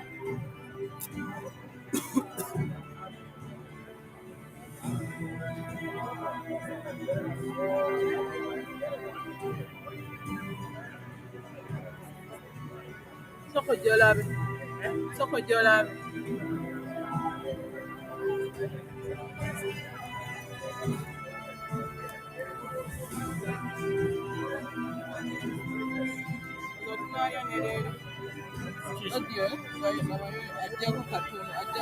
Ajjako nga alinga eyesalamu ye. Kubanga singa anti walina okugira nga wonna olaba kulina kakonayo nga konna kaba kalina okwakagaka. Kakambuka katya? Olaba nti kakako kalina ate dividings embye awo batajja konna nga olaba layini ekyo nze si kyange kiri eri munyizeeko kawo ne bijja sokoekale balayini zonna zompereza bankuweereza kebe emu bweti nze nkuweereza mono wuliriza nkuweereza mono emu bweti negenda eri mu kamera kati kamera alekale takuweereza studio akuweereza mono alwada tata akuweereza left takuweereza right nze bwemba nzijjayo n'ongamba nti ndabye nga nzijjeeyo n'obeera nga toyina yiyo yeeriyo yiyo ng'ekyajja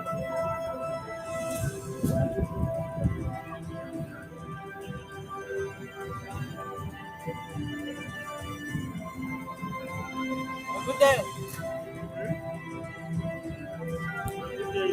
Ati good day. Ati Jerry. Ati kweli. Wewe just side here.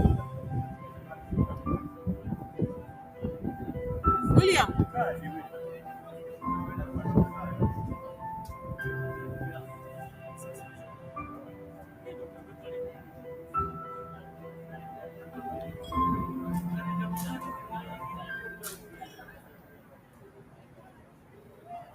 It's 3 p.m.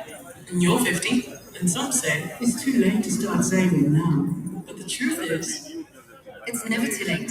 Every round saved is a round. Hi. Yes, have you changed the password? Sorry? Yes. No, I'm 10:30 not in a.m. charge of that. You're 35, and life's good. Next door, they're living the big Sorry? life. Really? Of the internet. What are you using? Kids, kama ndari ya sasa katika So is their debt. kama so kama katika kwa ndio yakomewa masiko. 6 p.m. You're 60, and the work game is over. What's next? To enjoy every adventure ahead. Invest what you have wisely.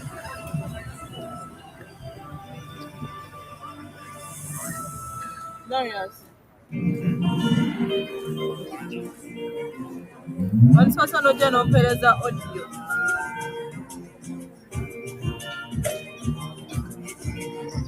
So emere yote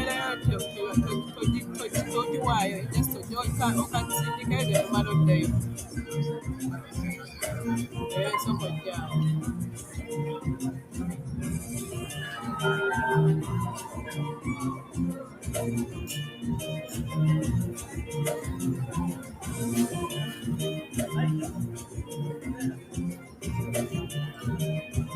Soko yongezeko butono.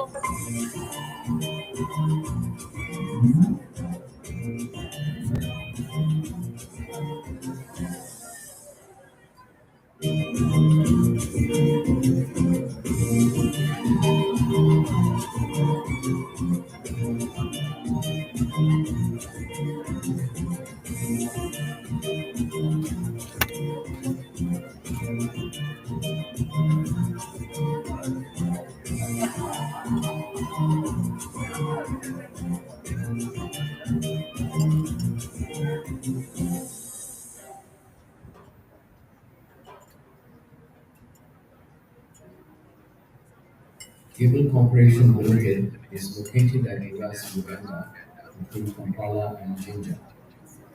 Uganda got its first electricity grid in 1958 with the commissioning of the Police Power Stand.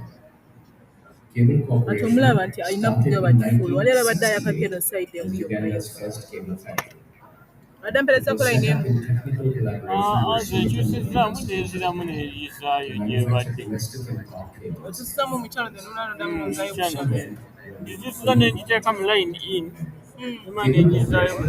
continued to expand since then.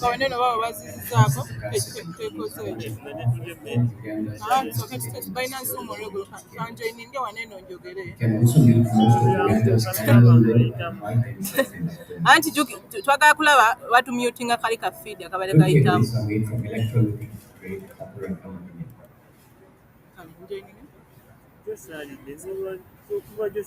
Anti tukole tumala tukane kwa kakoka.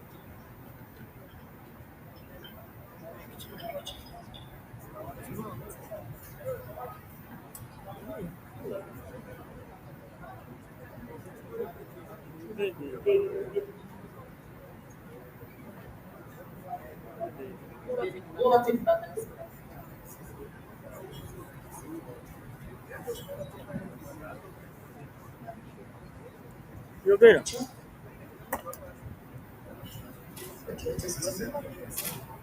Audio testing.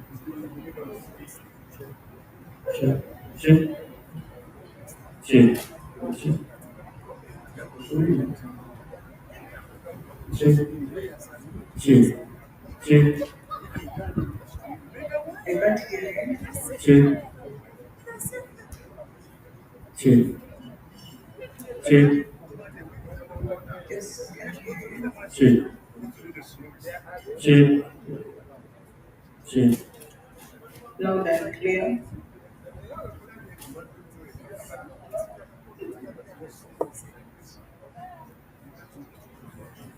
Jangu.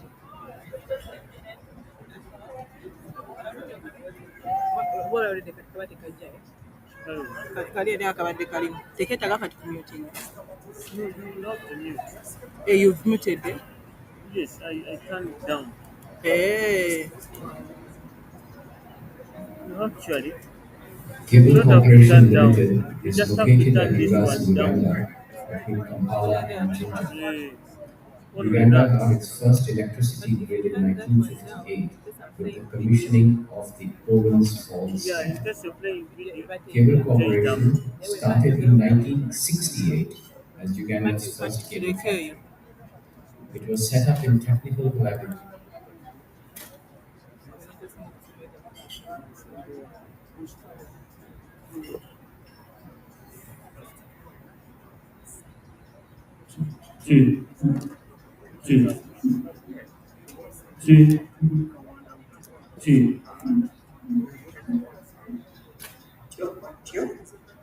Audio testing.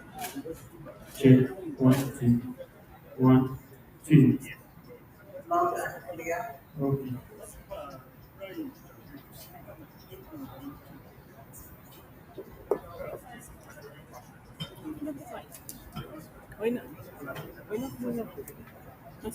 Kati ate tufunye wano emu yokka.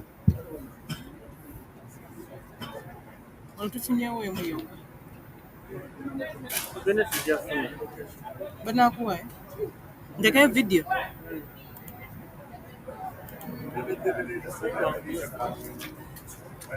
Cable Corporation Limited is located at Ras Uganda, between Kampala and Jinja.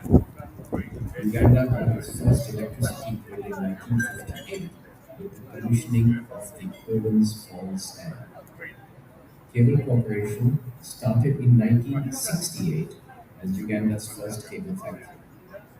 It was set up in technical collaboration with Sumitomo Industries Japan to manufacture domestic and car cables and conductors, which before then were being fully imported into Uganda. Cable Corporation has continued to expand since then and has the capacity to meet more than half of all Uganda's domestic and industrial low voltage cables. It can also meet most of Uganda's annual low and high tension conductor needs. Good cables are made from electrolytic grade copper and aluminum. We ensure only the best quality raw materials are used in the manufacture of our cables. Cable Corporation makes all sizes of domestic copper cables from 1.5 square millimeters to 300 square millimeters. These cables are made with special properties such as flame retardant low flow cables, FRLs, to enhance overall safety. We also make twin PCC cables, flexible cables, and multi-fold unarmored cables. Industrial armored cables, suitable for both overground and underground use, are made in both copper and aluminum. Sizes range from very small, 1.5 square millimeter cables, to the large, this being 4-core 300 square millimeter armored cables. Cable Corporation has emerged as the single largest supplier to the utility sector in Uganda, making the entire size range of conductors, such as aluminum conductor steel reinforced, known as ACSR, all aluminum alloy conductor, AAAC, aerial bundle cables, ABC, as well as metering cables, solid, and special cable storage. Cable Corporation is in ISO 9001 2015, 14001 2015, and 45001 2018 certified. We also have all the relevant Uganda National Bureau of Standards certifications for our cables and conductors. We focus on quality. Our laboratory is state-of-the-art with all the necessary equipment to test all aspects of our cables and conductors, Uganda National Bureau of Standards, and International Electrotechnical Commission standards. The entire manufacturing process has various quality steps built in to ensure that our cables perform to the highest standards. Electrical cables are designed to carry electrical current safely at specified voltages from one point to another. The size and purity of the wire determines the current that can be carried, and the purity and thickness of the insulation of the wire determines the safety of the cable. Therefore, a good cable has four key criteria of quality. 1. The purity of the conductor, whether it is copper or aluminum. This should always be 99.95% pure. 2. The cross section of the conducting wire. It should be as stated. 3. Quality and thickness of insulation, which determines safety. Again, it should be as stated in the REC standards, REC. 4. Length of the cable should be the correct length as specified. At Cable, we test the cables at every stage of manufacture, from the raw material to the finished product. The process also contains safeguards to ensure perfect quality each time and every time for every single product. We test the physical quality, the electrical quality, the insulation quality, as well as the finished product. In short, when you buy a Cable Corporation product, you can rest assured of its quality, safety, and reliability. Our cables and conductors have been exported to Kenya, Tanzania, Rwanda, Burundi, the DRC, and South Sudan. Since 1968, we have been supplying the cables and conductors that form the backbone of the distribution network in Uganda. Our cables carry the electricity to the home and provide a life for that.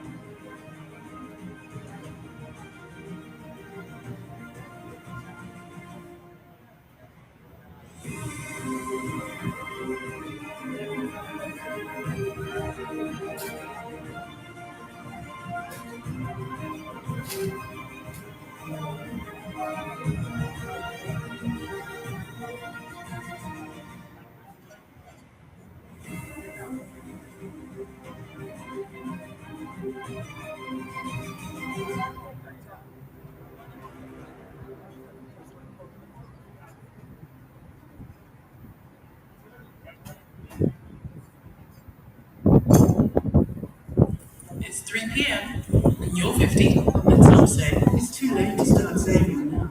But the truth is, it's never too late. Every round saved is a round earned.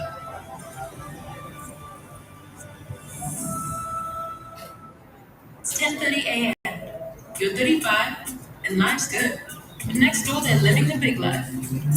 Really, really big. But so is their debt.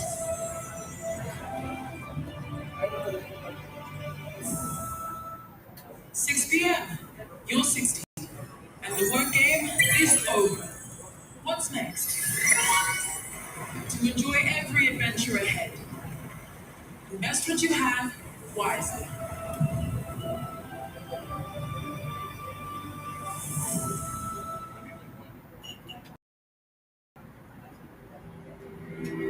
In the heart of Uganda is a spark of transformation and a vision that shines brighter than ever before. The Uganda Electricity Generation Company Limited, UEGCL, is fully owned by the government of Uganda its mandate is to establish, acquire, maintain, and operate electricity generation facilities and promote research and development in the electricity generation sector while running the company on sound business principles. UEGCL, generating for generations.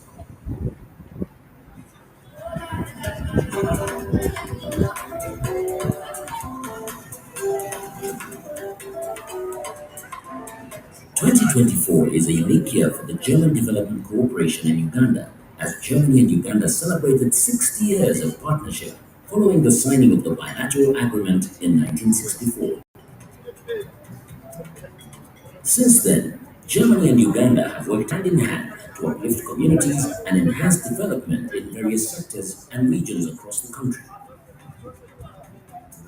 Germany's bilateral development cooperation is implemented through two state-owned implementing agencies, that is GIZ, which focuses on technical cooperation, and KfW, which focuses on financial cooperation. Our main thrust of how we work together with our partners, the ministries, the civil society, is that we have advisors who are sitting at the heart of those institutions and organizations. Our approach is a multi-level approach. We support Uganda on a policy level, say maybe the local economic development strategy with the Ministry of Local Government. If it doesn't make a difference to people up there, it's no use. How we work? It's not that we are sending expertise. It's not that we are sending technical advisors, for instance, to implement a program together with the government and partners. So we depend between the German government and the government of Uganda, and then they agree upon focal areas of cooperation. And then basically we partner with partners in the Ugandan government to implement programs. We provide the financing for a project and also expertise together with our partners so that we can make projects work. Working in a health setting where there is no power, there are a number of challenges. For example, having mothers delivered at night. Having power within the facility, as has been advised to us by GIZ through solar, this has helped this facility in that this facility got its first permanent building because of the availability of power. And about over 9 facilities in Rhino Camp settlement transfer their presence here for management. With this, we have saved so many lives. The training that CIZ get us, they brought us from climate smart agriculture. They support us with various seeds like peanuts, onions, cassava cutting. So all of us are engaged, and those are the major sources that we get money to save, and we also borrow money to do business in our various villages where we came from. Previously, the refugees have not been involved in the developments that are happening at the district level or the sub-county. Generally, they were doing their work in isolation with the leadership of the district.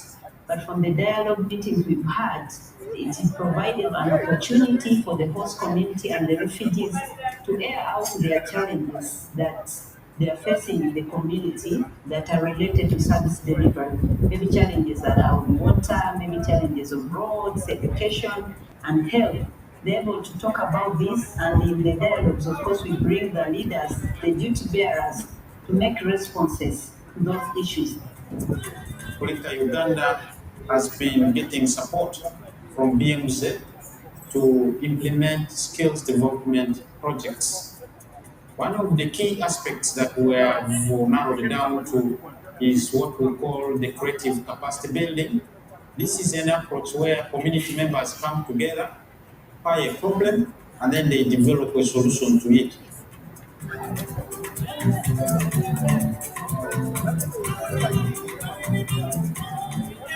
Our water sanitation and hygiene promotion projects are essential to improving access to water in many of Uganda's rural and peri-urban areas. This system was constructed to help improve the WASH in the refugee hosting communities of Kerry Town Council and Oraba Town Council. This system has a production well of 55 cubic meters per hour and is powered by both grid and solar. It's one of the systems that has been funded by the German government towards helping the communities within the refugee hosting districts of Uganda. Through these programs, we help refugees and host communities build resilience against climate change and food insecurity. As a result, many farmers are now reporting increased incomes. These interventions target both households and public institutions, including schools and health centers. As we celebrate these 60 years of German-Ugandan cooperation, we reflect on the profound impact our partnership has made. Together, we have uplifted communities, enhanced resilience, and created pathways to opportunity. I would like to encourage the youth of Uganda to actively participate in shaping the country and shaping the future. You are the majority. You have enormous potential. The future is in your hands.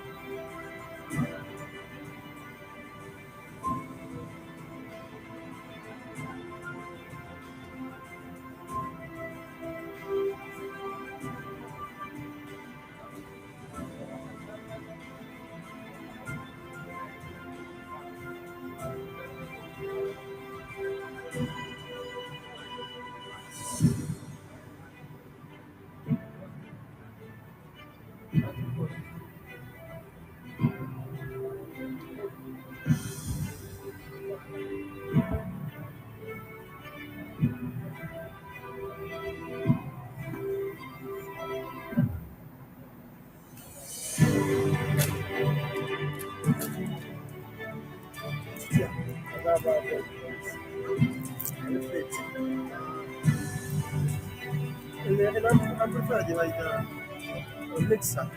Yeah? Mixer.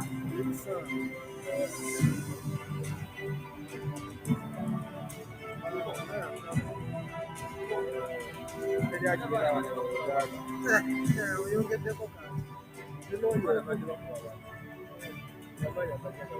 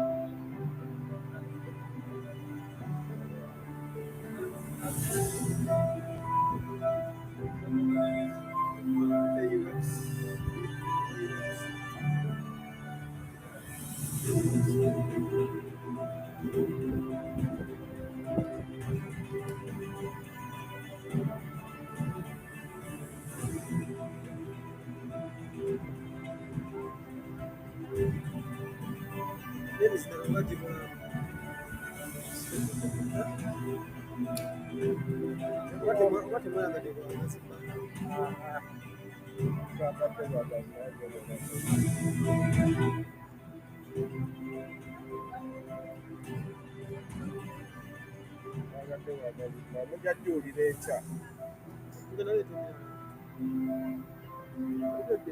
ereja kitakayimba oba temwakulikirizeko besi bataddeko tokuse esibayisakala oweggulu nga siziraba zirawo mabega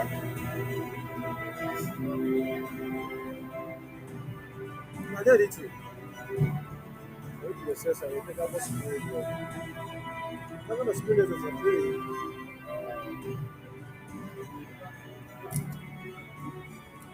banga ogulako jasibise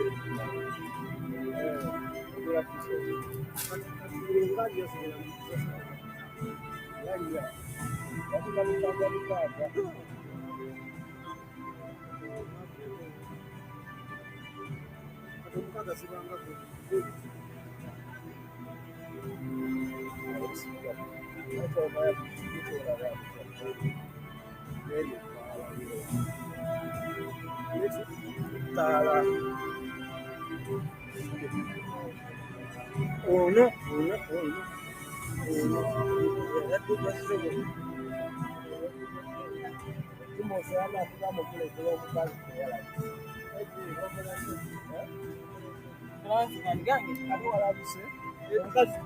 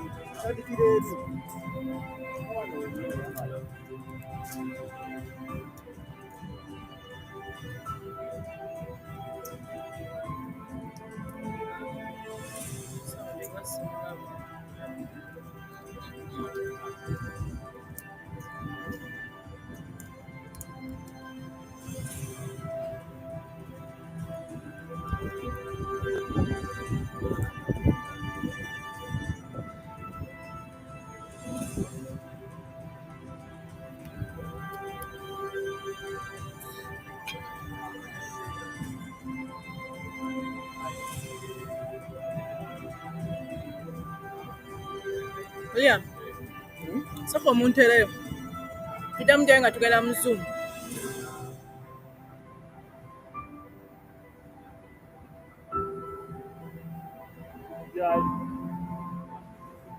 weerabira nti kamera agiggyeko. Nkamera kweri. Washadde mu power. Omutaddeyo?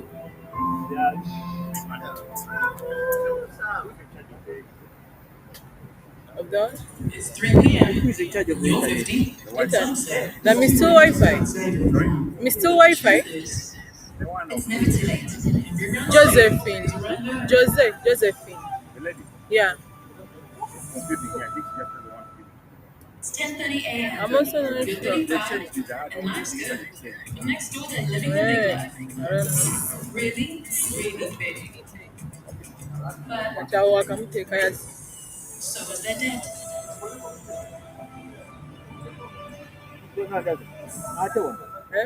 Ati awo? You're 60. Ati awo taliyo? Awo gyali. Okitegedde? Invest what you have wisely.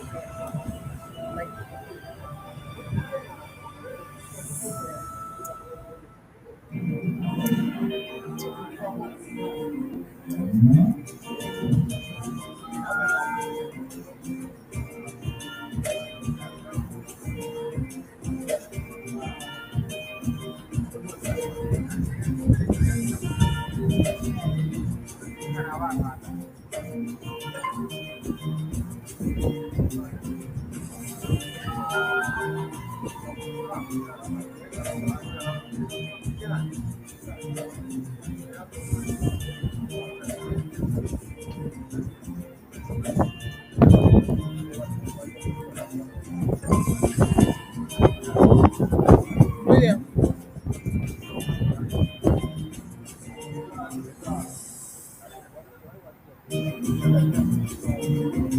Nzina guli waggulu.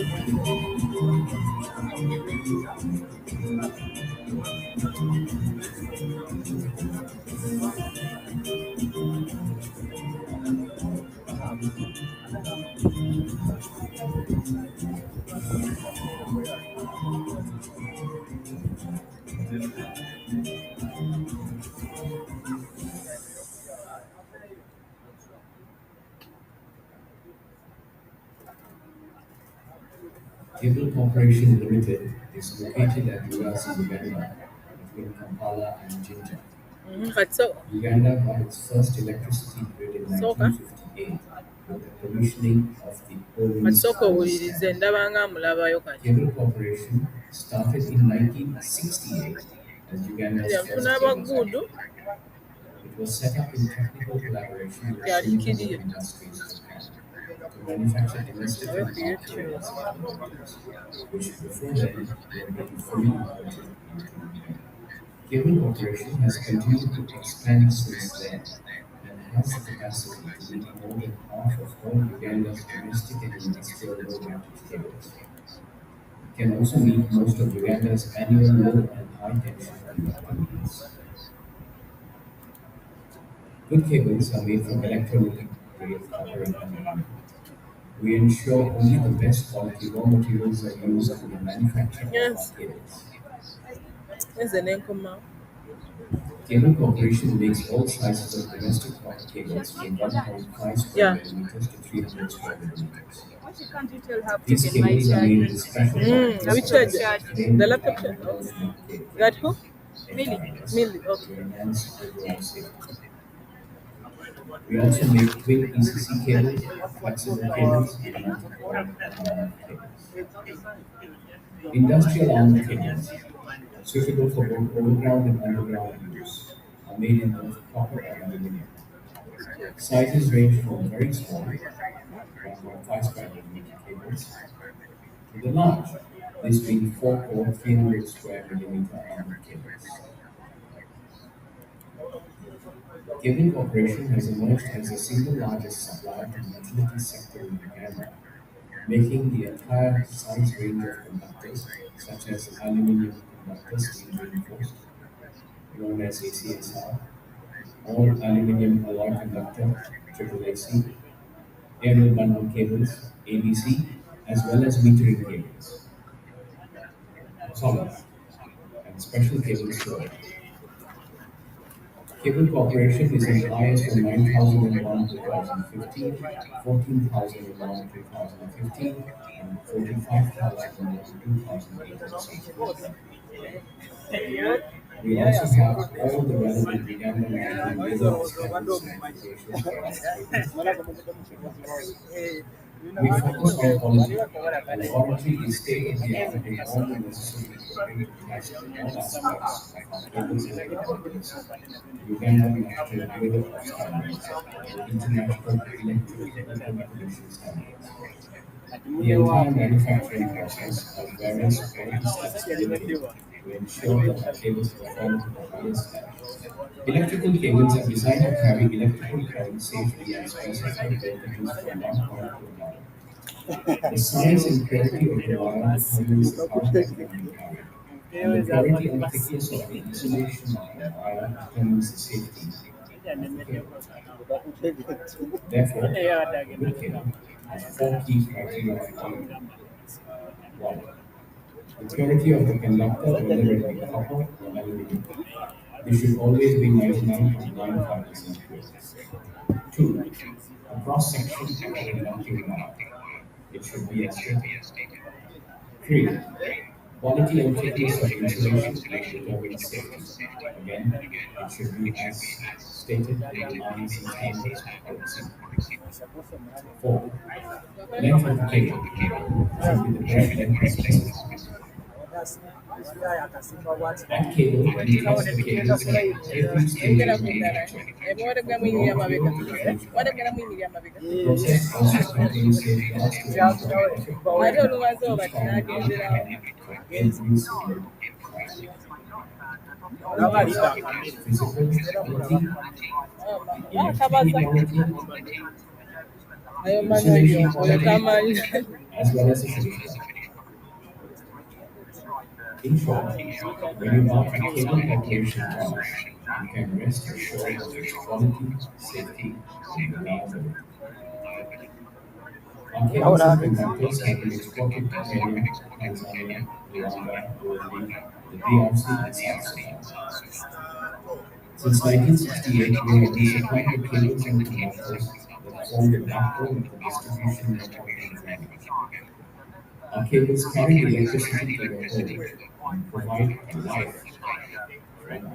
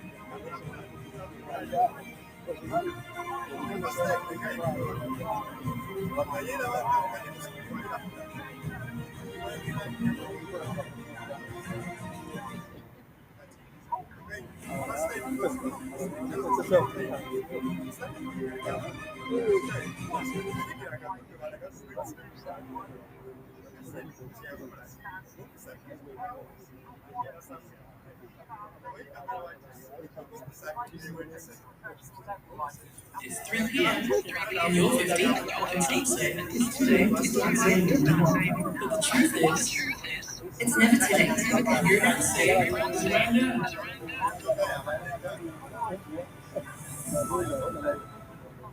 It's 10:30 a.m. 2:35 and life's good. But next door they're living the big life. Really, really big. But so is their dead.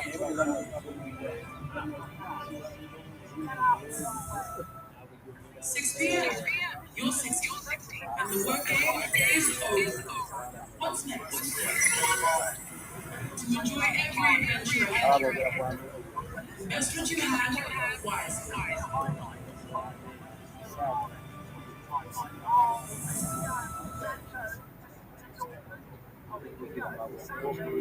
In the heart of Uganda is a school of power, transformation, and vision that shines brighter than ever before. The Uganda Electricity Generation Company Limited, UEGCL, is wholly owned by the government of Uganda. Its mandate is to establish, where, time, operate electricity generation facilities, promote research and development in the electricity generation sector while running sound business principles. UEGCL, generating for generations.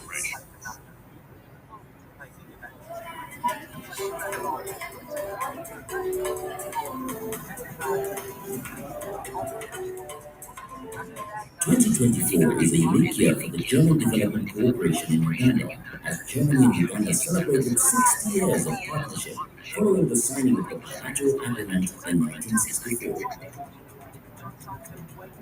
Since then, Germany and Uganda have worked hand in hand to uplift communities and enhance development in various sectors and regions across the country.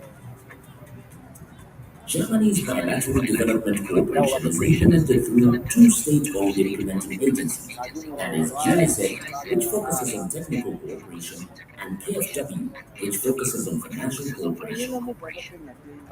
The main thrust of how we work together with our partners in industries, civil society, is that we have advisors who are sitting at the heart of those institutions and organizations.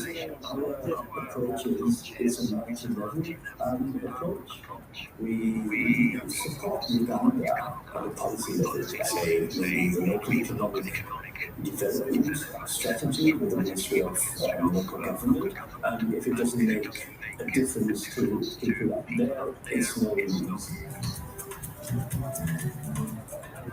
However, it's not that we are sending expertise, it's not that we are sending technical advisors, for instance, to implement a program together with the government and partners. So we depend between the German government and the government of Uganda that they agree on multiple areas of cooperation, and then basically we partner with partners in the Ugandan government to implement the program. We provide the financing for projects, but also expertise together with our partners so that we can make projects work. Working in a health setting where there is no power, there are a number of challenges. For example, having mother delivered at night, having power within the facility, as has been advised by through solar. These are health facilities in that these facilities got its first permanent building because of the availability of power, and about over 9 facilities in rental settlements transfer their presence here for management. With this, we have saved so many lives. The training that CSS gave us, they taught us on climate smart agriculture. They support us with various seeds like peanuts, onions, cassava cutting. So all of us are engaged, and those are the major sources that we get money to save, and they also borrow money to do business in our various villages where we came from. Previously, the refugees have not been involved in the developments that are happening at the district level or the sub-county. Generally, they were doing their work in isolation with the leadership of the district. But from the dialogue meetings we've had, it provided an opportunity for the host community and the refugees to air out their challenges that they are facing in the community that are related to service delivery. Maybe challenges about water, maybe challenges of roads, education, and health. They're able to talk about this, and in the dialogues, of course, we bring the leaders, the duty bearers, to make responses to those issues. Uganda has been getting support from BMZ to implement skills development projects. One of the key aspects that we have narrowed down to is what we call the creative capacity building. This is an approach where community members come together, find a problem, and then they develop a solution to it.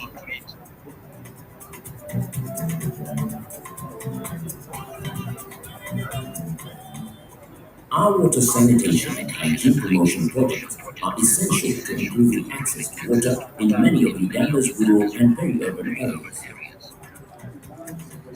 This system was constructed to help improve the wash in the refugee hosting communities of Keritown Council and Oraba Town Council.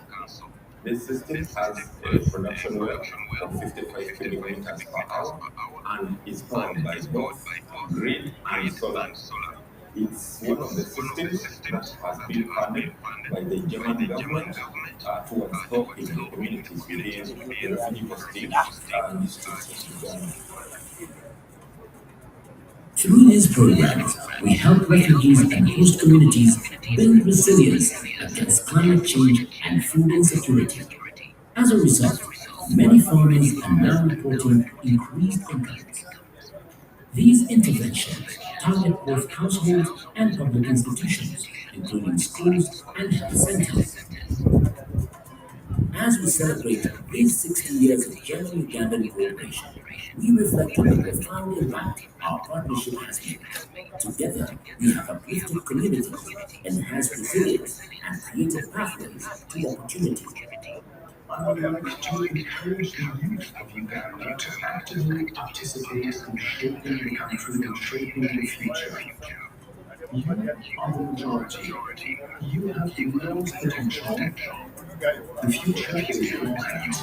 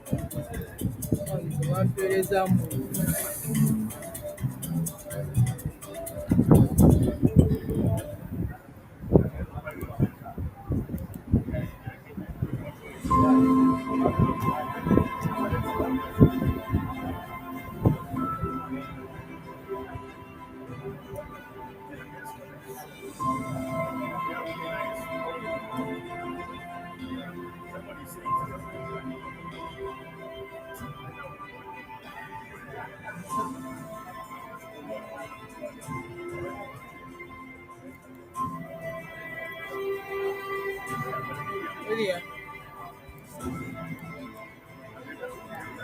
Sound is money right here, bye.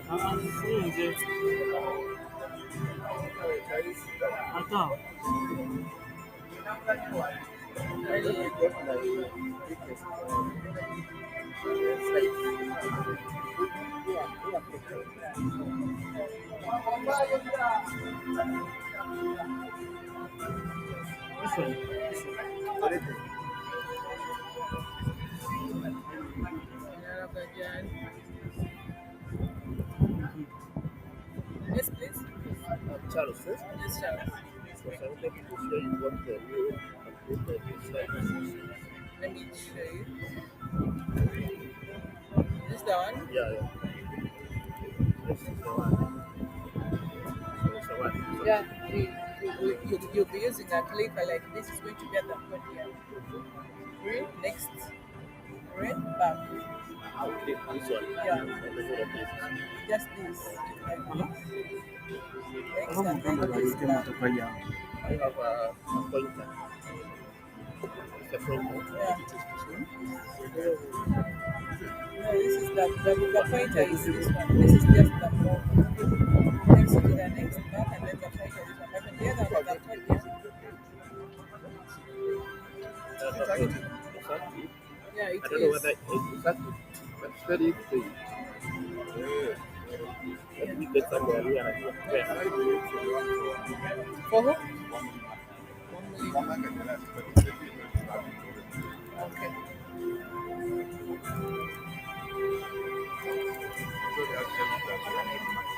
How? Yeah. Your president, the one I gave her yesterday. You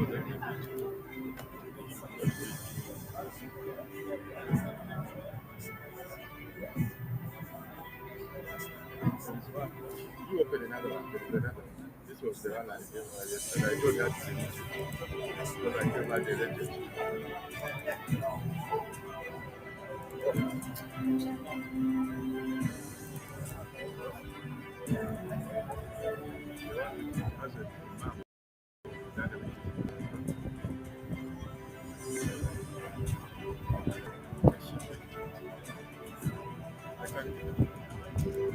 You have it?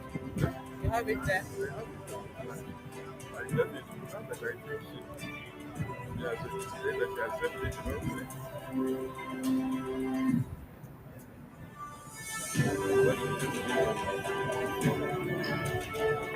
This one I went through.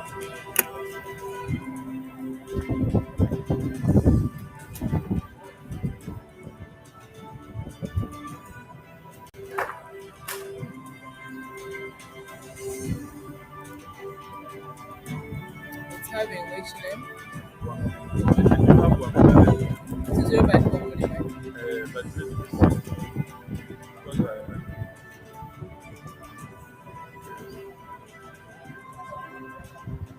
Final presentation. I first open and you open see. that one. That one. And you see, this is the one. First has that slide 6. Okay, let me update it. No, just save this one.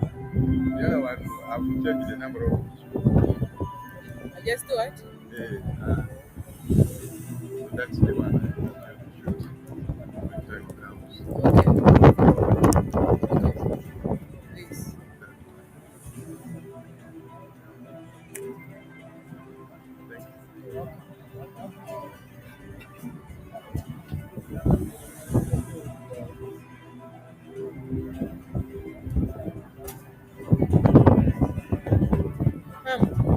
Tesingira nko ku mic tulabe.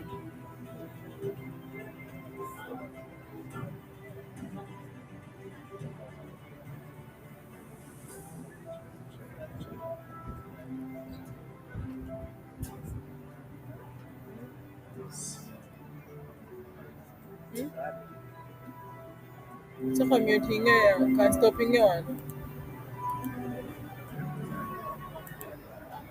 Yes. Yeah. Jai.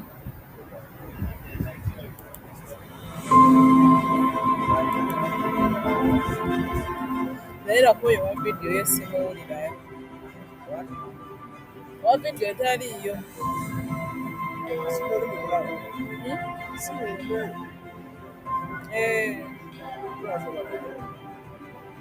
Simanyi awo mu settings where they are muting nze simanyi.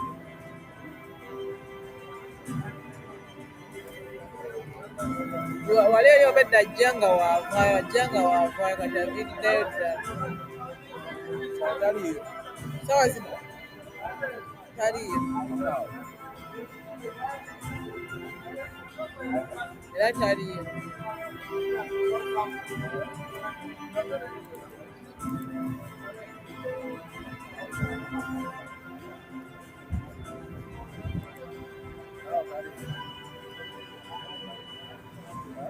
Era taliiyo.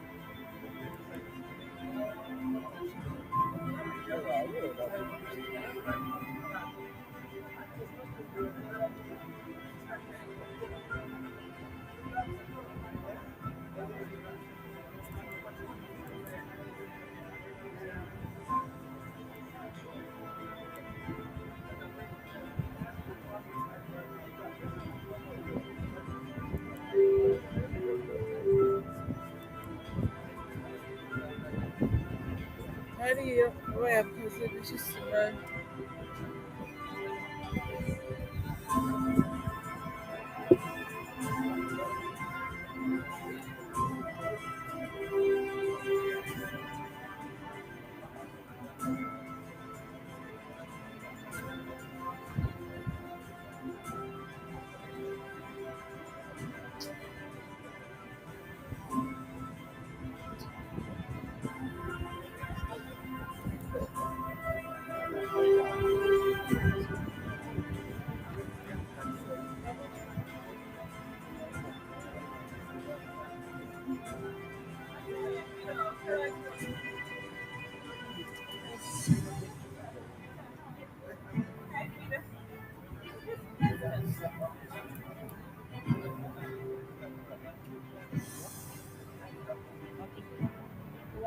What do you have to say?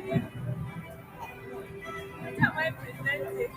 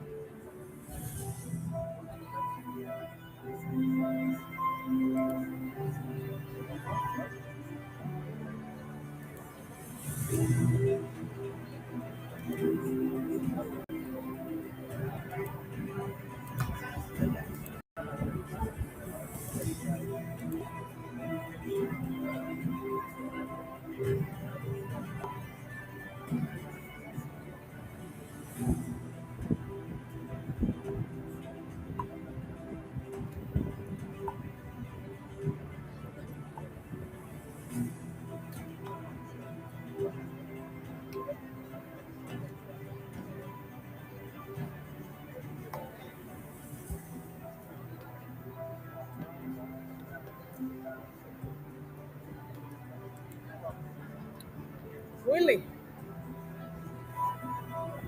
William?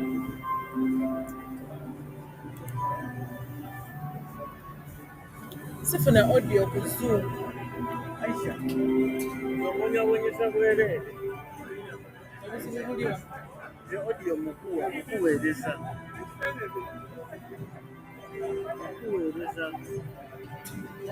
Bulungi nnyo. Soko omwongezeemu kalono.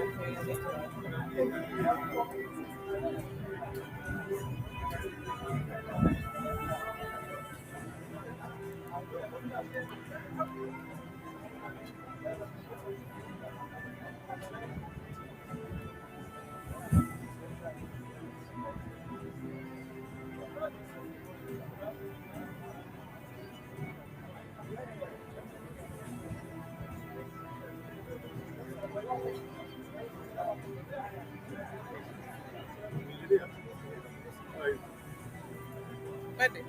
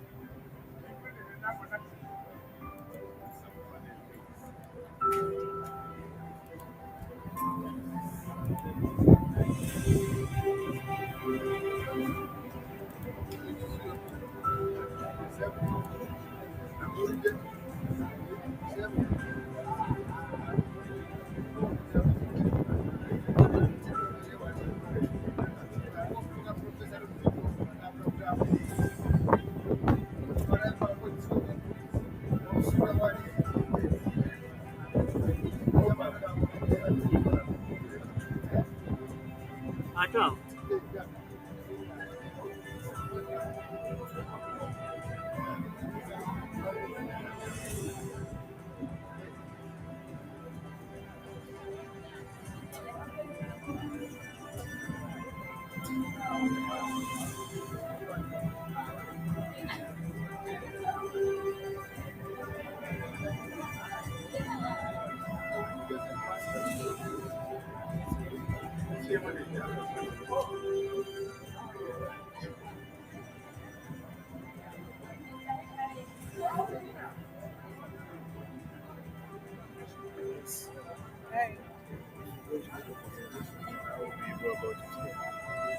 a presentation? Very short, like 1 minute, 2 minutes for presentation. So I was wondering, like, what do you need from me to show something like that? Do you have a presentation like PPT and PowerPoint? Yeah, I can set up one quickly because it's very short. It's a short presentation. So I don't know which one you want to opt for. Walaikum salam. Okay, It's the You're 50.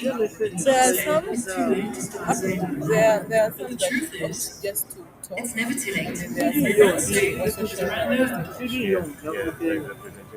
when I presenting. That's one page. Just like one or two pages. You're 35. Sponsor. And life's good. No, Next door, they're Where? living the big life. I'm not on that list yet. Really big. What's your name? They are just fixing me in between minutes. Eh. They are fixing me in between for like 1 or 2 minutes. So you have it? Not yet. I just wanted to come and ask you first what you need. PPT? If you can bring it as sub, it will be quick to load it. But if you bring it when you're going there, it will be a bit complicated. So I if you don't can have have a it flash or anything. I have my laptop. Can I need a flash. You have your laptop? Yes. I can lend you my flash. You transfer it here and then you bring it. Okay, thank you. But quick, yeah? Before they call you. Yes. I don't want us to be disorganized when they call you. Anyway. Wali oli bwemadde nkuweredde abadde ng'agenzeeyo. Aisha. Ojja kumbonyaabonya. Audio wuuno. Kakati nze bw'aba kudukako wano, nze no kitegeeza gy'ali gw'olina okukebera eno. Audio sooka omuwulireko bunya. Sooka omuwulireko ko audio aliyo.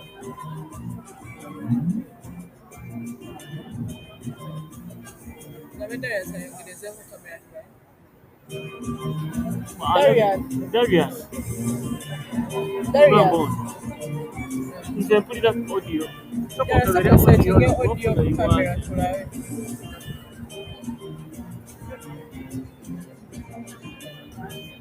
Nestongo tuli kugera. Oya just oba ya soko gende gokebere settings wala.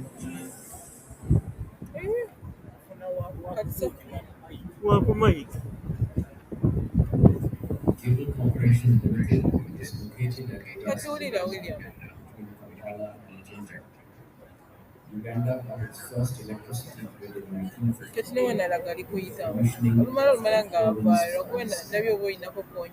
Cable Corporation started in 1968 as Uganda's first cable company.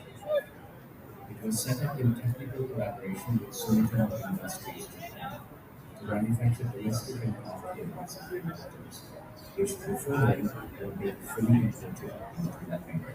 Cable Corporation has continued to expand since then and has the capacity to meet more than half of all Uganda's domestic and industrial low voltage cables. It can also meet most of Uganda's annual low and high tension requirements. Good cables are made from electrolytic grade copper and aluminum. They ensure that the best quality raw materials are used in the manufacture. Oba ekyo ng'apikinga wagundi. Wanholo, adapikinga ku cable.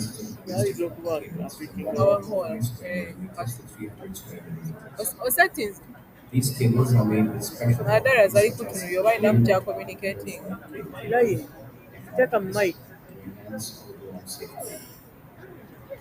We also make twin PCC cables, flexible cables, and multi-pole unarmed cables. Industrial armored cables, suitable for both overground and underground use, are made in both copper and aluminum. Sizes range from very small, 1.5 square millimeter cables, and the large, this being 4 300 square millimeter armored cables.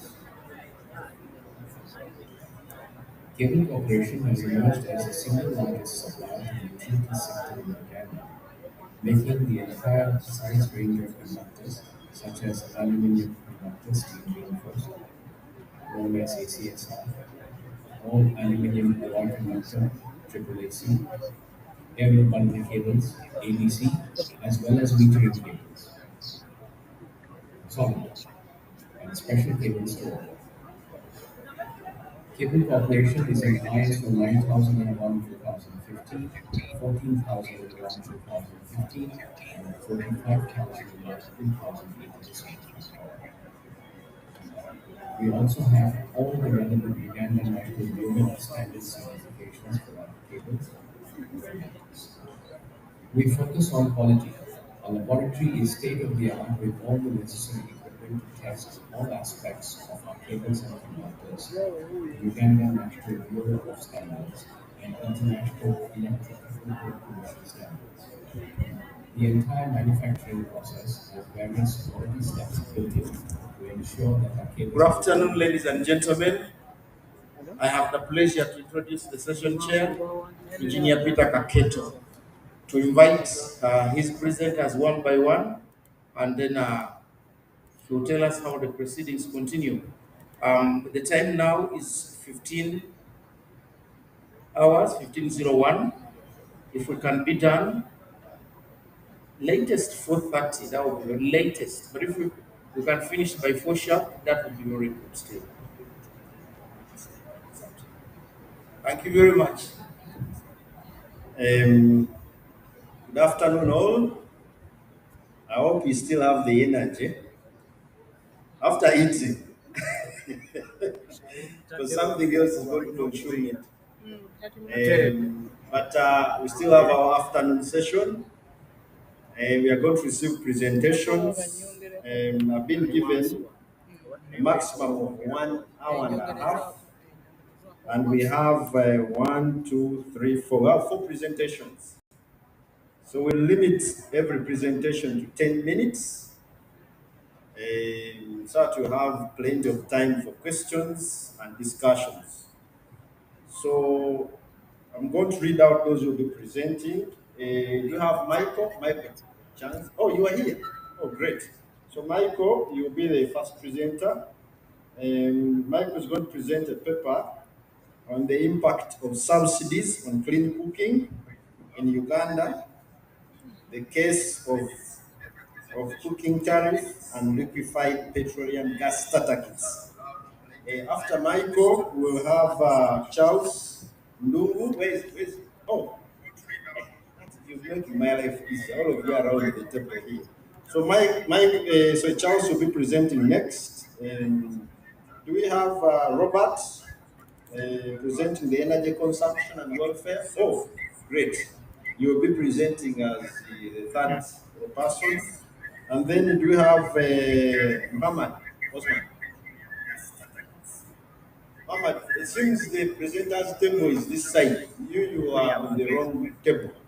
You need to come closer here. So, Michael,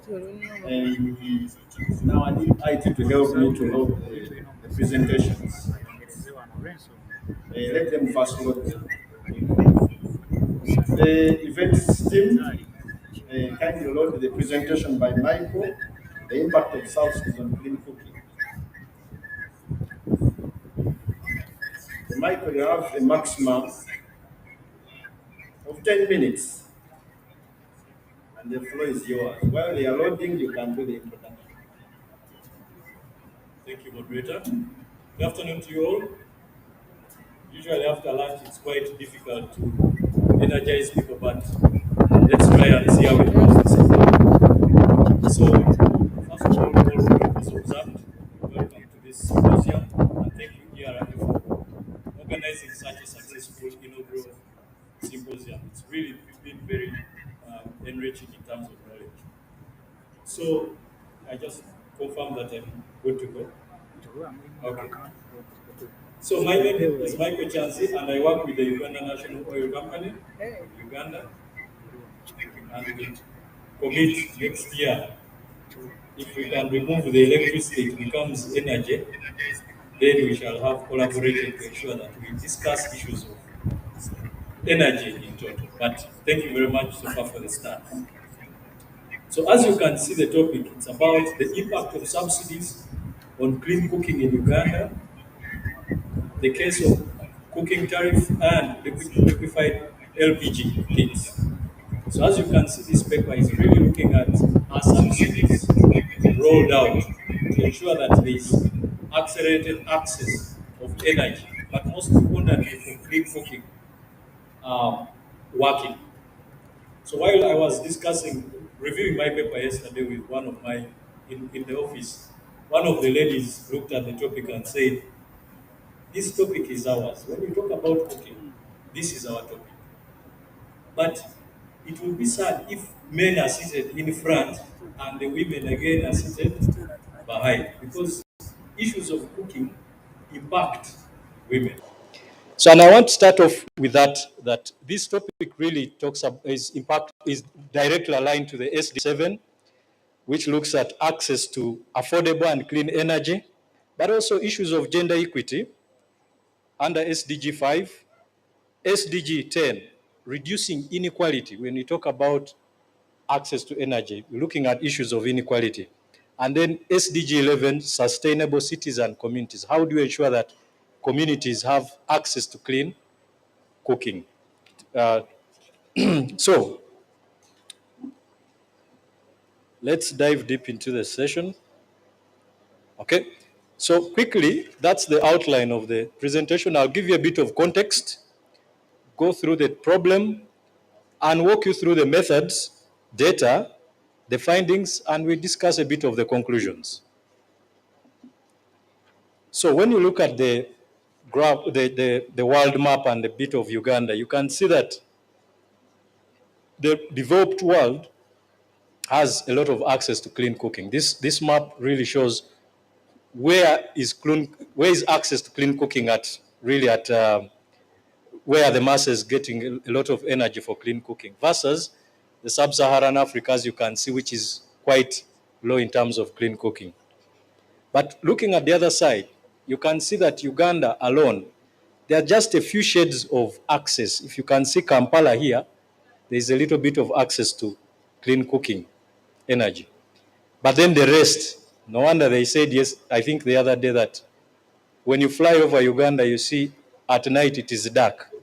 So if it's dark at night for security light, what about cooking? So we are really discussing a very important issue that needs a lot of action in terms of policy, in terms of research and innovation. So as you know that globally, over 2.1 billion people have no access to clean cooking technology and energy, of which 1.2 in Africa. So you can see that this issue is quite significant and big. And as we shall be seeing is that, how is it looking like in terms of Uganda and what is the impact of that? Moving on to the next slide, as you can see, these bubbles show you where is the effect. How are people accessing energy to cook? That red pointer there you see shows Uganda. There is a lot of deforestation. Why? Because people need energy. And when someone is hungry and needs energy to cook, don't tell them anything.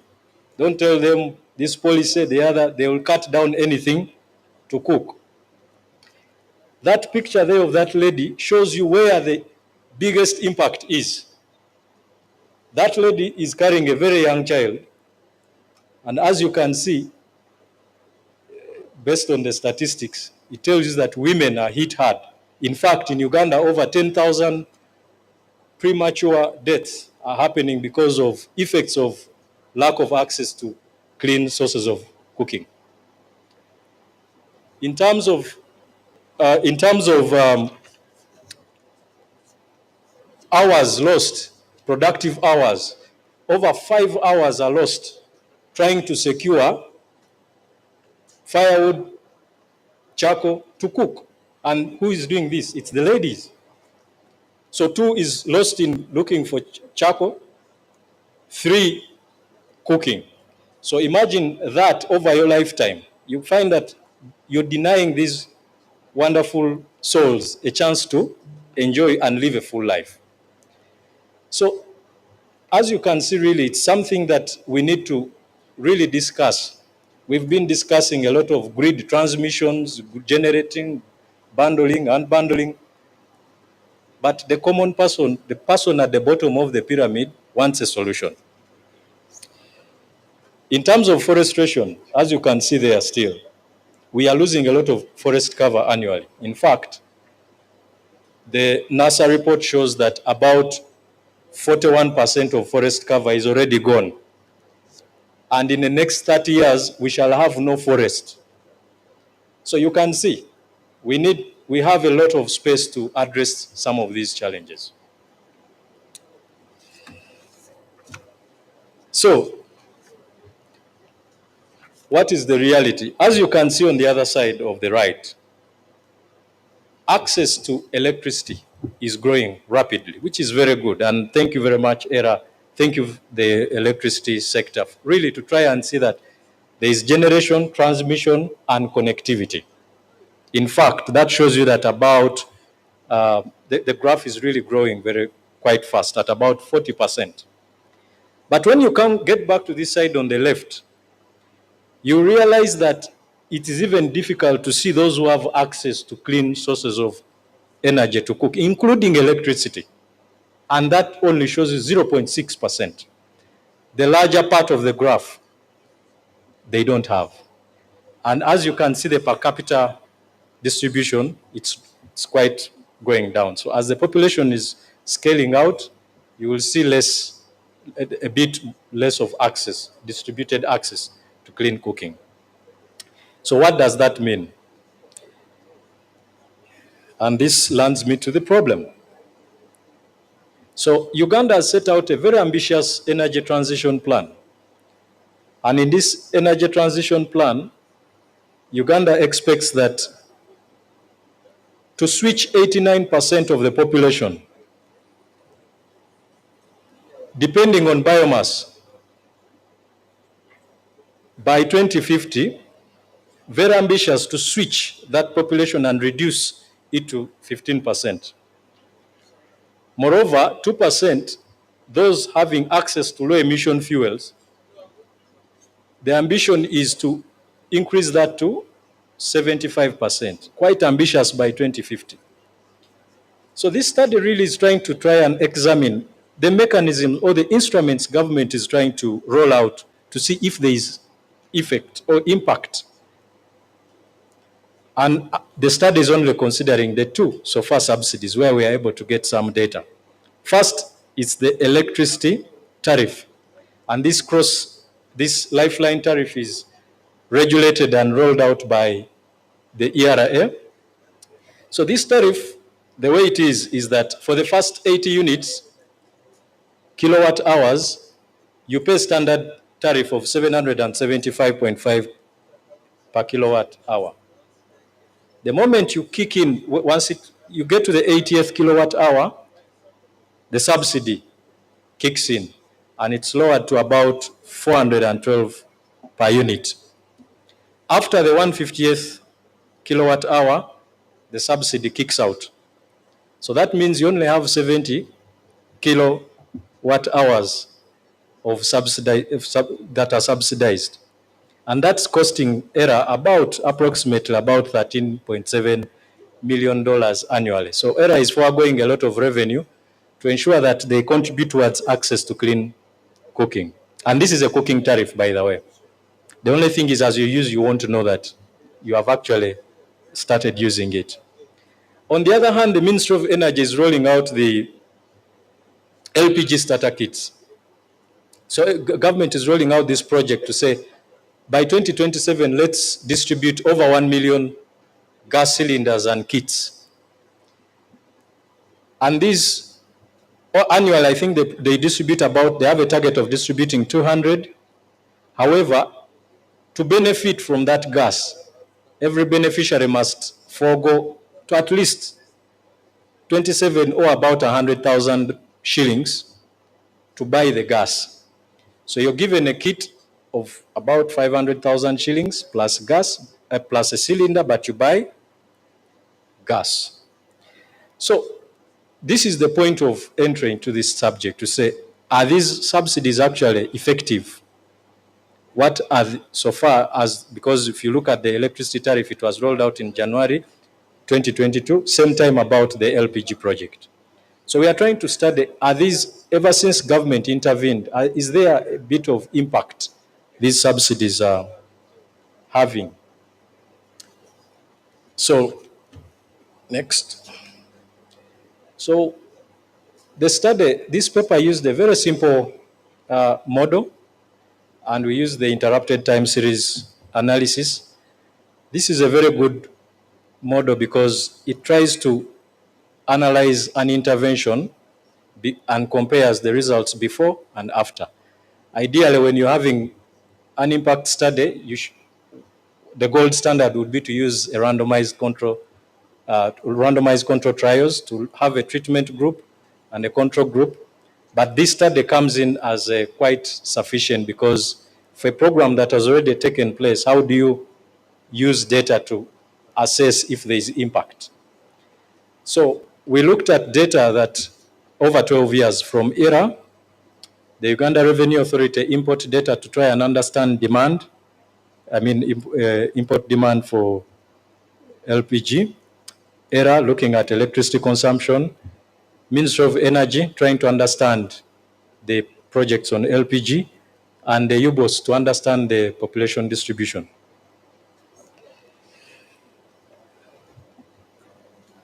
So I won't spend time on the model because now after lunch really I'll be very unfair, but that interrupted time series analysis is formulated in form of equations, and as you can see those equations, one is looking at total demand, but then the second looks at per capita. So we try to analyze what is the total impact and then what is the per capita impact for LPG and then the electricity cross subsidy.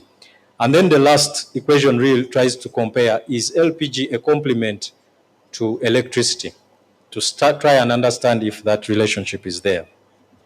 And I can confirm that those models were quite robust, giving a robustness of about 89%. So meaning they have high predictive power to give us the findings of the study. So quickly looking at the results, moderator, I hope I'm within time. 3 minutes. Okay, this is quite good. So quickly looking at the findings, what did we see?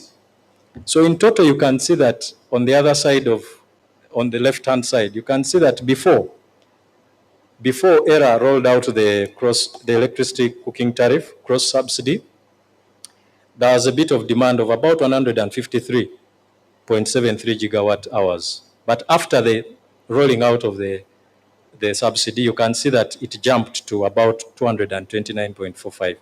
However, on a per capita basis, you can see that the reverse is true. It's a bit low because when you distribute over the population, you can see that the impact may not really be felt. On the other hand, of LPG, before the project was rolled out, you could see that on a quarterly basis, the demand for LPG jumped by about 141% before and after if you compare. So meaning that these projects, early results show that there is big impact in terms of the subsidies. They are quite effective. However, when you apply the time element to say, okay, using the time series analysis, you start understanding deeper if actually over time this is effective. And I'll start, so this graph really looks at the electricity cross subsidy. One is looking at total demand, and then the other looks at the per capita. So on the other hand, on the left-hand side, you can see that after the subsidy, there was a quantitative increment of about 4.9 gigawatt hours in demand for electricity immediately after the subsidy was rolled out. But on the other hand, on a per capita basis, you can see that there is a decline. Why? Because the population growth is is growing so fast. So it outstrips all the benefits.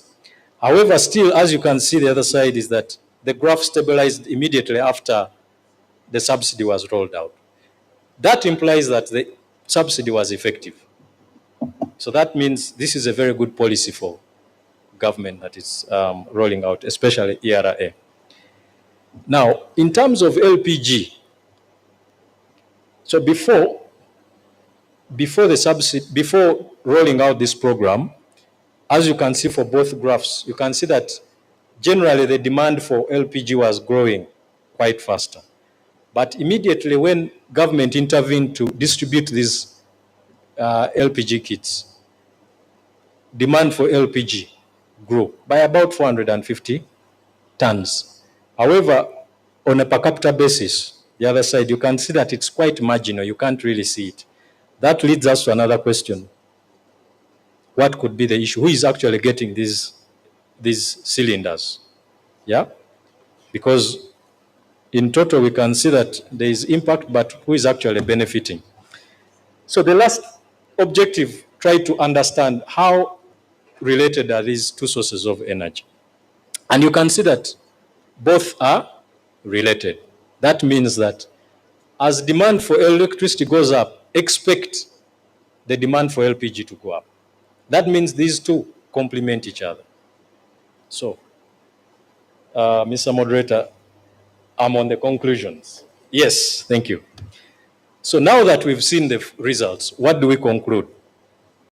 So this study really shows that if the tariff is effective, I mean the electricity cooking tariff is effective, maybe ERA can consider scaling this tariff and by at least increasing it from 70 kilowatt hours probably to 100 to see what would be the effect once the tariff is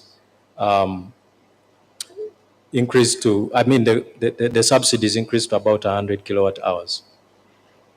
The other conclusion is in terms of LPG.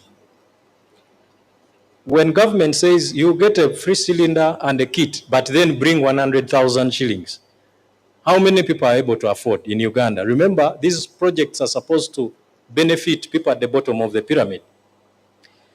The other thing we need to look at is that if you look at the cylinders in the cage there, do you think the vulnerable people are able to access those cylinders?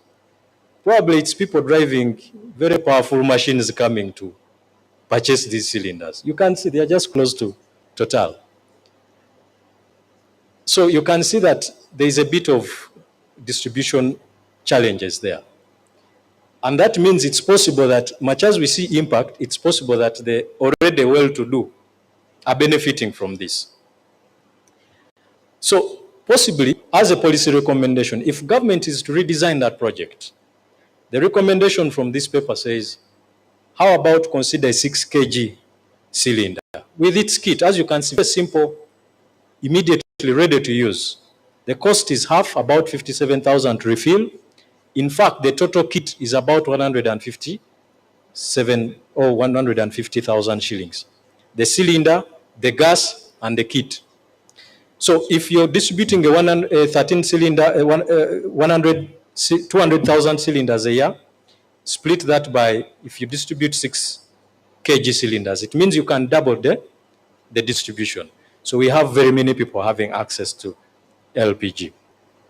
So that's one of the recommendations, and probably if the minister was here, this would be a very good gift since she's a champion of clean cooking and this project is under her ministry.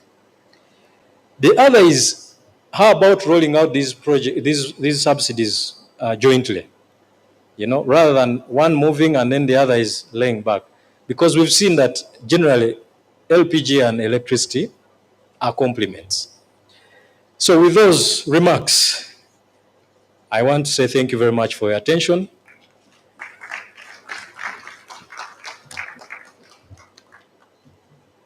Thank you, sir. Thank you. I hope I tried to speak. Thank you, Michael, for the presentation. I know what you've touched. No one in this room can deny that it touches them unless they didn't have lunch, breakfast. So it is to the heart of everyone, leave alone the stomach. So thank you very much. So basically, what you've presented, I will not repeat for purposes of time. I would allow people to write their questions down, and we shall have questions at once so that we can save time. But the recommendations are very clear. I will not go into tariff issues. I will let the guys who understand economics split the per capita consumption and all those. I might get lost in there. So I know there are professors in here who will split that number very well, way better than me. So thank you, Michael. I think we are going to receive the next presentation. And you know the team decided to sit around here. And the one who is coming next, you know yourself. Now just do a simple introduction of you here. And this is none other than Charles. Charles it is? Yes, please, Charles, come. Events management kindly help to launch. Oh, it's already up. Okay, so the stage is yours. Thank you. But I have to tell you that the time is not yours. So you have 15 minutes. Well noted. All protocol observed. I'm Dr. Engineer Charles Dongo from Kenya Power. Currently, I'm working at the Institute of Energy Study and Research. And I'm very much happy to be here today to present our paper that we authored with my colleague, Engineer Daniel Gope. He just sent greetings. He didn't manage to come. I hope you have received the greetings. Yeah, so I've noted my work is very easy now because my presenters have just talked about e-cooking. So I'm not going to labor so much because much has been said about e-cooking. But for me, we are going to look at a study that we did in one of the mini grid in Kenya, that is Oroika Solar PV mini grid. So generally, straightforward, this is the obvious topics you have been hearing about electricity as a enabler. So basically what we are saying is that nowadays our life depends on the electricity, and we usually call it lifeblood. So we fully depend on electricity because our equipment we have, all of them are powered by the electricity. And for us to make sure that everybody able to access the electricity, various strategies has been put in place. At the mainly we have expansion of the grid network, as well as establishing off-grid, mainly for the places that is off from the main national grid. So we look at the current status in Kenya. We realize that we have quite a fast network. Transmission line, we are about 9,000 kilometers, but we are hope that very soon we reach up to 12,000 by 2042. Medium voltage, we have an extension of 83,000 kilometers. The lion's share goes to LOV network. It's almost equivalent to go to the moon one way. Then we have a secondary substation that step down the voltage to the domestic level voltage. We have about 81,000 substation. When you look at the off-grid, in Kenya also we have several of them. We find that we have a total of stored capacity of 4.5 megawatt. Disallowed the 300 mini grids we have currently in Kenya. And we also wanted to note that these mini grids are mainly in areas that we don't have electricity. And these are areas that are far away from the national grid. And we have like Majia, Mandela, all that at the northeastern side of Kenya. But now we are looking at one of the main grid that is in Magadi Ward, Kajiado. This is a main grid that we are very much focused on, because this is where we are trying to introduce e-cooking to see how mini grid whether it can support the e-cooking. And I believe from the presenter who have just left here, you are able to explain the importance of e-cooking, and this one should cut across in all part of the country. So basically, I think the issue of what people usually use for cooking, mineral firewoods, charcoals, and LPG, but you find that it can accumulate, it have its own challenges, and that has already been discussed. So when we dive into Aloika main grid, this main grid is about 30 kilometers from national grid, and is actually sparsely populated and less a lot of not much economic activities that are in that grid. This mini grid was joint funded by E4D from UK and the Lunar Electrification from Kenya, whereby each of them were involved in specific task. So initially we had 13.5 kilowatt peak, which constituted of 2 times 5 inverters and that 8.4 kilowatt hour battery storage. So that's what initial design was. But later, after we tried to introduce now the e-cooking, it was found that already installed capacity were not sufficient to run the new additional load, as well as the network that was already in place. So there was need to upgrade. This was done in 2022, where we had 16.5 kilowatt solar panel added, and another 45 kilowatt lithium batteries were installed. Together with that, we were able to change from the single phase to a three-phase network so that it could be able to manage to take care of the additional load. So this is the construction that was going to add the new panel and also to upgrade the network to three-phase. So generally, what happened is that we were able to identify the current status of the network of the grid and also the number of households that were already existing, and this now help us to understand how the impact they're going to have after we introduce the e-cooking. So we were able to find that currently we had allowed 75 active power end users, and out of about 10 were able to already transited to e-cooking. So you also learn the brew is the three-phase network that were carried out. That's the upgraded three-phase network. So we have various objectives that we had. Ideally, we wanted to know to evaluate the thickness of the upgraded Aloika mini grid. As also, we wanted to see what are the enablers that can be able to fast track adoption of the e-cooking, and also how can we promote, what can we do to promote absorption or adoption of e-cooking in that area.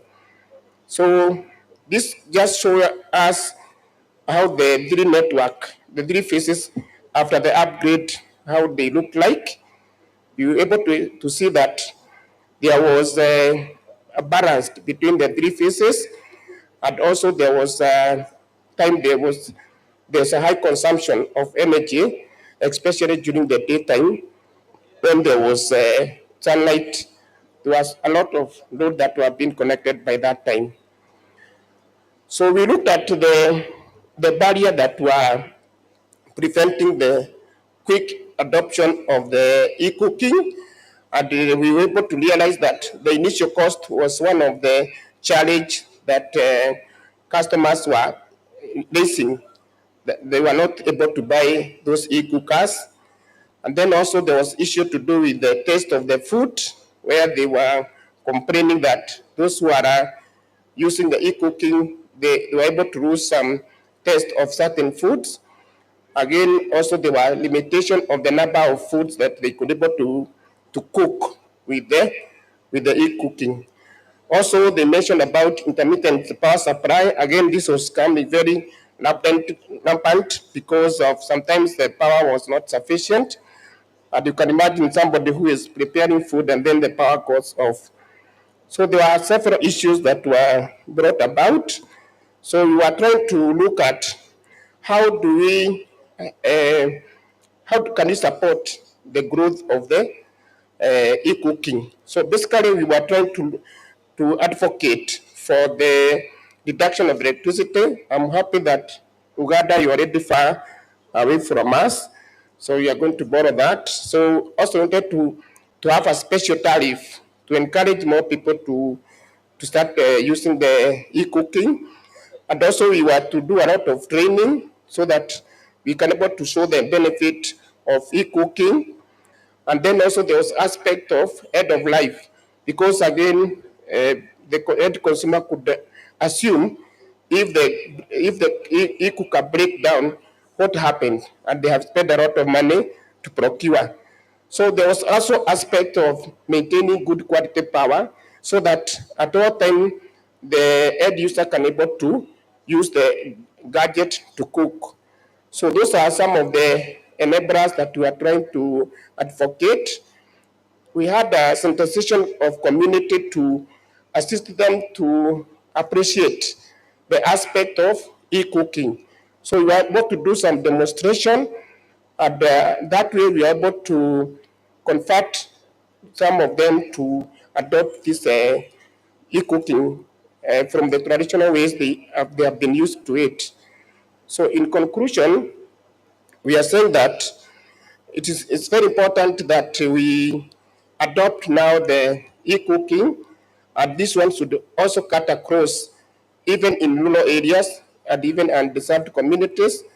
It should not only be centralized in towns in the city, and can only come by bringing in initiative to which we're able to enable the community to adopt the e-cooking.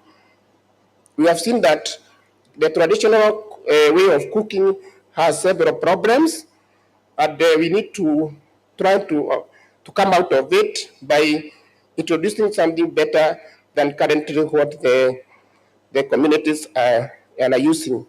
So also we are trying to come up with a way of overcoming the barriers that we already discussed, and this is by ensuring that we give some subsidiaries support by giving some financial support, and all this will going to encourage more people to adopt the e-cooking. So again, we are saying that we also trying to train our people on how to use the equipment, maintenance and safety, and also how to go about when there's it's come to the end of the life of the gadget. So again, we're also advocating for this one to duplicate to other mini grid available across the country, so that more of customers can able to adopt use of the e-cooking. Also, the power utility and the policymaker to come up with the methods of, in a way that can able to promote the e-cooking in these particular places, so that we can able to ensure that people adopt this way of cooking.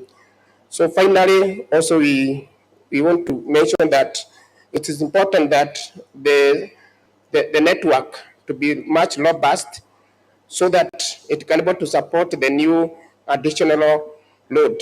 As you have been seen from the previous presenter, there are always an additional load that come up upon by adding the new by doing this by adding the e-cooking in the mix of our loads. Otherwise, those are the references that we're able to pick some of the information we have shared.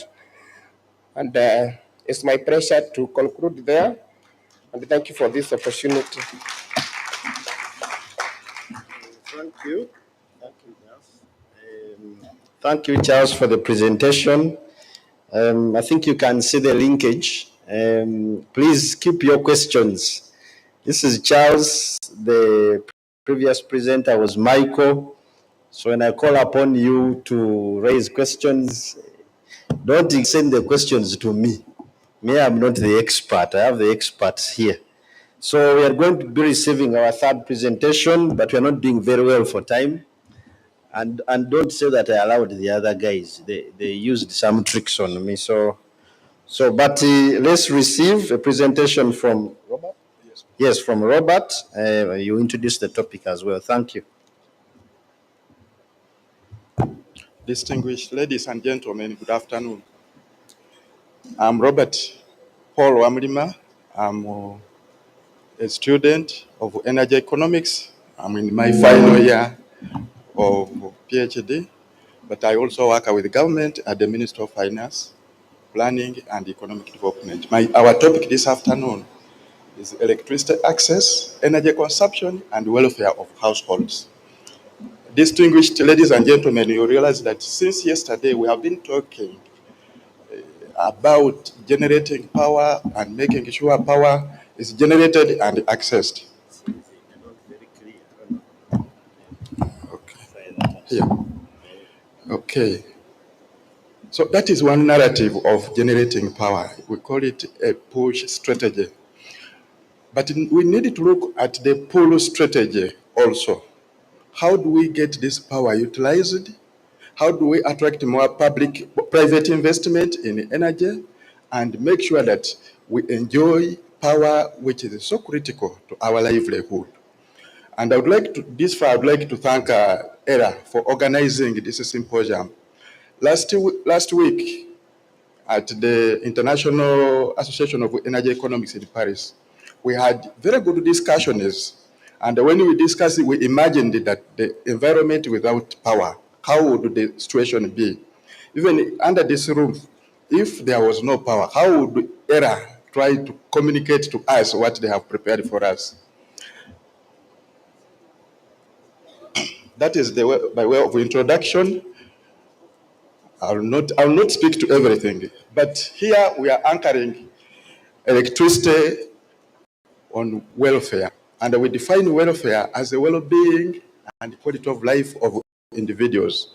It is a micro study, and household indicators in the country have not been doing well, especially when you look at poverty rates, when you look at health outcomes, when you look at housing outcomes, and household consumption per expenditure is also very poor. By numerical terms, about 80.3 million people of Ugandans, close to 20.3, have been living in poverty. That is according to that statistic. At the household consumption, our consumption per capita on energy is between 87 kilowatt hours per hour to 122. America has 12,000 kilowatt hours per capita per year. In sub-Saharan Africa, we have 474 kilowatt hours per capita per year. So you can see where we are. We are poor. We are not spending on energy, even if we don't have energy itself. But energy is a lifeline, like you have heard. I don't want to emphasize this. In January, the sub-Saharan African countries came together under Africa Mission 300 to make sure that our deficit is 660, and 600 million people are in Africa. So in January, the symposium in Dar es Salaam sat together and said, can we have this by 2030, making sure that 300 people have access to power so that they lead a well-to-do life? That is the money they raised, 109 billion and 1 billion euro, at least by last week. That is the status. On that very day, we raised only $50 billion. But as we talk now, the amount is there for private sector investors to make sure that they generate and make sure that people access power so that by 2030, we have at least maybe 300 million people without access, but not 600. In Uganda, come back at Uganda. In Uganda, as far as welfare is concerned, we have been investing significantly. We have programs like PIP, we have PAP, we have OWC, we have PDM, among others. All these interventions are deliberate government interventions to make sure that they improve household welfare at the household level and make sure that people are okay, they are happy in their homes and educating their children. Prioritizing, therefore, rural electrification as a last mile link will help unlock private investment and resolve distribution transfer challenges so that we all enjoy the welfare that we need to be. Mr. Chaze was saying that when you fly, that is the satellite picture when you move above Uganda at night. It has gone, yeah. So that the spots which are colored, that is how power is, and that is our problem now. The rest of the country, we have talked numbers, but this picture was gotten from NASA, and the year is 2023, and that is how our country is lit. If you fly over at night, you can barely see. So if you remove lakes, you remove mountains and grasslands, that is the situation. So this is not good. And by statistics from IEA, about 23 million people have no access for the case of Uganda. A clear indication for us to intervene and make sure that it is done. So the study was to examine the relationship. Is there really a relationship between electricity, access and energy and consumption and the welfare of the households? Because every government wants to keep the households happy. And this is the model that was used to discover the relationship. And we are using the consumption per adult equivalent as our outcome model, and access to electricity and energy consumption as our regressors, controlled by the demographic control variables of household. This study, ladies and gentlemen, is anchored on that theory, Bergerson-Samuelson social welfare function of 1956. What is with this theory? This theory says that maximizing the happiness of a household head, in Uganda we call them breadwinners, will translate into maximizing the happiness of the entire household. We have female-headed households, young-headed households, and adult male-headed households. So if we optimize their welfare, we'll have optimized the welfare of the entire household. Other theories that we have looked at, that one, Milba theory of 1980, Deaton theory of 1980, Kusinik and the Vanso theory of 1980. And that is the contribution they bring on the paper. Methodology undertaken to bring the results. So, members, I would like to tell you that the main chief master of ceremony said the panel. In this study, we have used the panel analysis. We have used the panel data, and the panel here, we are not meaning the panel like electronic panels, those panels used in radios and what have you, but panel data is the data which is collected from the same source at certain intervals for a long time. So it is called the panel data. And if you collect that data and you use it to analyze and give you insights to make a decision in policy, it is called the panel analysis. I think I've answered that question. Our master of ceremony in the morning, he wondered when he was introducing us. So the approach is purely quantitative, and it undertook explanatory and longitudinal. Panel is also called longitudinal because you survey for a long period of time. Under this study, our unit of analysis was a household head, a breadwinner in the household, and the unit of observation was a household. The unit of analysis was a household, and the unit of analysis was a household head. Because these are the people, even if you go to work, you are working and you are going to share the proceeds of work with all people under your house, with exceptions, of course. And it is purely secondary data. We got it from National Bureau of Statistics, and it has 4 waves that we are using. That is called the panel. It is descriptive, and we have adopted a regression model to establish the relationships, because this data has hidden meaning that we should use, and the regression model is there. So we have used a 2-stage least square fixed effect to cater for auto-regulation, because if you are okay, you can buy power. But also, if it can help you. If you are okay, you can get power and use it. But also, if you get more income, or if you consume more power, it will determine your being happy, or determine your welfare, which in this study we have called it the consumption expenditure per adult equivalent. So we have used the model which caters for that auto-regulation.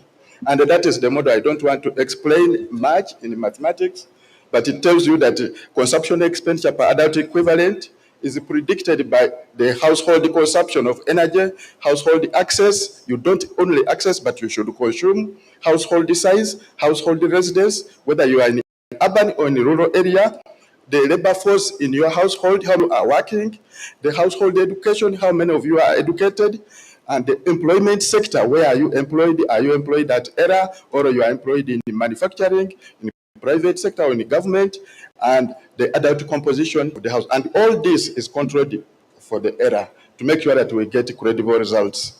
These are the findings. Now, the findings, you realize that we have both maximum and minimum values of household expenditure were observed to be high. Like you can see the line graph and the bars with the cumulative variance of 69.7. And this was mainly in wave 7, but in wave 8, it seems to be low. And this can be explained by the variability of location of the respondents, of the households. There is a variance. Like if you can see here, there is someone who spent about 10 million, according to the data.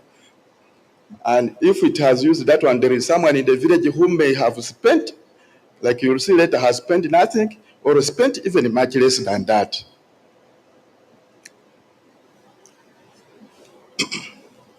With access, the trend shows that there is increased access. People with access to power are increasing. Like you can see in wave 8, it is increasing.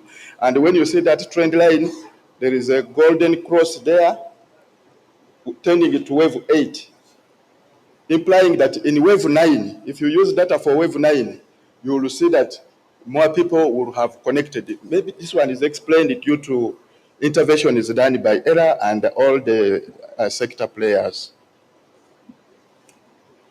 This finding 3 is very interesting for me. Minimum, it is explaining how people access, they pay for data. Maximum and minimum. We realize that on minimum, a number of people were consuming energy. Here I'm talking about energy. Were consuming energy without paying. And this accounts for subsistence households in our communities. They can consume, they can have energy from their crop residues. In some villages, people can even prepare their meals very early and eat when it is sunshine. When it's darker, because they don't have light in their house, they go to bed very early. By 7, by 8, if you call someone in the village, they will be dead after sleep because they are using natural sources of energy. And that is explained by minimum value of expenditure. They spent nothing, but they are using energy according to the energy mix.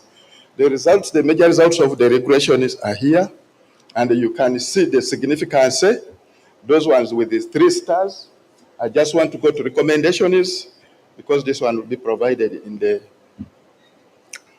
So the finding is, according to the regression analysis, we have discovered that electricity access and energy consumption have significant positive and individual effect on household welfare.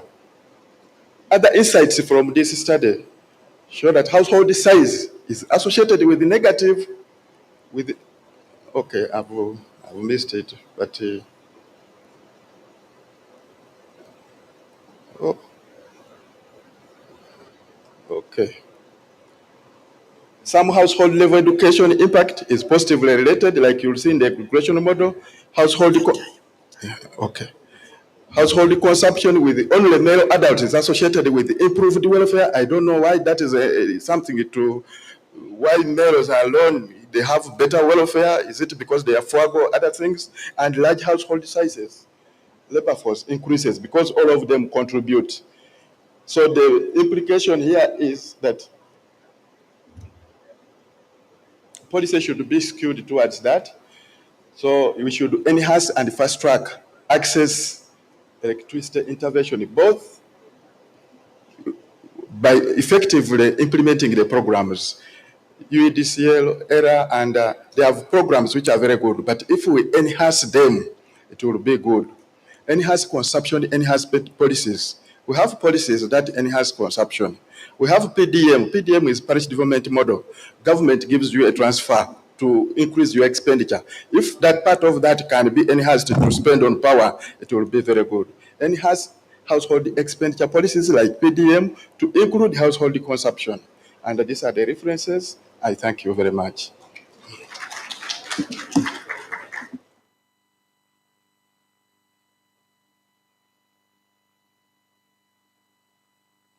Thank you, Robert, for the presentation. I will not try to ask you about the other formula. At least that question will not come from me, but I know there's someone in the audience who will ask that question.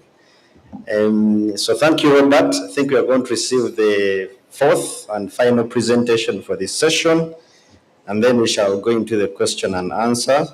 So allow me to welcome Muhammad, who is going to present a mapping renewable energy transition and policies on Uganda's development, a structural vector auto-regulation approach. Muhammad, you're welcome. 15 minutes. The other guys have been using 10. Yeah, so I will try to be short. I've given you an extra 5. Sure. Hello, everyone. I'm Dr. Muhammad Osman Ali Hamid. I'm from Sudan. I am a lecturer in Soroti University, and I am assistant professor in University of Khartoum. My discipline in the thermal power engineering, and also coordinating with the energy and renewable energy for the MSCC students in University of Khartoum. First of all, thanks ERA for this symposium. Okay. It's really very acknowledgement and very rich in the science. I hope that to take some actions on this research and these ideas which have been presented. For mine, the title is Mapping Renewable Energy Transition and Policies on Uganda Development, a Structural Vector Auto-Regression Approach. Actually, I'm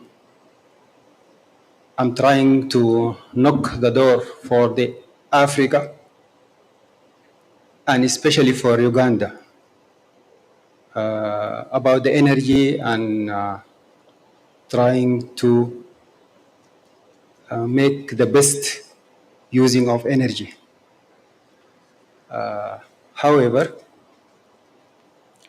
I'm targeting the people who are in the taking decisions regarding my paper, and yeah, it's I'm also targeting maybe the economist in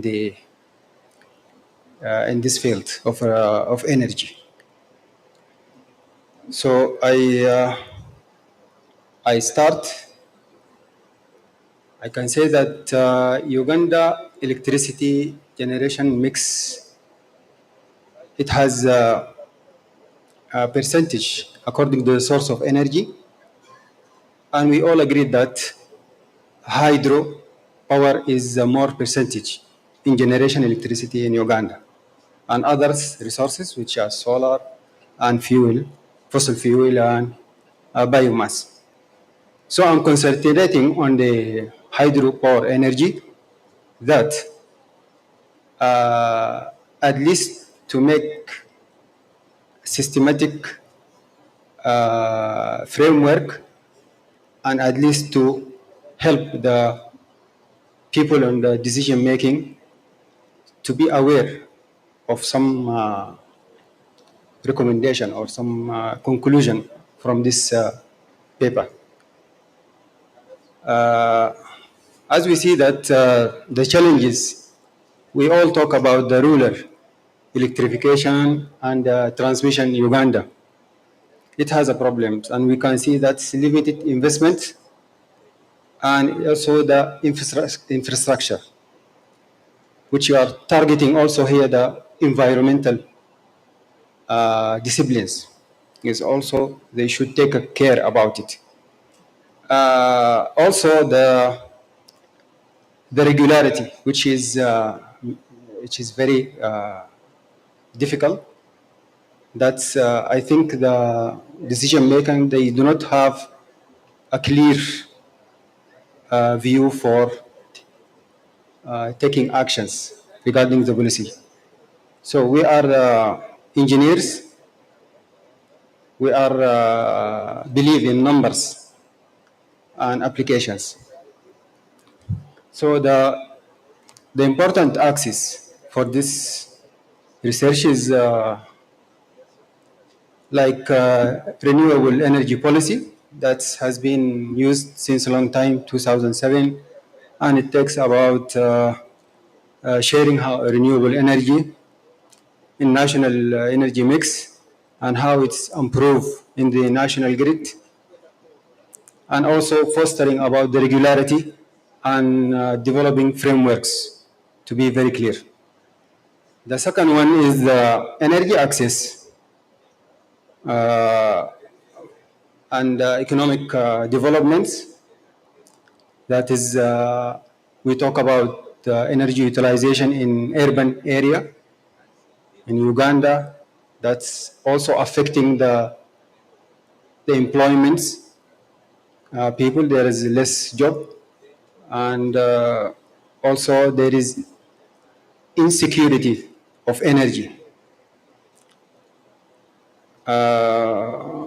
Also, there is the important thing that the relations between the important factors affecting the energy.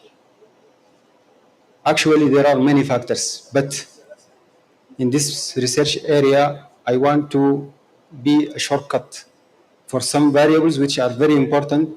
Maybe it will be very important for taking a decision. So, what tool we can use? We use like numerical methods, or maybe it's a statistical methods called structural vector autoregressions, which is it is not new so far, but it's still these applications maybe can be useful for recommendations. So it goes through the fundamental about SVAR and the policy, how it can be used, and how it can be succeed for energy and poverty, and how it can be used in a countryside, and the methodologies. So I will make some research plan, just a figure. That's we need to access the impact of renewable expansions on economic growth. That's a very important one. And to identify the keys in the energy, which can play a role in the investment. It's also the evaluating government policies, which this indicator, when we get the results, then it can help us to taking some decision. So we'll go through the SVAR modeling. As I said that we distribute all the variables and I just simplify for the important variables. I divide it to the endogenous variables, which is affecting inside the country, and exogenous, which is outside the country.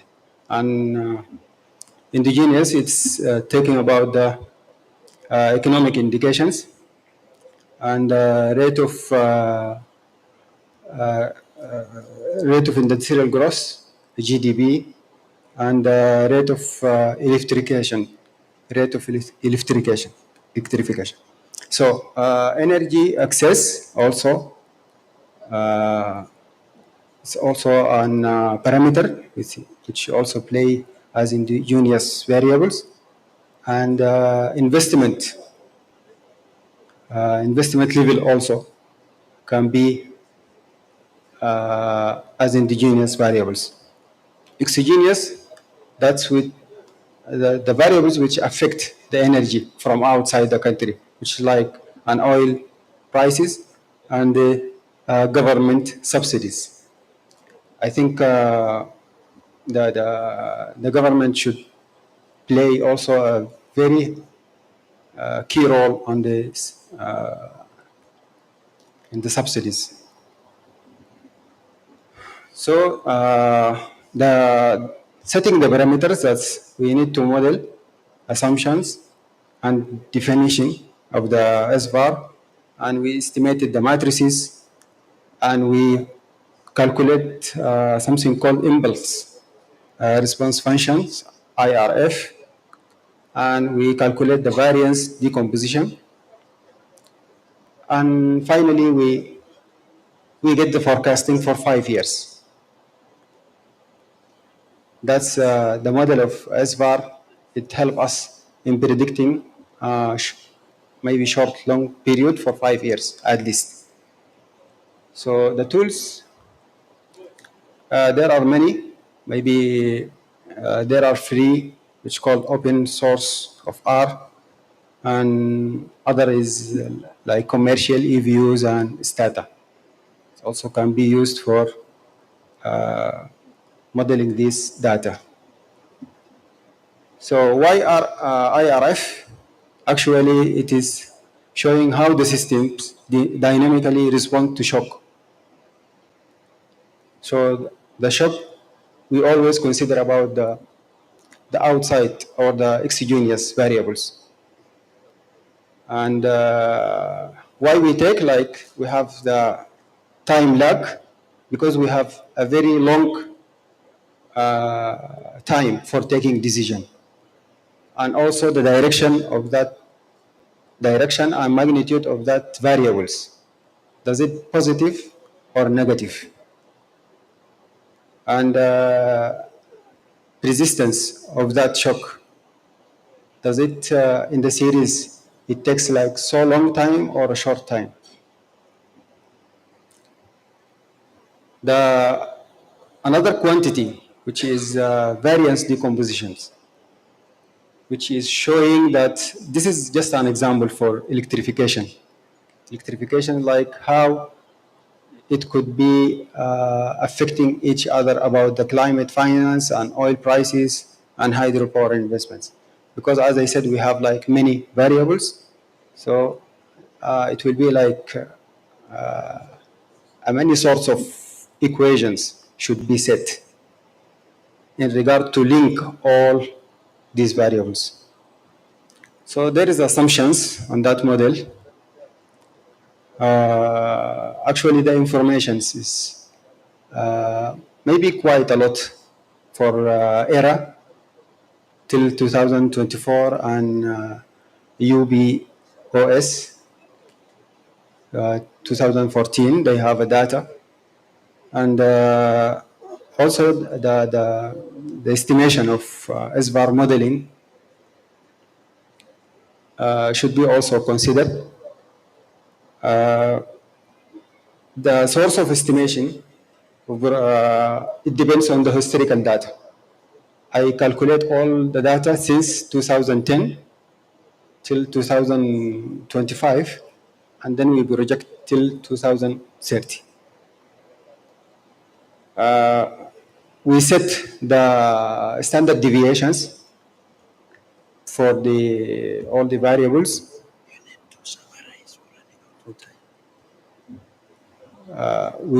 The one standard deviations that we talk about the all variables we had, but we take only one variables to other, like electrification through GDP, or hydropower capacity to the electrification, and so on.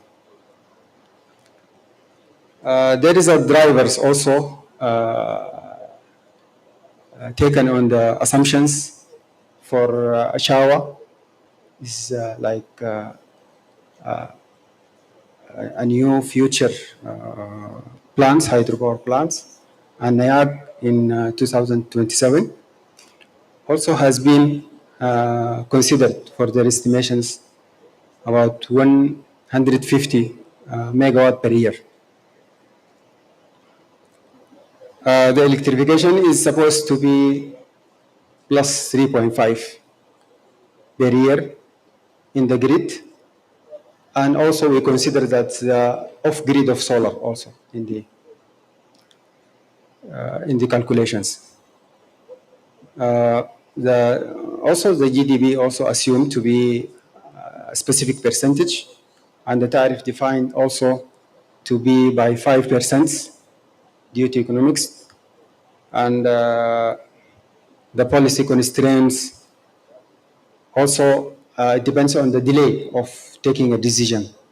That's also reduced by 10% in the capacity of the hydropower. The climate finance, if it is short, then also it will reduce the electrification rate. So it should be increased. So this is a model. I'm not going through all because totally summarized maybe. We define, this is parameters, and we have to modify the estimated matrices according to the equations we see. And this is matrices, or the factors in the matrices depends on the data. As I explain here, like hydropower electrification from Uganda era, annual reports on industrial GDP and tariff. All this data has been available, and you can set the matrices for variables in the equations of auto-regression model. So the results, maybe I can go through it. The first figure is the capacity. It's shown like in the year, which capacity has been added, and with the red one is the expectation for the megawatts. And this should be included in the project which has been running out now in the Uganda. The second figure, it's like for electrifications, and it goes, the series doesn't have so much change, almost similar. And figure 5, it's showing that industrial GDP growth with the shocks, and it's showing that the COVID-19 has affecting the GDP so much, and then there is a recovery. And also the expectation for the next 5 years has been delivered.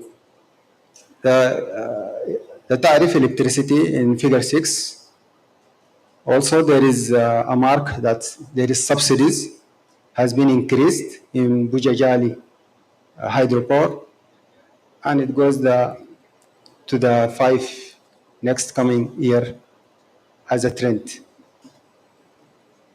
So this is how affecting of the oil price and the climate finance since 2010 until 2030.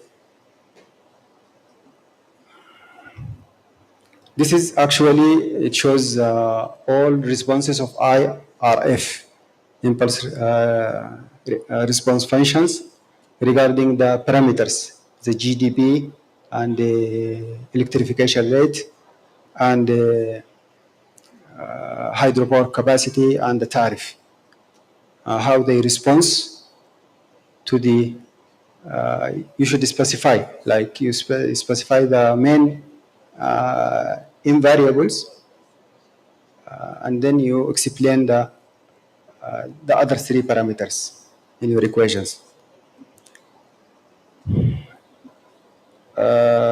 It's also here how it can affect all these variables when subsidies by 100 USD million, if it is being added or it is being considered, then how others parameters can be affected. Also the figure of diminishing rate, that's we have a supply of power, but regarding the other factors, it has diminished. Like I want to make 200 megawatts, but regarding these shocks happens, then maybe I will get less, like 160 or 180. This is the diminishing return in hydropower. The other two figures down, it's showing the trend of variance decompositions around the GDP and electrification rate and hydro capacity and the tariff. And all these expectation results is for the 6 years. But I want to say that we can conclude that hydropower drives growth, but with no, with has lacks. That's the other variables it can be affected, but it also the increasing in the hydropower capacity is going on. Oil price diminishing also hurts the GDP. Climate finance is critical for electrifications. Yeah, according to the last figures, we can see that the figures has been very high in electrifications. Tariff decline also can be reduced when hydropower expansions. Maybe I can give some policy recommendations that we need to accelerate the investments in the ongoing projects for hydropower, Achawa and Nyang for the second phase and third phase. Also, we mitigate the oil price through energy, hydro technology, and diversity by using new technologies called hydromatrix, which is common in Sudan, also has been used. We can convert to the solar energy that may also increase the production, and it reduces the diesel dependency. Also, the government subsidies should be also considered, and it is not like it's very difficult for the government to do, but still it needs from it that to add some subsidies to get these results. Maybe we can stabilize that using the hydropower cost sharing by implementing cross subsidies by industrial area, which we have industrial area. Maybe we can the deposit from them that can help the urban or rural area for electrifications.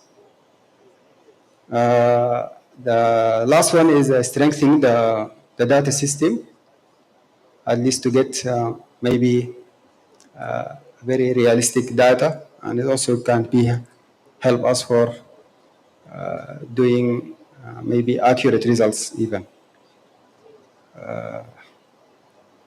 And this is some references, and thank you very much, and I hope not be long in my presentations. Thank you very much. Thank you. And apologies, I might have messed up the accolades of everyone. Those who are professors, I was calling them by their first names. My apologies. It's not by intention. It's how the schedule was shared with me. But I know we shall improve in that area. So we've now come to the end of the 4 presentations. Just to remind you, the first one was by Michael. It touched about subsidies and their impact on clean cooking, a case study for the cooking tariff and LPG and the starter kits. So please prepare some questions for Michael. The second was promoting e-cooking and access to electricity to underserved areas, a case study in Kenya. That was a mix, e-cooking and mini-grid. The third, the energy consumption and the welfare by Robert. And the last is the mapping, which we've just covered. Mapping the renewable energy transition and policies on Uganda's development, a structural vector auto-regulation approach. So those are the presentations. I have my own questions to the presenters, but I don't want to bias the audience. I want to give them an opportunity to ask, but we're not doing very well for time. We should have ended the presentation at 4. I think we've gone slightly over. I don't want to check how far we've gone off. So I need someone to help me with the mic. Where is the microphone? If you have 2, no, bring 1. If you bring 2 to create confusion. So we'll take, now we shall treat that table as one question, A and B. Okay, you've shifted. So we start with Patrick. We come here, then on this table, we first take this float, then we go to the next one. Let me guide. Please, the questions are not for me. It is to the presenters. So, Patrick, then we move across. Everyone will get a chance. Please don't give a story. Hit the question. No stories and no presentations. We've had presentations. Questions, you hit the question at once. Okay, thank you, Mr. Moderator. Thank you, Charles, Michael, Hamid, and Robert.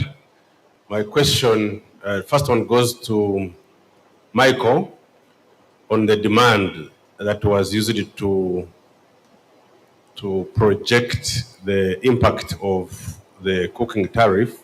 I wanted to have an idea on the type of demand. Was it stratified to a specific customer category, or was it the total energy consumption? Thank you. And on to Charles, you told us about the mini grid and the number of people were connected, but we're desirous to understand how the community adopted e-cooking, how many people ended up using the energy for electric cooking. Thank you very much. Thank you, Patrick. We'll move to James. Thank you very much. The presentations were really heavy and good. Maybe they came at it. One question. No, I have 3 questions. For the next round, for now, 1. You want 1 question? 1. I won't get that chance. Okay. Let me just ask maybe associate professor from Soroti University. You talked about you talked about the fact that you included in your exogenous variables government subsidies. You may need to explain that, because government subsidies is something we can actually look at as an endogenous variable, because we can control for it and it's internal. Maybe your definition of government subsidies may not be the same as what we have here. Then one last one is that you included rural solar growth in your to accelerate figure 4. I'm just thinking that solar has a bit of risk and maybe sometimes putting it in a trend analysis might actually accelerate a rate, can make a rate faster and make you cause a conclusion that might be more optimistic than it should be. But that's just for improvement of the research. And one last one, you talked about oil price effect. I think the oil price effect on our generation mix today, I can stand to be corrected, may have dropped a little bit because of the fact that our thermal plants, which were previously peak loading, are now when were previously base loading plants are just now used to stabilize and do black starting. So the oil price on our own generation mix here in Uganda may have reduced a little bit. So some of those things may be encouraging for us to try and see, take them out, bring them back in. Thank you, James Field. My last one, please. Those are now 3. Can you pass the mic, please? You've gone to your neighbor. You bring the mic here. There are some questions. We need to. It will come to you. Don't worry. We need to balance the gender as we go along. All right. Thank you so much to the presenters and the work they did for their papers. Michelle Liza from EPRA Kenya. My question is to Engineer Charles Ndongo. Engineer? Charles. Okay. Yes. I just wanted to find out, because he mentioned that when they began to realize that the demand was not being catered for by the mini grid, when people would do the cooking, I believe that was during the peak hours, I believe in the evening. How did they address that with the nature of solar power not being there in the evening hours? This is a question also because that is the same challenge we're trying to address right now of cooking and how that would impact the peak demand in the evening hours and what that would do to our mix. Thank you. Thank you. You give the mic back there. I will take one more on this side. Then we give the guys at the back a chance. Get one question, no stories, no presentations. Thank you very much for giving me an opportunity. My question goes to Charles. Charles, we have this problem of food losing taste when we use electricity, and it has been coming up almost every day. So while we are struggling to take electricity to this local woman, we may find that still she's not interested. Have any of you tried to find out or to find a solution for this problem which is coming up today and tomorrow? The food is losing the taste. Thank you very much. I'll take one, then I'll go to the next row. Guys, I have to be balanced. Otherwise, they might think that I'm only considering the guys who sat in the front. Yes, thank you. I'm John Salim Bazi, work with Chambogo University. One question. Yes, my question goes to Michael about the impact of the subsidies on clean cooking in Uganda. So, Michael, your recommendations, it's a good study, but your recommendations, the first two, the economic implication of your recommendations, according to our economy, I don't see it being possible, providing 100 kilowatt per month to each household. From the national census, there are about 10.8 million households, and that implies about 690 billion the government has to spend per month. Then from the LPG, it's about 1 trillion Uganda shillings for each cylinder if it is made free. So economically, are those recommendations viable? Thank you. Thank you. That's the viability of the recommendations. We are going to take another to this side, then we cross over. Who has the mic? Please don't repeat a question. Thank you so much. My name is Robert Waswa. My question is going to the Kenyan presenter. To? The Kenyan presenter. That is Charles. Yeah, exactly. Charles, right? Yes. Charles, I want to ask you a question. What are the specific principles that govern private investment for energy progress in your country, Kenya? Thank you. Okay. One more this side and we cross. There is a hand here. Man with the mic. There are hands here. You're looking for people for questions. They are just there. You give it to the lady. So we balance. Sorry, the gentleman, I am trying to do some balancing act. Please ask your question. My question goes to Mr. Robert. You gave us a very strong link between electricity access and household welfare in Uganda. So my question is, how can government policies be more intentionally target the vulnerable groups like women-headed households or the informal settlement dwellers to ensure that energy investments actually reduce inequality rather than widen it? And then my last question goes to Dr. Mohammed. When you began presenting, you told us that you're going to concentrate on hydropower electricity. So during your presentation, you say that your research paper will provide valuable insight into the long-term sustainability of Uganda's energy sector and informs evidence-based policy formulas. So I was wondering, which policies are you talking about here that you're going, and also tell us the implementing bodies you're going to use to make sure that these policies are put in place, given the time frame of 5 years you've given, which I, for one, think is very unrealistic because we have had these problems for decades and 5 years is just not good enough to solve this problem. So kindly tell us the policies. you. Thank you. Let's now cross. Good afternoon to you all. Who has the mic? No. Please pass the mic over this side. You are trying to moderate the session now. You pass it over this side. We need to take the mic this side. We shall come back to you. Thank you, MC. My question goes to Mr. Robert Paul when was talking about... To Robert? Robert Paul. Okay. Yeah, about quality of life to those... Quality of life, yeah, to those who have energy access. You need to...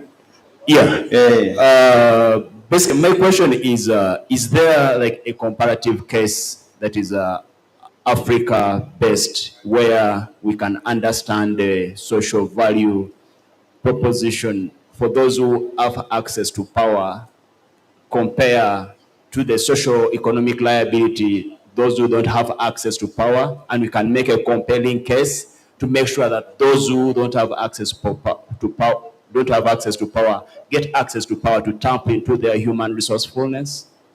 Okay. Robert, I hope you've got the question. There's a hand behind you. I don't see any questions this side. Good afternoon to you all. My name is Kiapi. My question goes to the first presenter, Mike. What is the cost-benefit analysis of clean cooking energy in terms of revenue, employment, value addition, household income, and also that the push and pull factors of clean energy? Thank you. Thank you. No questions. We give the gentleman a chance and this table here. Then we close. Yes. Then you come to the table below here. Thank you for the opportunity. My question goes to Mr. Charles about e-cooking.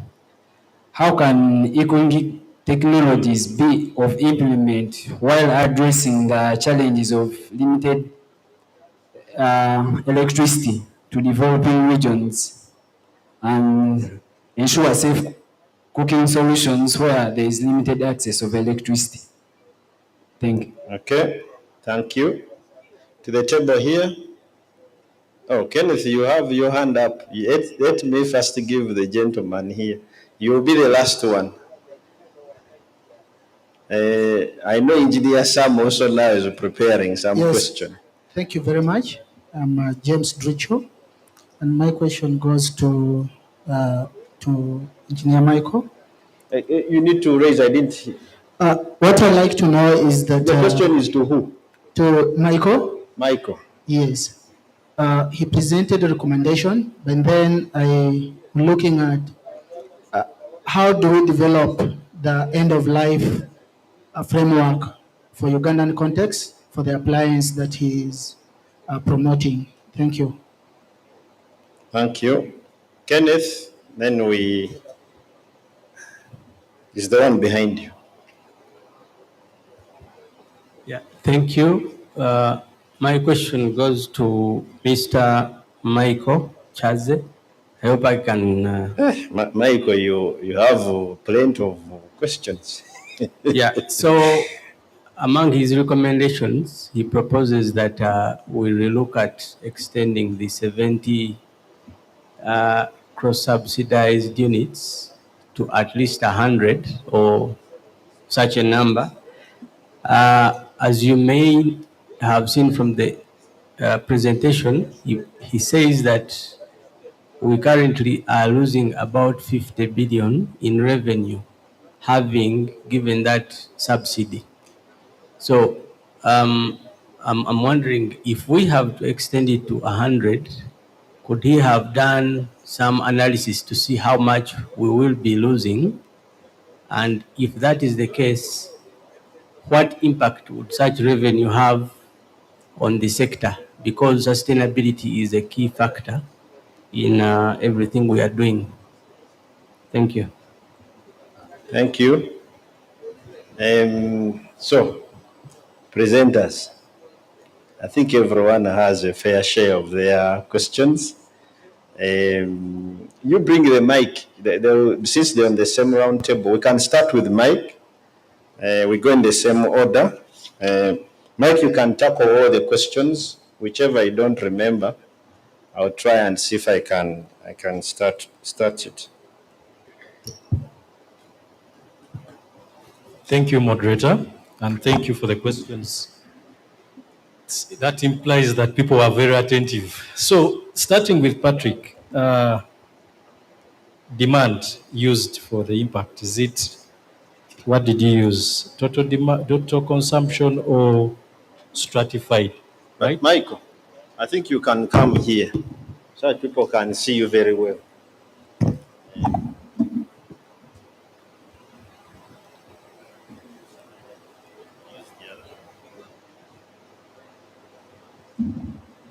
Thank you very much for the questions. I'll start with the first one from Patrick. So the study used total domestic demand for LPG and electricity consumption. I think, in your view, stratified would probably apply if you're running a household study where you select households. But potentially that would be an opportunity if you're to extend this study further to try and understand the impact at a household level when you're trying to really select samples. I hope that is sufficient. Then the other is Mr. Salimbazi, economic impact. Yeah, if I got you very well. So first of all, a subsidy is a cost. It is not, it doesn't, you have to incur a cost for you to see a benefit. So definitely, government has to forego some cost to see that there is a benefit. As an example, if from the results I presented, you could see that one of the issues government is trying to do is to accelerate access to clean energy. Now, with that intervention, we saw impact, which is positive. If you have only 0.6% of people having access to clean energy to cook, that means you need to apply a series of instruments to see more impact. And partly this is where subsidies come in, like the clean cooking, including others like extending electricity to areas or communities that do not have access, and making sure it's affordable. So really a subsidy also tries to see that can you reduce the cost of accessing this energy? As I presented earlier, how many households or individuals will afford 100,000 shillings to fill gas, even if you give them a cylinder and a kit? And yet government also doesn't want to remain with these cylinders in the storage. So you can see that you try to roll out a subsidy after some time when people's incomes are higher. And again, we've also seen these cases. For example, China and India and South America, they had a similar problem. And today, in total, the cost of subsidies, for example, in India is over 15 billion US dollars. How much are we really investing in Uganda? 50 billion shillings is quite low. But the benefits and what India has seen and South America, China, they've reduced on the deforestation. They've seen a scale up of access to clean cooking. And really you can see that issues of climate change and the health burden, the burden of people getting sick because of inhaling toxic fumes reduces to the economy. So if you don't roll out that subsidy, the cost will come back in terms of making sure your people are healthy, or the cost of treating them goes up if you don't roll out. So there is a bit of many cascading benefits if you roll out that subsidy. Then he mentioned something about how sustainable is it in terms of financing. So first of all, recently, government has, I think, received a grant of about 8 million US dollars from ADB, plus also the World Bank. So there are many instruments to finance some of these mechanisms. And I think these are all geared towards trying to stimulate access to clean energy. I think that also addresses a gentleman who asked the cost benefit push and pull factors.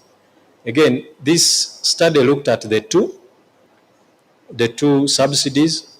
There are quite many, but again, we used quantitative data.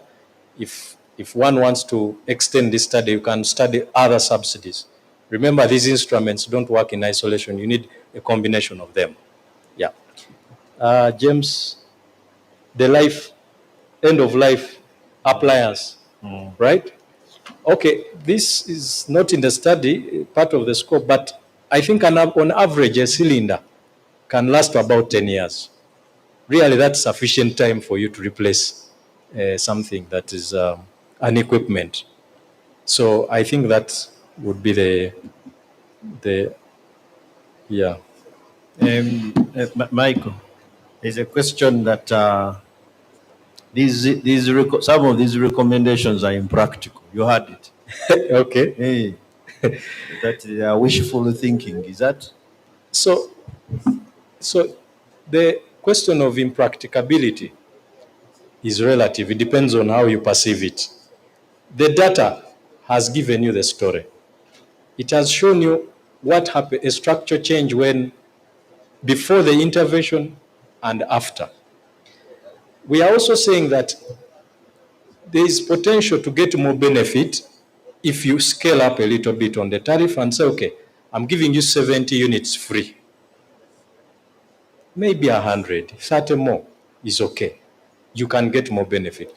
On LPG, we've seen that, for example, the demand for LPG shot up. Now, how else would we prove practicability?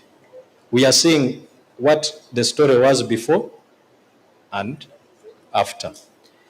The issues of the size of cylinder, 13 kg, we've all agreed that, honestly, not everybody, the vulnerable cannot afford to sustain a 13 kg cylinder.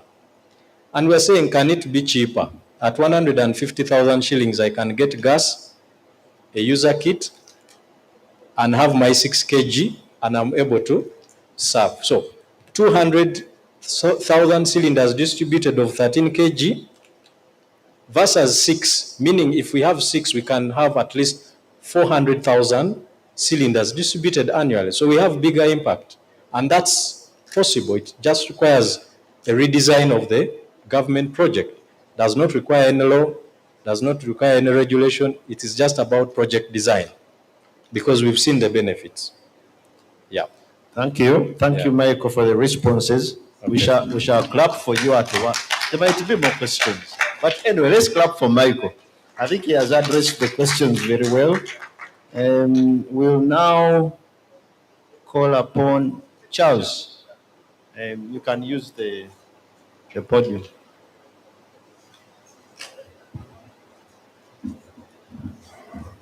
Okay, thank you so much for those questions. I am going to attempt them. And the first one came about the number of the customers who adopted the e-cooking. Initially, we had about 10 of them whom we introduced to the e-cooking, but along the way, some of them dropped, and this was because of the unavailability of adequate and reliable power. So some of them decided to go back to their traditional way of cooking. And also this happened mostly on the peak time, as one of my colleagues has asked. So we had a challenge of sustaining the power during the peak time. There was a request that we had that was sent to all the end users to try to do their cooking during the daytime when there was enough solar radiation, but sometimes this never happened. So there was that challenge. Again, when it comes for the loss of the food, losing taste. Yes, I agree. That is one of the issues that were brought forward. But I look at this issue with how we also grow up. I remember when I used to go to my grandmom, used to prepare food with a mud pot, and they used to taste quite very well by then. But now our children, unfortunately, they don't have that taste in their memory. So they are used to foods that are being prepared by LPG and even some cases through e-cooking. So this will be for a period, it's a generation. You find that those generation who come after some time, they will forget about maybe how we used to have those traditional food prepared through traditional way, and that will now pass away. So this is just a matter of time, and people are going to adopt now the new taste of the food that have been prepared from e-cookers. So that will just, by itself, will just pass away. I look at the other question regarding the private investment that has been done in Kenya. We have a PPA that give outline how you can invest in Kenya. So it's just to come about and be given the PPA and be able to go through and see the requirements for you to be to have any investment, especially in the energy sector, and you are most welcome. I also want to mention that this was a pilot project. We wanted to see how mini-grid can able to can support e-cooking. We are picking up all the challenges that are associated with this transition. So this is just a pilot project, and I believe now whatever we're going to pick is what we're going to help us to improve in any other mini grid, so that it can also able to support this new load. So this is a pilot. It has not been done any other place in the country. So it was taken as a pilot. It's a learning curve. So we are still understanding the dynamics that are associated with the mini grid supporting e-cooking. So there are so many, quite a challenge, but those are the learning curve we want to pick and able to make it better for any other mini grid that we're going to introduce the e-cooking. Thank you. Thank you. Thank you, Charles. I think we need to appreciate Charles a bit more. And we'll now have Robert. Robert, you received not many. I think your formula scared the people, ask you many questions. Incidentally, Chair, I have only two that I've recorded. Yes, two questions. and one was from Victoria University student, and another one was from... We can't hear you. From Victoria University student, the name I do not know, and then AB Electronic Bikes colleague. The question of how can government policies be more deliberate and inclusive, especially to women, all of vulnerable groups. Is that correct? Yeah. So government has been deliberate. Like when there is this women emancipation in this paper, it is not excluding anything. But government policies have been like very inclusive in the way that the policies that are put in place. For instance, here, when we get a tariff reform mainly will help the women, especially in the rural villages. These women spend a lot of time going to pick firewood in the nearby bushes, and they waste time to do, which they would have devoted to other productive activities. So policies of tariff reform would be very critical to the extent that at the household, a woman can now use electricity. Cooking stoves, clean cooking stoves, subsidies, these are the deliberate policies that the government should put in place to make sure that the women and the vulnerable groups can access electricity and enjoy the better welfare. On the issue of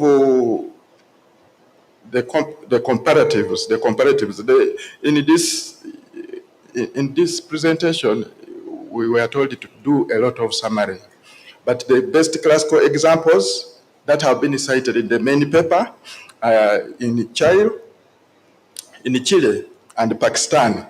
These efforts, the efforts of welfare have really uplifted many families and put them in the better category of the middle income and even upper income than what we have done here. So here we should adopt those policies and make sure that we make sure that they are implemented and people are enjoying. The purpose of government is to make sure that you and me are happy at the households. In the morning, you had the colleagues here on the panel, they say they have a target of 50 million gigawatts of power. This study should inform that now. If we start modeling energy demand from the household level, that a woman needs power, a child needs power for education, and we go up, that target will easily be attained. I think those are the two questions. Chair, if you allow me, right. I just wanted to correct on Michael's presentation. Michael has been referring to free things, give free gases or free cylinders. Economically, I think this is it is not proper because we have a theory of no free lunch. So the theory of no free lunch is who paid for me. So whereas government is, to us, it will be free, government would have paid. If government subsidizes, it means the government has taxed someone and is paying for you. So for us in economics, we say it is paid for, but you don't know the one who has paid maybe. So there is no free lunch, and that theory is underpinned by classical economists like Shakespeare, and in the 21st century, we have J.K. Rowling's and George Martinez. They talk on the theory of there is nothing for free. Someone would have paid, but maybe you don't know him, and try to ask. Thank you. Thank you, Robert, for that addition. I was about to ask Michael to send me my 100 kilowatt hours and my gas cylinder, but now you've corrected me. We shall have Dr. Muhammad to summarize the responses. Welcome again.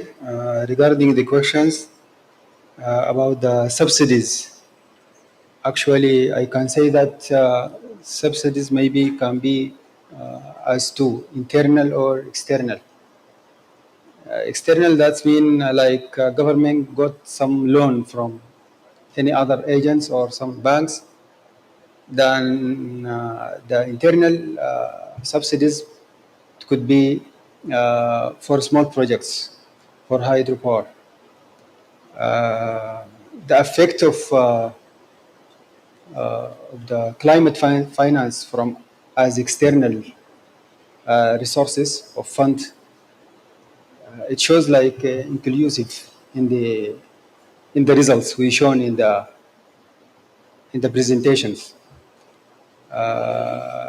And it is shown like by 100 US dollar million have been added to Bujajali hydropower. So, but mathematically, the form could be worked like you have to separate the variables if it is external or internal.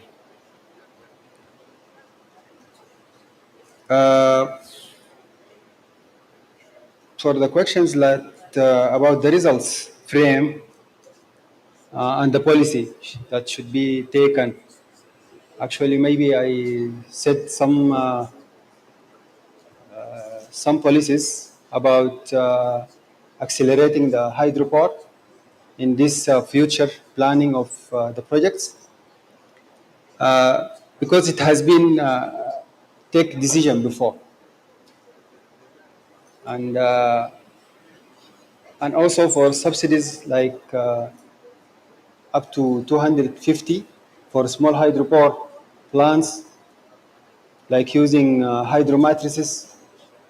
I think also it would be work on the new proposal for the policy of Uganda regarding electricity.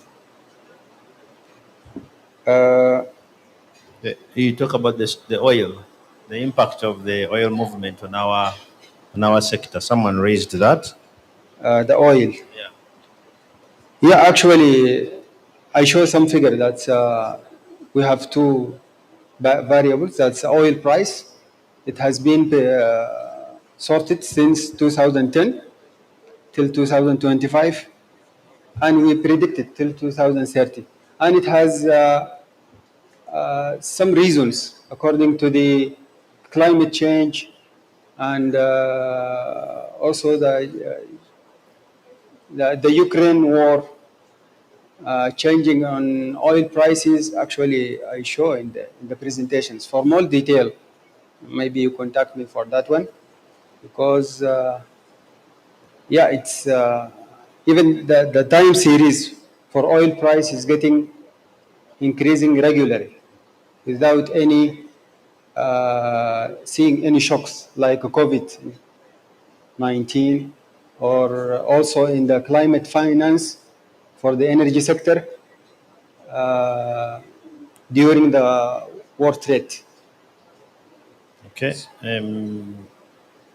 One last more that regarding the someone predictions. asked, yeah, on policies and the implementers and the timelines. Can you say something about that? On the recommendations? Yeah, it's. I think it's briefly about the prediction and the subsidies of 200 million USD, which we added in our model. That also, I think it can be used for many data to get some results for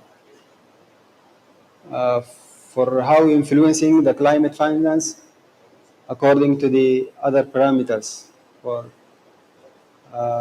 indigenous variables. Actually, that figure shows like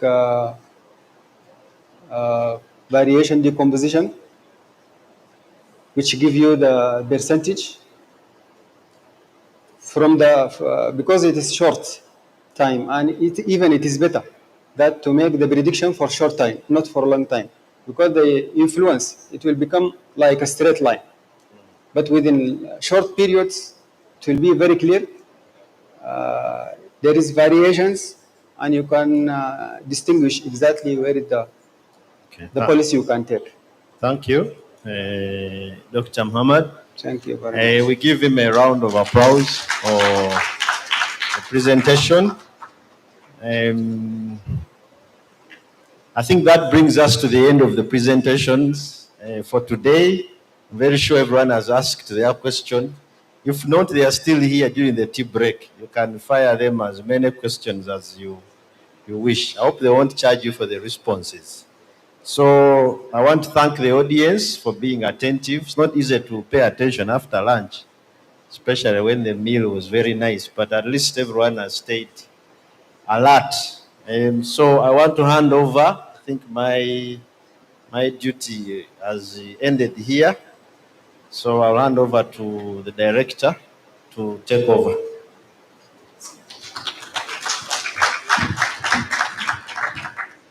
Thank you so much, Peter. May I encourage everyone in the audience to just appreciate Peter and his presenters. Thank you so much for a job well done. But before you go, as our custom is, what we do is that we get the moderator and his presenters and we award them gifts. So we have gifts here. I would like to request Dr. Okoboy and DLS to come and we hand over these presents to Engineer Kaketo and his presenters. Whoever has presented a paper, please come here. Yours is here. Whether you're 15 of you, there's no problem. Yours is here, and the other gentlemen will come. Each one of them will pick a bag and come and hand over to Peter. You join your team. Then the photographer, make sure you are in pole position.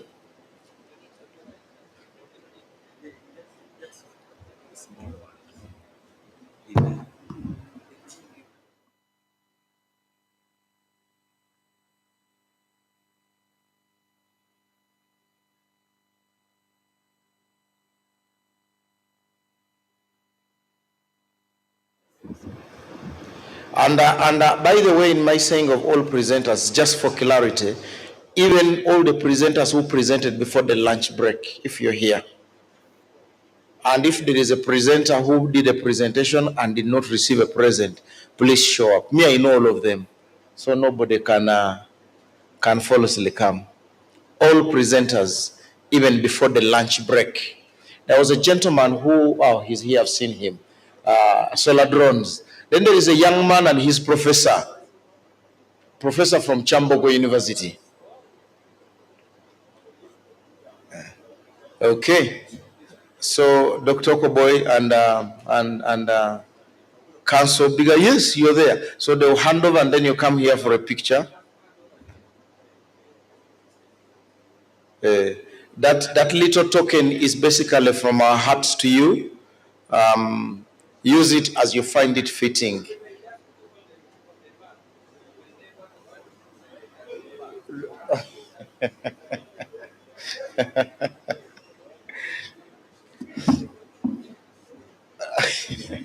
Ladies and gentlemen, we are going into the awards ceremony.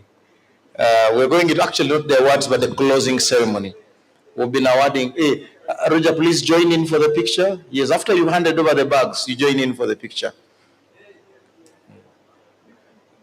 John, thank you very much for your picture, but it looks like the man behind you also wants to take another one.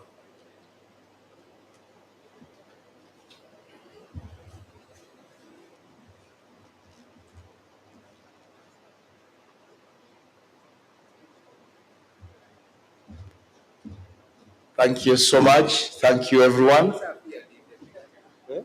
No, I didn't appear. I moved away.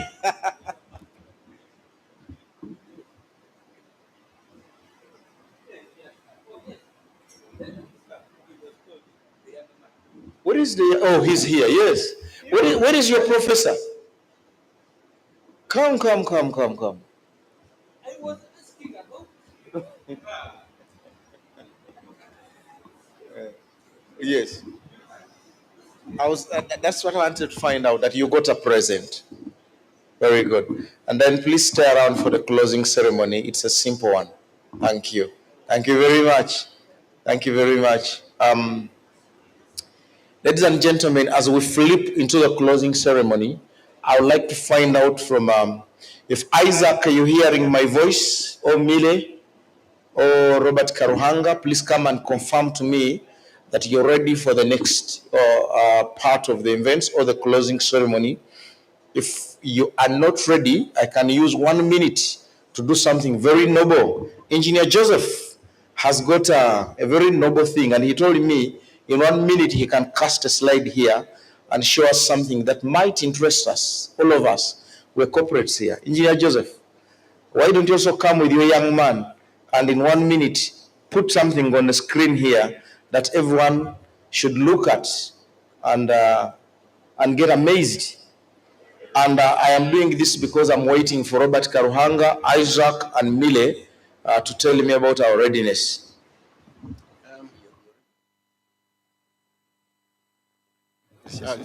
Good evening, good afternoon, everyone. It's always a pleasure to be here with you. And I think the conference symposium has gone fantastically well, because not often that you find at 5 p.m. in the evening, the hall is still this full on a Friday afternoon. Everybody would have gone home by now. It would have been 5 people in the audience. So I thank you very much, first and foremost, for making it here today and being with us all the time. This young gentleman is by the name of Philip, and he's a software developer, and he has developed a software that he will demonstrate what it does, and yes, I am trying to make sure that what it does is appealing to the masses, the organization, and all of us as we move forward and reduce the amount of trees that we are cutting to save our climate. So I hand you over to Philip so that he can do his presentation in 1 minute. Everything else that he's going to show you is done here locally by him and a small group team of engineers that he has in the background. Thank you very much. Philip.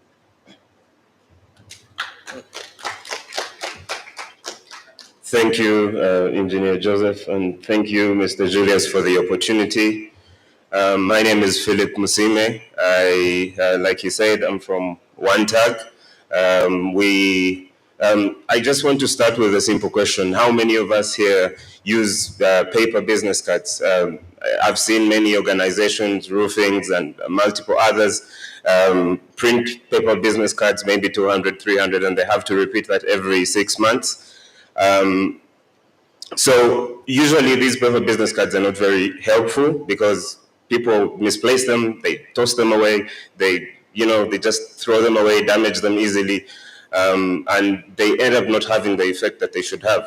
The other problem is that you only give them out and it's one directional share of information. You don't get anything in return. Maybe the person calls you back, maybe they don't. There's no way for you to know. So we are introducing a small solution to this problem, which is OneTag. Cards can be properly customized to meet all your organizational designs and CI. Basically what it does is that it uses NFC technology, which is near field communication, and this QR code that is printed on the card to share your information to whoever you're interacting with. There's another problem. Our PR departments, our marketing departments usually have like 5 or 10 people who have to carry the whole burden of marketing the entire organization and all the activities.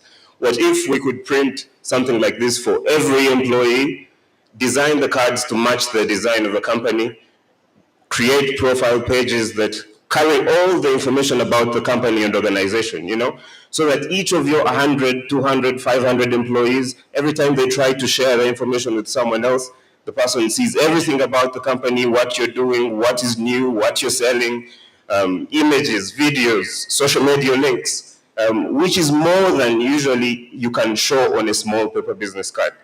So what if we could show this to, what if we could do this for all of your employees? So as you can see, we have a dashboard that we build, that we give to the company, which will give you analytics about how each of your 500, 200 employees, how they're using their cards. How many leads are they generating for you? What information are people interested in on your profile pages? We also give you a dashboard where you can manage each of your employees' profiles and the like. So how do you share information using this card? So they can scan the QR code, We have mobile apps on Android and iOS, which you can easily use without the card as well to share your information. We have email signatures, which you embed into your emails at the bottom every time you send an email. The top right corner, that's an email signature that someone can click on and it lands on your pages. We give you short links like onetag.co/Philip, which you can easily share as text messages. And also, so there's many ways to share your information. So we're a young Ugandan company. Please support us, help us grow, and thank you everyone for attending this event. Thank you so much. Thank you, young man. By the way, for your information, I already have mine. So you can pick. John, you can scan mine and you get all the details. I have Cable Corporation in the house. I've been looking for them since morning. Cable Corporation, where are you? Please come. Come. Let's give him a hand of appreciation. They gave us the money that has enabled us to be here. The good lunch we are eating and the teas. Thank you very much. Is Sanlam in the house? Sanlam is not here. Cable Corporation, come. And in 2-3 minutes, tell us, how can I get some cables for my building?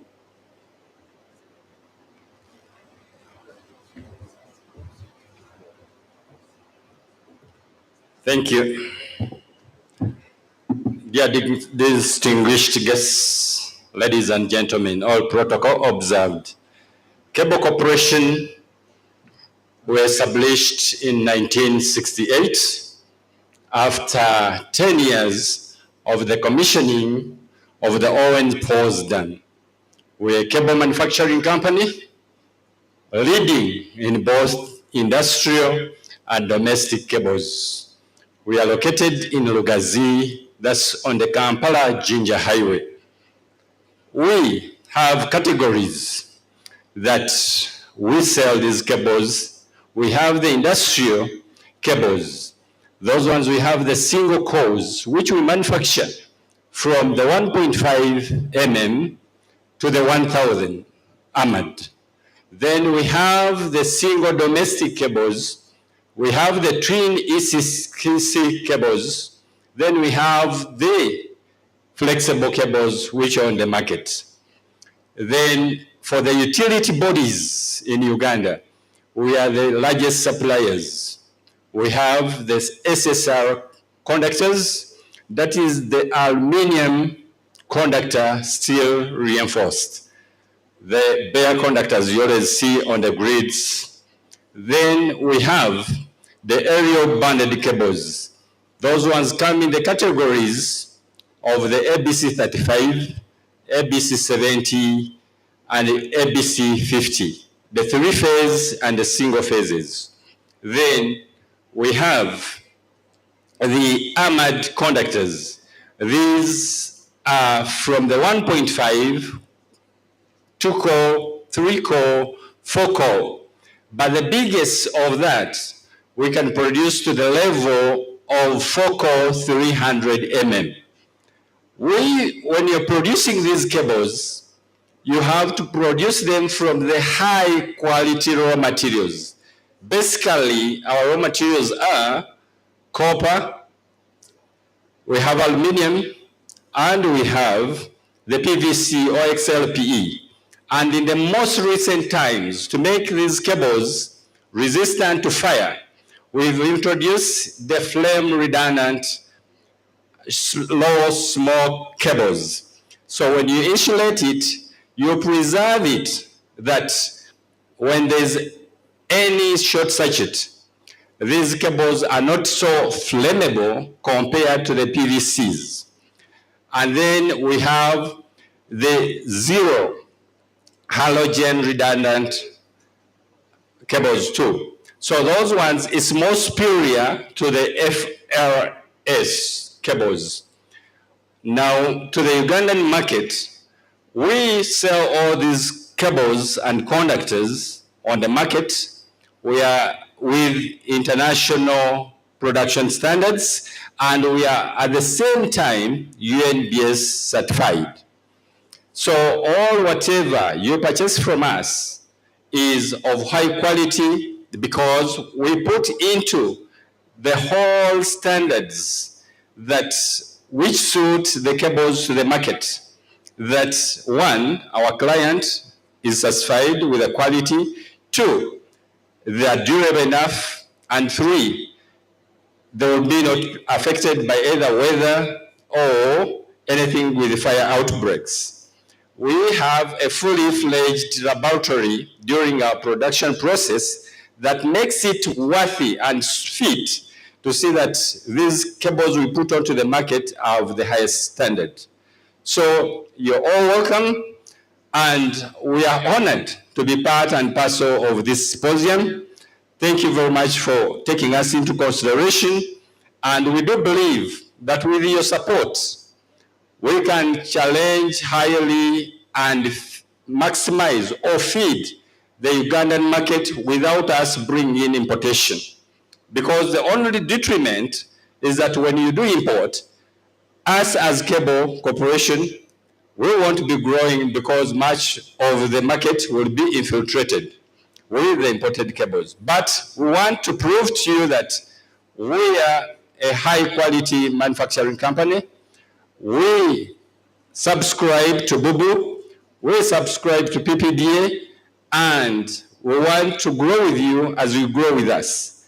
With the quality of all the LV cables, domestic, as I earlier mentioned, the industrial cables, and then the overhead conductors. You're welcome at our company or factory based at Lugazi. We shall provide for you, and we are ready to promote this. At the same time, if Lugazi is a bit a distance, we have our outlet. Before me here is Mr. Sewankambo Geoffrey, our marketing manager. He is placed at 6th Street Industrial Area, where our outlet is. We are honored to be part of this, and thank you very much, and support us as we support our country, Uganda. Thank you. I was told one thing I did. I'm John Mubolwa. I'm the finance manager, Cable Corporation Limited. Thank you very much. Thank you very much. Thank you. Give us money again. John has committed that he will give us more money at the next symposium. Thank you so much, Cable Corporation. Thank you. Our sponsors are the reason we have had a very successful 3 days here, and we have an extra day tomorrow. Now, an announcement to the young people here who are participating in tomorrow's function. You have asked for a debate, and we have given it to you. So if you want to participate in the debate tomorrow as a panelist, the young people, please make sure that you register with me during the tea break. Friends, I am waiting for a gentleman called Isaac Chinoni to surface here with some items for the closing ceremony, but he's told me he's still in transit. May I request you that we have coffee, because coffee is ready, and shortly I will invite us back and we close. Does that sound good? Sounds good? Hello, are we there? Okay, let's pick some coffee, and then shortly I will invite us here once Isaac has surfaced here. Thank you for your patience.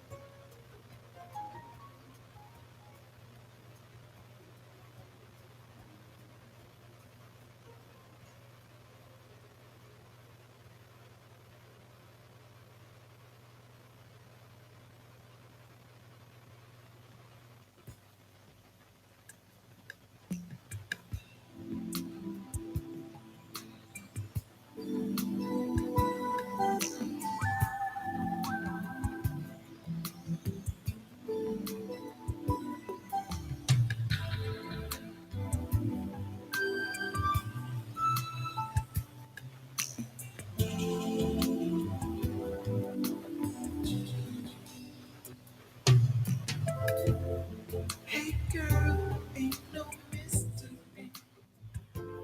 At least, as far as I can see, I wanna keep you here, laying next to me, sharing our love between the sheets.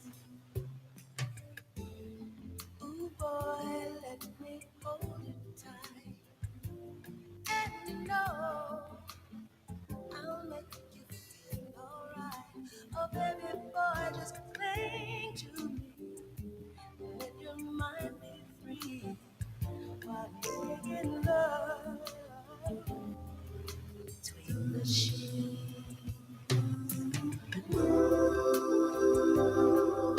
baby, baby, feel your love surrounding me. Ooh, baby, baby, making love between the sheets.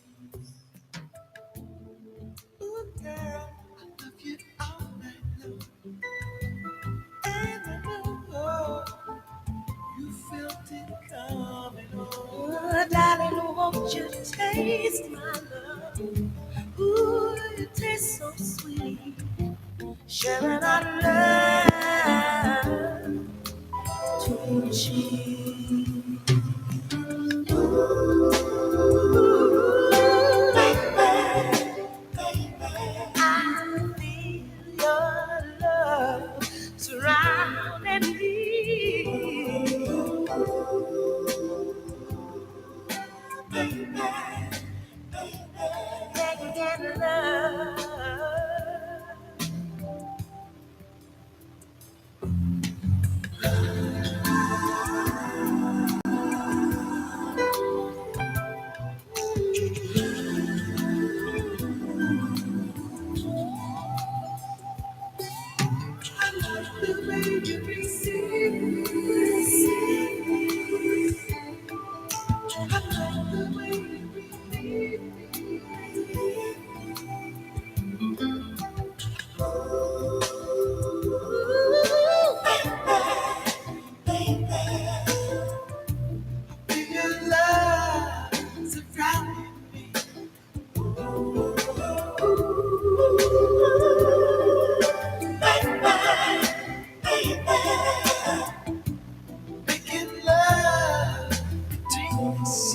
I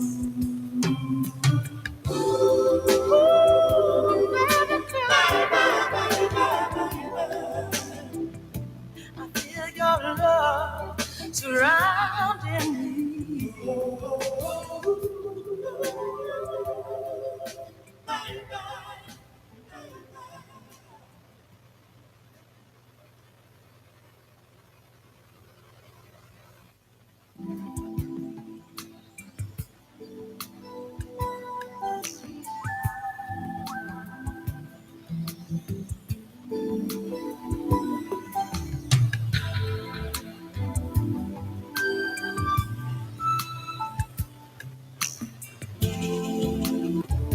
As far as I can see, I wanna keep you here, laying next to me, sharing our love between the sheets. Ooh boy, let me hold you tight, and you know I'll make you feel alright. Oh baby boy, just cling to me. Friends, we are good to go. Let's now get into 5 minutes of closing. We are ready to go. The person in the sound room or screen, I would like you to type this and cast it for me on the screen so that everyone can see it. Sound, thank you very much for producing the music. I would like you to type this, best young author. Ladies and gentlemen who are picking tea, please come with your tea so that we close this. I want you to type that on your screen and show here, best young author, best female author, most innovative industry solution award, and overall author award.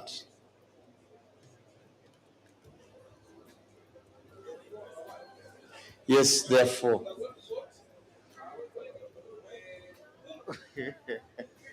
there might be moments of oomph. So can we have everyone back? Please come with your tea and let's close this shortly. Let it be a working coffee or tea moment. Mr. Antende, if you can form Team A to help me bring people back, that would be very good. Come again. The line is still on. Okay. But we need to have this closed, so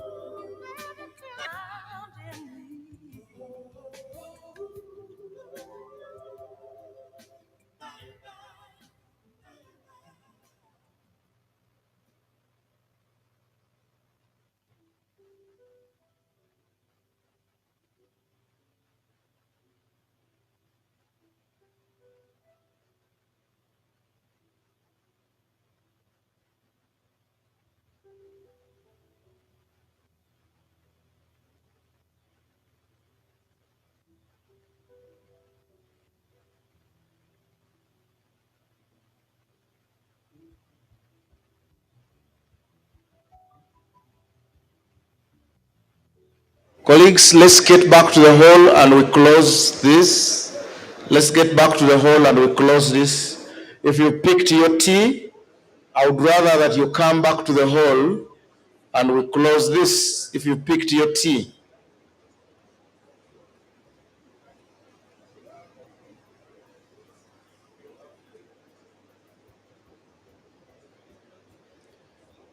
Sound room, has somebody typed this for me? Can I see it on the screen as I read it out?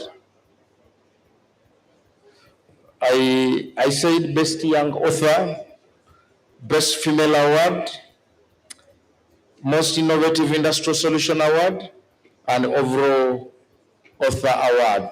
If you can do that for me on the screen, you will have done a very good job. You will have closed my day very well.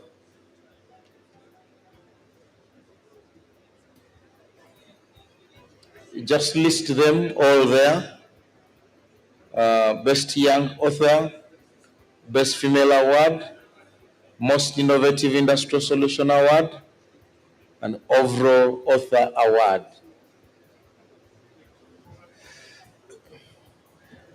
Friends, whoever has picked their tea, please come back with your tea. Come and let's have a working tea. This should take us no more than 5 minutes, and we are out of here officially.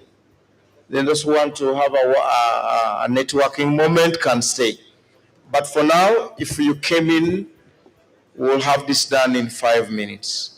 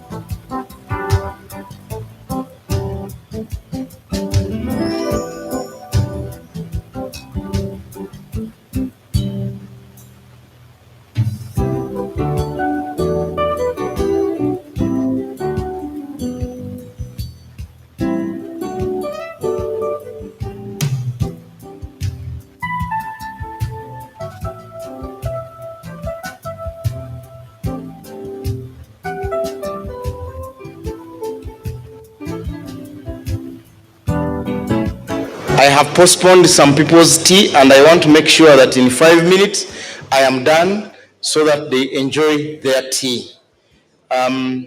Ladies and gentlemen, as we close this ceremony, I would like to say one thing. There's a gentleman standing next to me here called Isaac Chinoni. This man has been in all trenches in preparing for this function. He literally has been everywhere. He has walked on foot, he has driven a car, he has rode on border borders under the rain and under the sun to make sure that this function or this symposium happens. Let's give him a hand of appreciation. His commitment was unwavering, unwavering. Isaac, you probably reached out almost each and every one here. International colleagues, ideally regional colleagues from across Kenya, DRC, Eritrea, and you reached out all our sponsors and exhibitors. Why don't you come and just say hello? Just say hello alone, and then I will go to the next session. So they hear your voice. They might think this man doesn't talk. Can you just say hello, thank you for coming, and you end there? Hello, thank you for coming. I've been told to only say hello. I like to cook, I don't like to eat. And therefore, for this one, I have enjoyed the cooking. I hope you've enjoyed the eating. Thank you. Just before you go, this man is not in any picture. Photographer, can you take him a picture?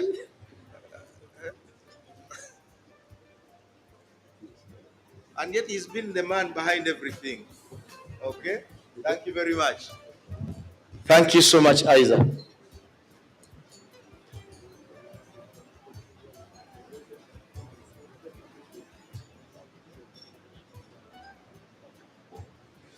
Thank you. And thank you so much to every guest here, every invited guest.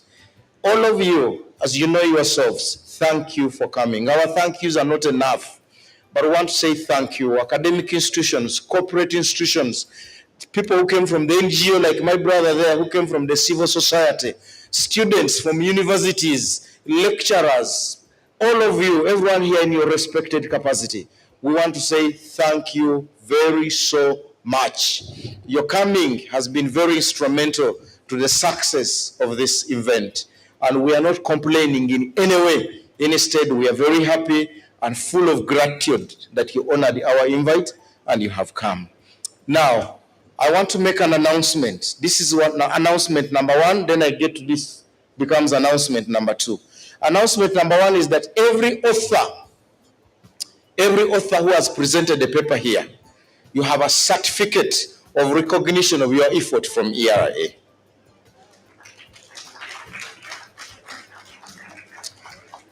I had wanted those certificates to be available so that they are handed over to you. But unfortunately, my wait keeps going on. I don't keep you any longer. So I would like to request you that you take my humble request that in the course of your time, in the course of the week, if you can, pass by ERA. When you get to ERA, you get the reception, you say, I have come, Wandera promised me my certificate. They will invite me, I'll bring my CEO, hand over your certificate to you, and we take a picture at the branding of ERA. That's my request number one. So whoever presented the paper here, you have a certificate of appreciation for your work. My colleagues from Nairobi, when are you flying back? Mnaenda lini? Are you still around? If you are around till end of day today, you will have yours. End of day today, so that you can go back with them. Thank you so much. The next announcement is to encourage the art of writing, the spirit and commitment of writing. We did our and came up with these categorizations. And the people who screened the papers, you know we received how many papers, Isaac, all together? We received 72 papers. You can imagine the screening that we had to go through to get the 15 of you or so to be able to be the ones to present here.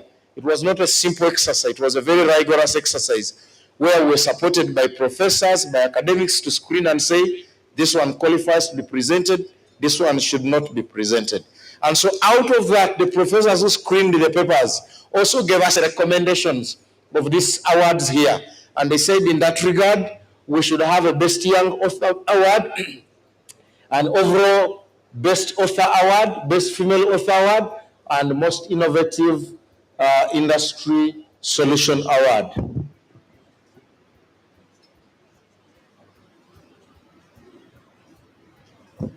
Okay, so they recommended that we should recognize this, and they also gave us proposals of the names that we should recognize under this. This is not done by ERA, it's done by independent professors, academics, and scholars who reviewed the 72 papers also and screened and gave us the 15 also that have been presented.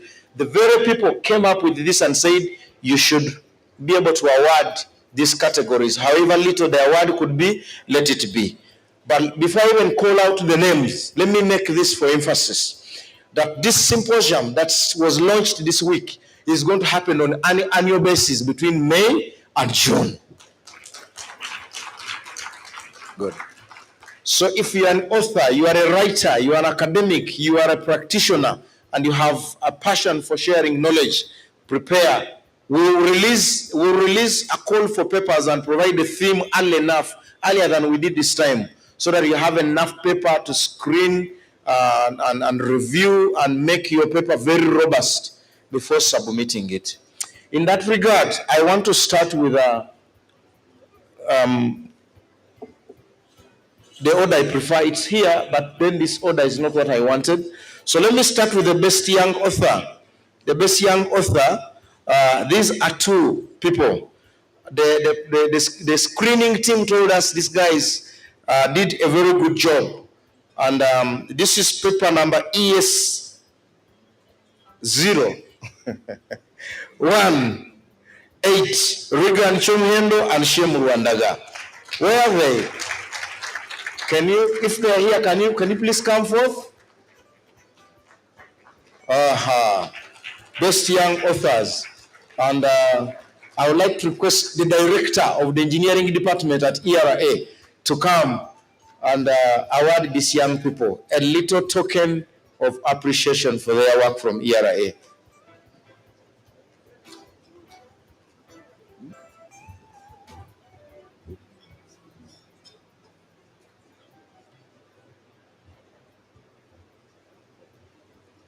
Good. Isaac is going to hand over to you.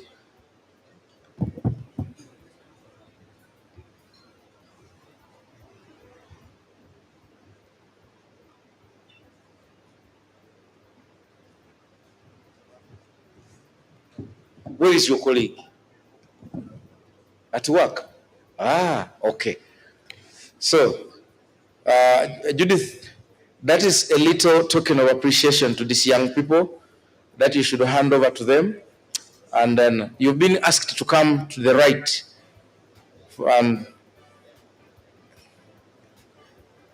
And let me not be in the picture.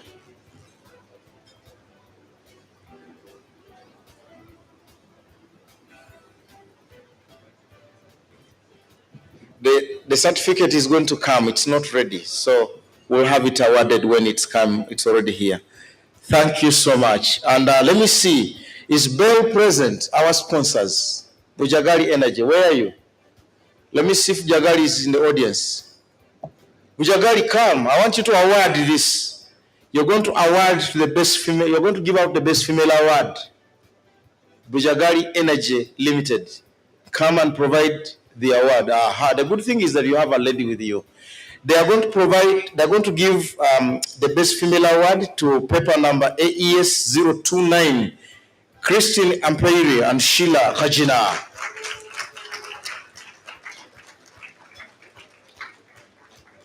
Let's welcome these young ladies. The choice to burn candles or to use electricity, that's the right thing, not burn candles, but to use electricity and churn out a paper that's appreciated.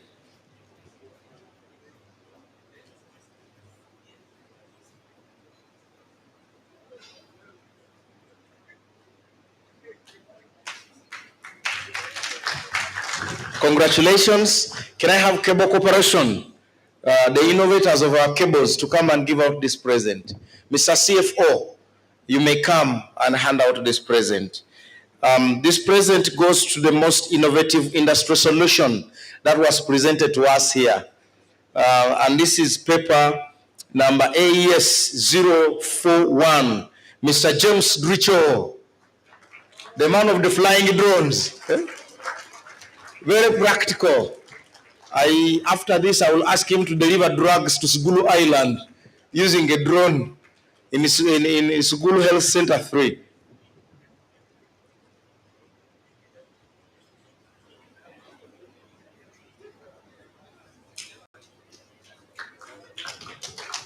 Congratulations, James. You're welcome. Your efforts have been recognized. Who of our sponsors is around? I called Sanlam. I didn't see Sanlam. Do we have any of other sponsors present? If you're one of the sponsors and you're present, can I see your hand up?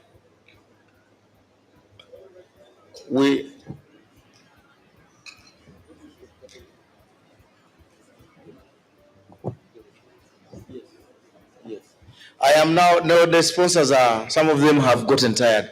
I'm now going to use the academia. Dr. Dorothy, why don't you come and give out this? You're the head of a school of engineering. Come and give out this present to the overall author award. This one might have used ChatGPT probably, since they know that you encourage it. This is paper AES 025, Michael Chanzi.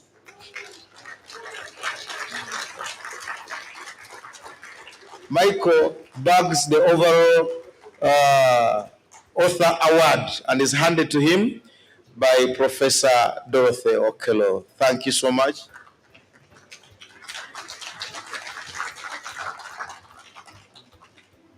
Hey, you guys, you want me to go away? Okay. They want me to go away. Okay.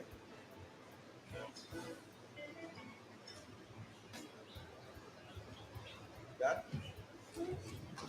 Ladies and gentlemen, other than that, there is an award. This award is the best MC of the week. And this award comes to me. Eh? So Dr. Okoboy, can you please come and give me my award by delivering a vote of appreciation to the audience? That is the award you're going to give me. And then we bring this to a close.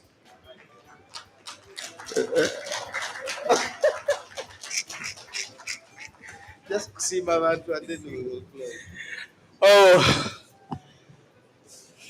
ladies and gentlemen,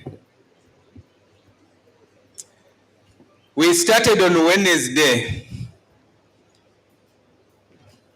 Our earlier thought was that we shall be in the main hall, but we were overwhelmed by your support,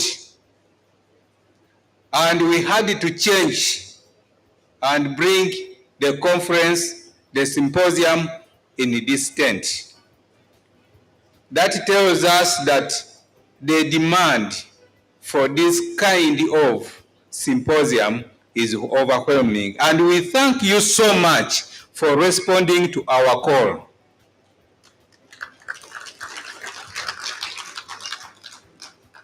To our professors, we are humbled. To have professors sit with you for 3 days is something you cannot believe. They are people with a lot of demand, and if we have been able to take their time, we are humbled. Thank you so much, Dr. Professor, Engineer Dorothy, and the entire team that represents the professors that were here. Thank you so much, and we are blessed to have you. You have been told that there is next year. So, to all our researchers, especially the younger researchers, for those that have exhibited this tremendous gift of writing, we thank you so much, and we look forward to see you next year. Our female team that has written such a wonderful paper, thank you so much.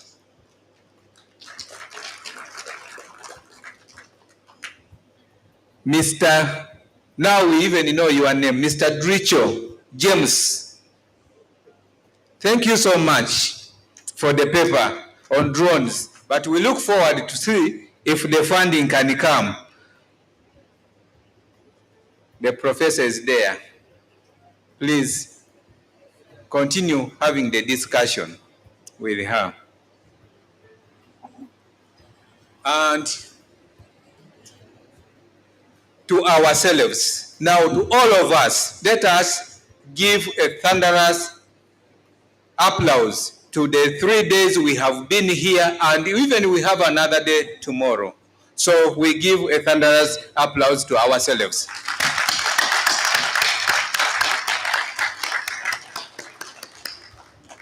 To the organizers, there has been a lot of effort put in organizing this. They mentioned one gentleman, and that is Isaac Vivian Kinoni. That man has not slept, but you have delivered. Now we know who you are. Well done and congratulations for that work. But you worked with a team. You had your chair. Incidentally, the chair was the master of ceremony. So, Julius Wandera, thank you so much for the guidance and having this successfully accomplished. To the sponsors, we would have not been able to have this beautifully concluded without your support. We thank you from, they call it the bottom? Yeah, that one. So we thank you from the bottom of our heart. They have mentioned all our sponsors here, and we look forward to even having even bigger packages. Next year, we said what? Watch the space. So look around, starting August, we shall be opening this up to see that you prepare your papers early, review them as he had said, consult the AI of the professor, and let us have these papers come. There were 70 papers. The screening brought down to about 20. So you can imagine the scrutiny of the professors. It means that for those who were able to come here, it was high quality work.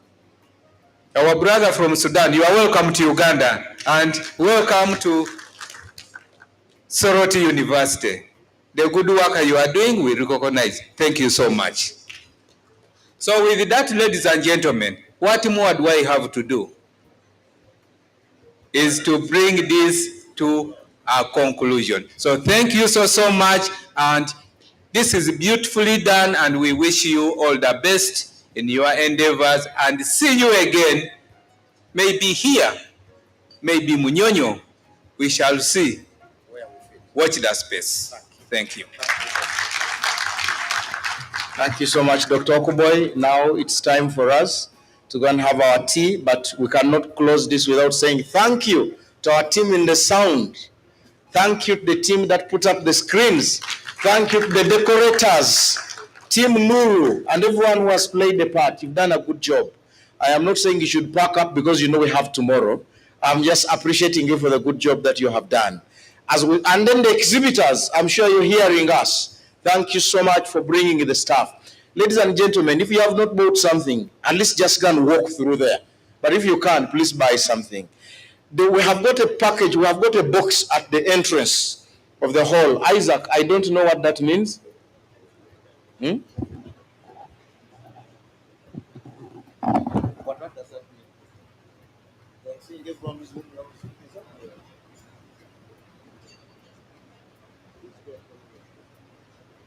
Okay, I've been told that those packages have been put there for everyone. If you did not get anything, like me, you were not handed a bag. When you get there, pick one and you exit with it. If you got one, please do not pick others, your hands will be full. Eh? But then we need feedback. That's why this has been put up here. Please screen again and give us feedback. You just go to evaluation and give us feedback. This feedback will help us in improving our organization and ordering of the symposium next year at a time like this when we meet, the Lord God willing. Otherwise, thank you so much. Have yourself a very blessed weekend. For those of you who will not be with us tomorrow. Those of you who will be with us tomorrow, please get back home early, rest, get ready, energized. I told you, come knowing that when you get the door here, we're going to dress you. Our first session is done by Gurura Moses of Uganda. When he finishes, Minister Fiona Nyamtoro is going to open the session. Yes, you can see the hour. Eh? So when Gurura Moses is done, the minister who is going to open tomorrow is Fiona Nyamtoro, and she has already confirmed. So tomorrow is the day for the youthful people. Thank you so much. God bless you all. Be well.